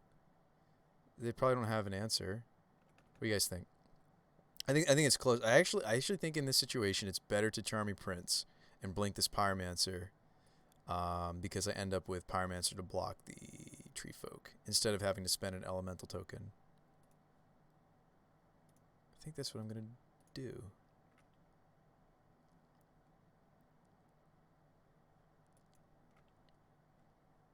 It's cool, like, as I finally start. So what would this be instead? This would be a Geist. This would have been a whiff. Just if we're taking numbers. So, like, maybe we can't go back to Geists. Like, it's like I see that and I'm like, man, maybe we can't. You know?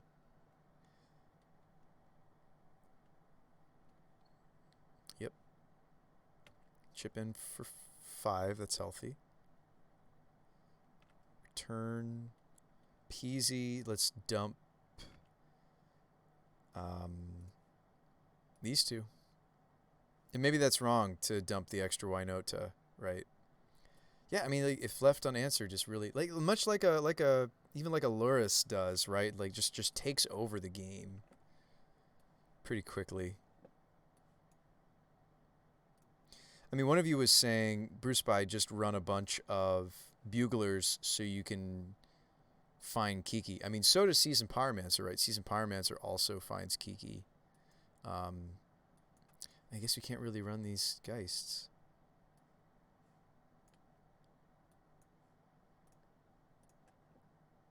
I mean, I want to have 2 drops that we...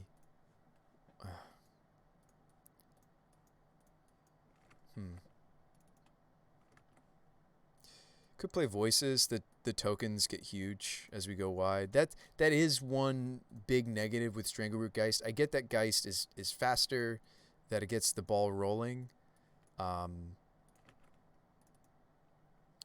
Wish there was something other than Time Taker. Ugh.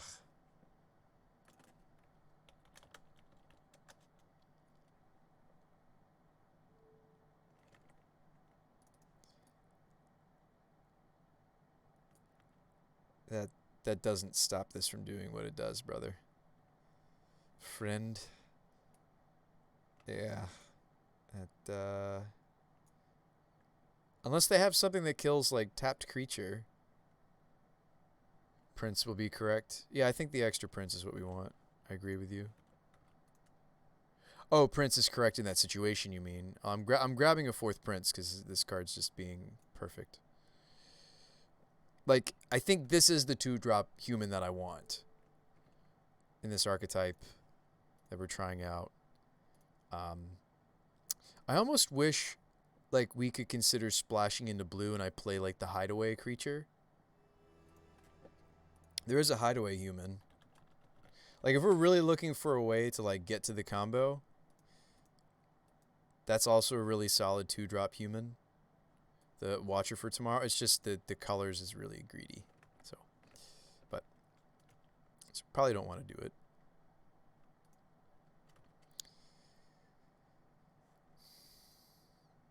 Do you think they have that third Blizzard Brawl and they're going to Blizzard Brawl from here to here? That's the sweet synergy. I do think wow, they have it. Yeah, the Blizzard Brawl. Did this draw them a card? No, that was a misplay then. But I think I still have got them. I think so, anyway. Probably want to block this 9/8. Oh, it's got Trample. That was a mistake then. Does it always have Trample? It does. Ooh. Okay, I'm down to 5. I would have been at 3 if I hadn't blocked. That's kind of a free block. This thing's an ouch. Alright. Could swing the team. They block here, maybe. And then what? What am I doing then? Let's PZ. I guess I'm not playing the Linvala. I think I'm ditching on that plan. Land. Have another basic. Could play the Charming Prince. Pretty much tapped out here. I'm good on white sources. And just get another forest. Prince, the Pyro.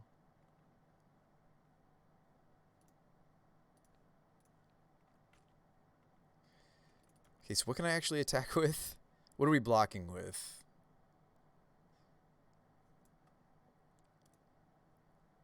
This is 8. Could be 9, maybe 10 next turn. Oh boy. Yeah, I have a lot of blocking I have to do. I mean, like, Angel, Evolution. Well, no, we're about to lose both of those pieces. I'm about to discard them.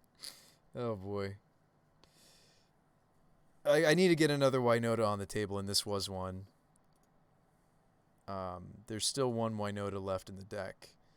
Oh boy. I don't know if I can justify attacking much. I'm trying to calculate how much I need to block with. I mean, Prince isn't the best attack here because they just block it with the Codal. So maybe I just attack like this. 1, 2, 3, 4, 5, 6, 7, 8, 9, 10 points worth. Okay. So we're going to swing 5. They might consider blocking the Taker. What a weird game. Let's not forget that they have this creature land. Might be losing this, folks. No blocks. Peasy. Back to the table. Discard. Draw a bunch of land. Oh, this is painful, and there's no basic mountain. A lot of their stuff is sorcery speed, except for this Aethergust. So maybe I get to block and kill the tree folk. It's huge. It's like my whole team under the tree.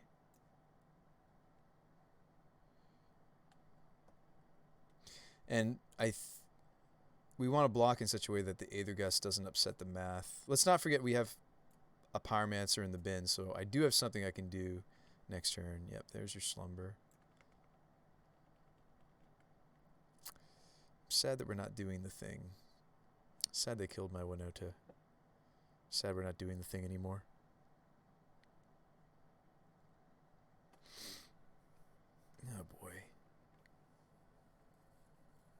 Well, at least you guys seem to be entertained by this nonsensical match. I don't know what the last few cards are supposed to be, but I do like the shape of this list a lot more now. There's cool things going on. There's like there's synergy within the Winota hits of just like stringing together Pyromancer Prince, Pyromancer Prince, Pyromancer Prince. That's bad news for us. I think I'm just dead no matter what I do. Alright, so a chump. 1, 2, 3, 4, 5, 6, 7, 8, 9. So we shouldn't have swung. So that's game.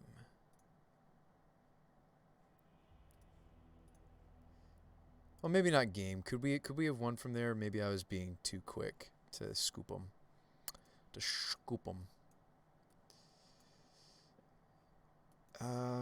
So they're just playing big old.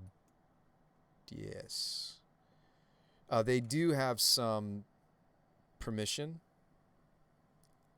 They showed us that. So that's unfortunate.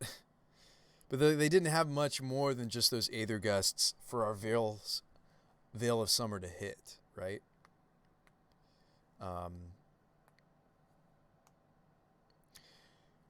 This can go. We've kind of, seen a little bit more what they're up to. So yeah, I mean, maybe I do want to play the Spellskite. I don't know. Spellskite stops the gust from gusting. No, it can't because this is not those colors. Yeah, I mean, Veil might be actually what we want to do. They did show us Aether Gust.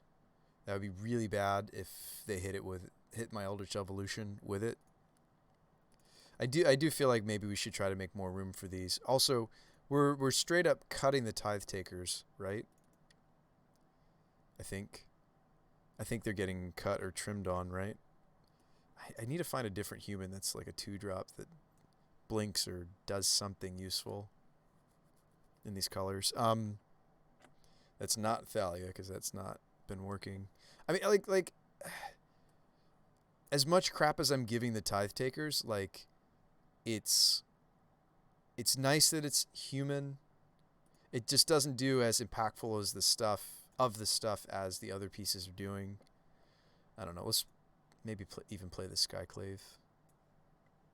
It's a slower game. It's a sideboarded game. So, and let's see how the deck handles. Like we're significantly lower on our human count, right? So I'd be curious to see. Let's just play the Spellskite, right? They showed us removal. Let's just do it. We're significantly lower on our human count now. In theory, there would be one more. This hand is a bunch of bunk, right? I guess I could chord for something to evolve. I just need to chord for 2. How soon will I chord for 2? Elf. Land. It's going to take too long. This is a mulligan. This is worse. I don't really want to go to 5, though.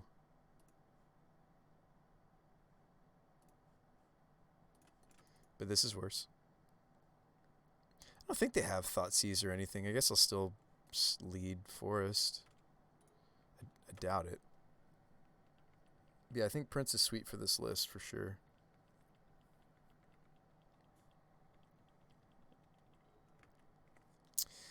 Yeah, I wish there was like a creature combo that was fully encapsulated in humans. I can't think of one. Does anybody know of a combo that's fully a combo that can be fully gotten through Winota? I don't think there is a purely humans only combo that I'm aware of. I think there's plenty of value and there's hate bears and all sorts of stuff, but I don't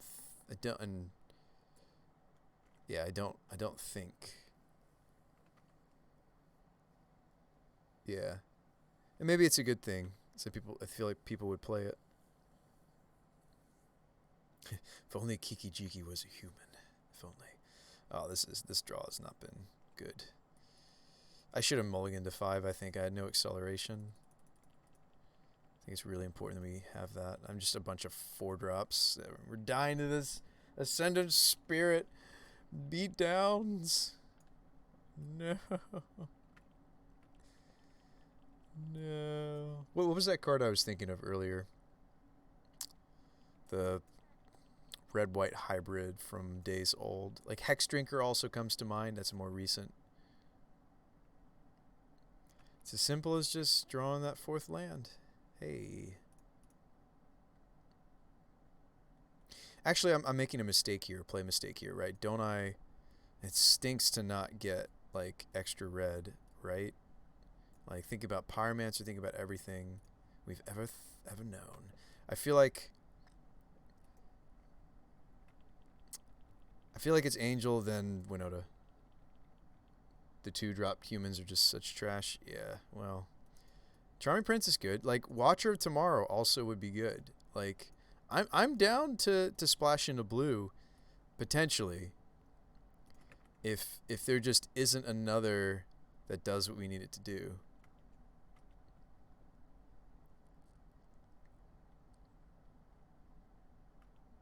So the problem is this guy's a flyer. So it's like you put an Angel and it's just too slow of a draw. Like I have to remove the Ascendant Spirit off the top here. I don't think I'm going to be able to. Right? Chord for 2. No. I need a chord for 3. I need the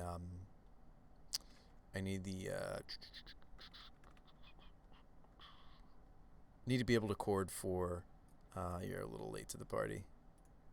It's just fun to spin the wheel. I'm going to spin the wheel. Make him sweat. Make him think we have an out. I don't. It's just fun. Actually, Charming Prince isn't out. Isn't it? Wow, we should play to our outs. So the mode that I need to pick here is what?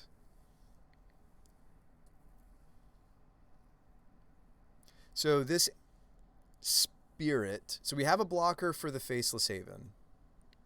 Exile the Angel and then blink the Prince.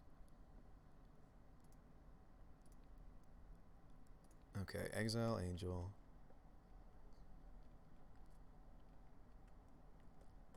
I mean, yeah, this means I don't get the damage from the Angel, but that's okay because it's going to reset. Exile the Angel, and now we're going to blink the Prince. And then what do I do? It's a sweet little line, but then what am I doing? I decided not to deal the 3 damage so that I could have Angel untapped so that I could gain 3 life? Is that why I'm doing this?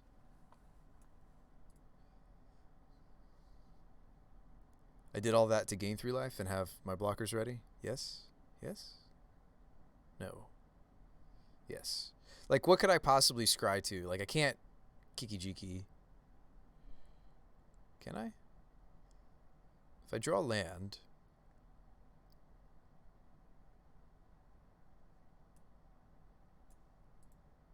I guess it is gain life, right? I was trying to see if it made sense to scry, but I don't think it does.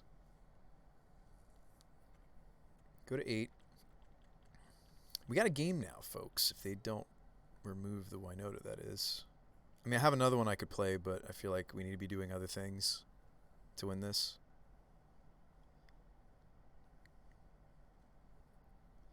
Glad I didn't scoop. We actually might have a game. We might have a game.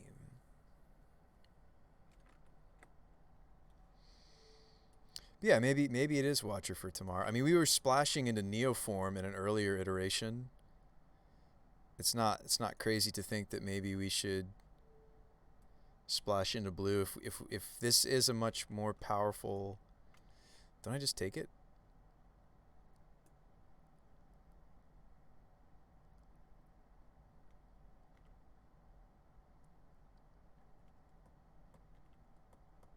go to 4.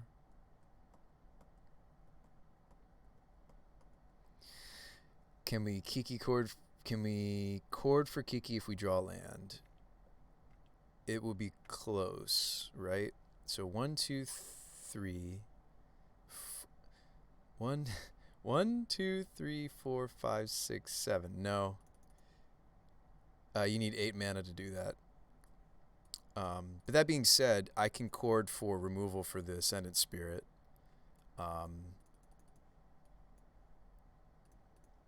When it comes to chord, I might as well play Arbor Elf. It doesn't change our mana output, so I might as well play the Arbor Elf. It doesn't change what I'm doing.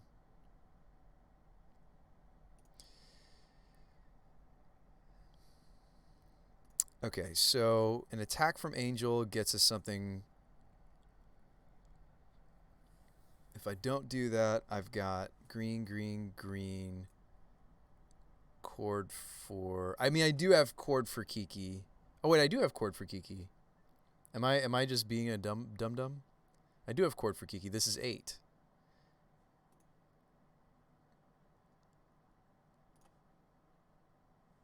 I mean, they could have, like, a couple different things. They showed us... It's like, we don't have Veil of Summer.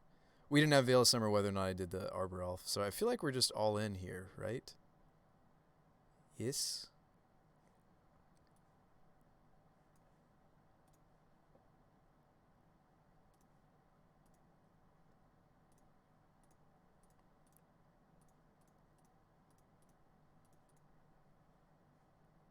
Yeah, let's just do it. It'll be fun. If they have it, they have it. If they don't, they don't.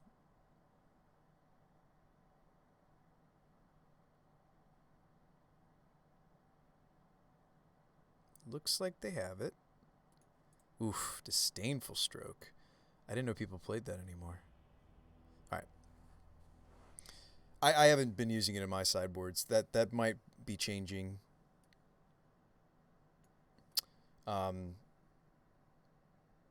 Okay, so we could splash blue. I'm totally unfazed, by the way. It's fun to play against. You know, it's fun to pit our nonsense against other people's nonsense. And it's kind of fun to just go for it sometimes. Okay, so do we want to play some number of Watchers? It might be as simple as we play a Breeding Pool. This is kind of in the vein of, okay, so we want more humans. We want more 2-drops to evolve. If we evolve Watcher, we get the card that's underneath it, right? The problem with Watcher is... what's the problem with Watcher? I think Watcher might be what we want to do, right? Watcher's a very good blink. Yeah, I think Watcher's good. Maybe we don't play 4. Maybe it's like a 3 of. Do we... I guess we can cut the Verdant to... Squeeze in the Breeding Pool.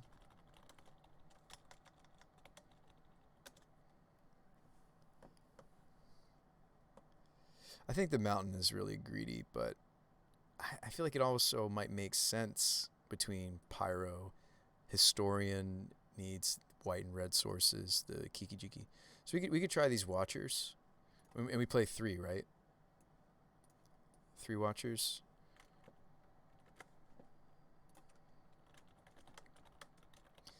And it's... You could even play the first... I don't think we have room for it, though, but you could consider the first Unified Will or something of that nature. I don't really want to bother. I think we just want to be a pile of creatures and, you know, we can sideboard into some Veil of Summer when it's good. I think we just want to be doing the thing. So we'll play these. Yeah, I mean, you said it yourself. There really isn't another good human. It stinks that in both the case of Prince and Watcher that we're not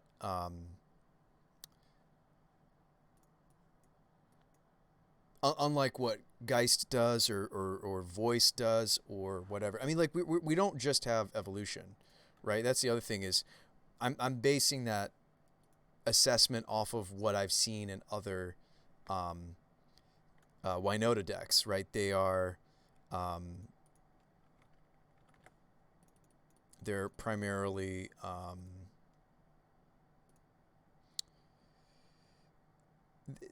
they're all in on the evolution, right? So of course they're gonna spend card slots for cards that want to be and still have a creature left over and to get the Winota triggers. I think we've definitely moved our curve up and we're definitely trying to fit a different niche now. I think we're definitely much like okay, so this build is a little bit less bursty. We're much more reliant on our tutor targets, but I think that's where this archetype is anyway. Like that's the strength of something like Court of Calling anyway, right? Is to have these bullet answers, and to be able to get them instant speed, which is totally up my alley. I love tutoring, and I think, wow, there went the night. We were up all night streaming, folks. Oh boy. I'm going to be tired tomorrow. I think we keep this. It has Prince Evolution. Right? We keep this? Doesn't have any acceleration, though. Yeah, I hear the birds chirping. You know what? Sorry, I gotta go. I'm going to bed, guys. I hear the birds chirping. It's crazy how fast these nights can go with you guys. Time flies with brewing indeed. This has been a lot of fun. I think the deck is in a good spot for us to start tomorrow. This actually looks like this looks right up my alley. We're doing Winota nonsense. We're blinking things. We're Kiki comboing. We're tutoring for bullets. This is a real cool thing that we've built together. So guys, thank you so much for all the card suggestions, and guys, Blade Historian in Modern. Oh, it's not uploading. Let me try this again. I'm trying to screenshot it.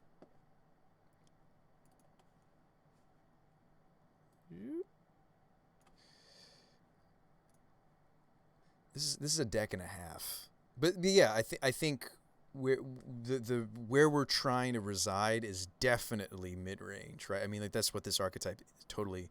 I feel like Winota always is going to be some sort of weird mid range, right?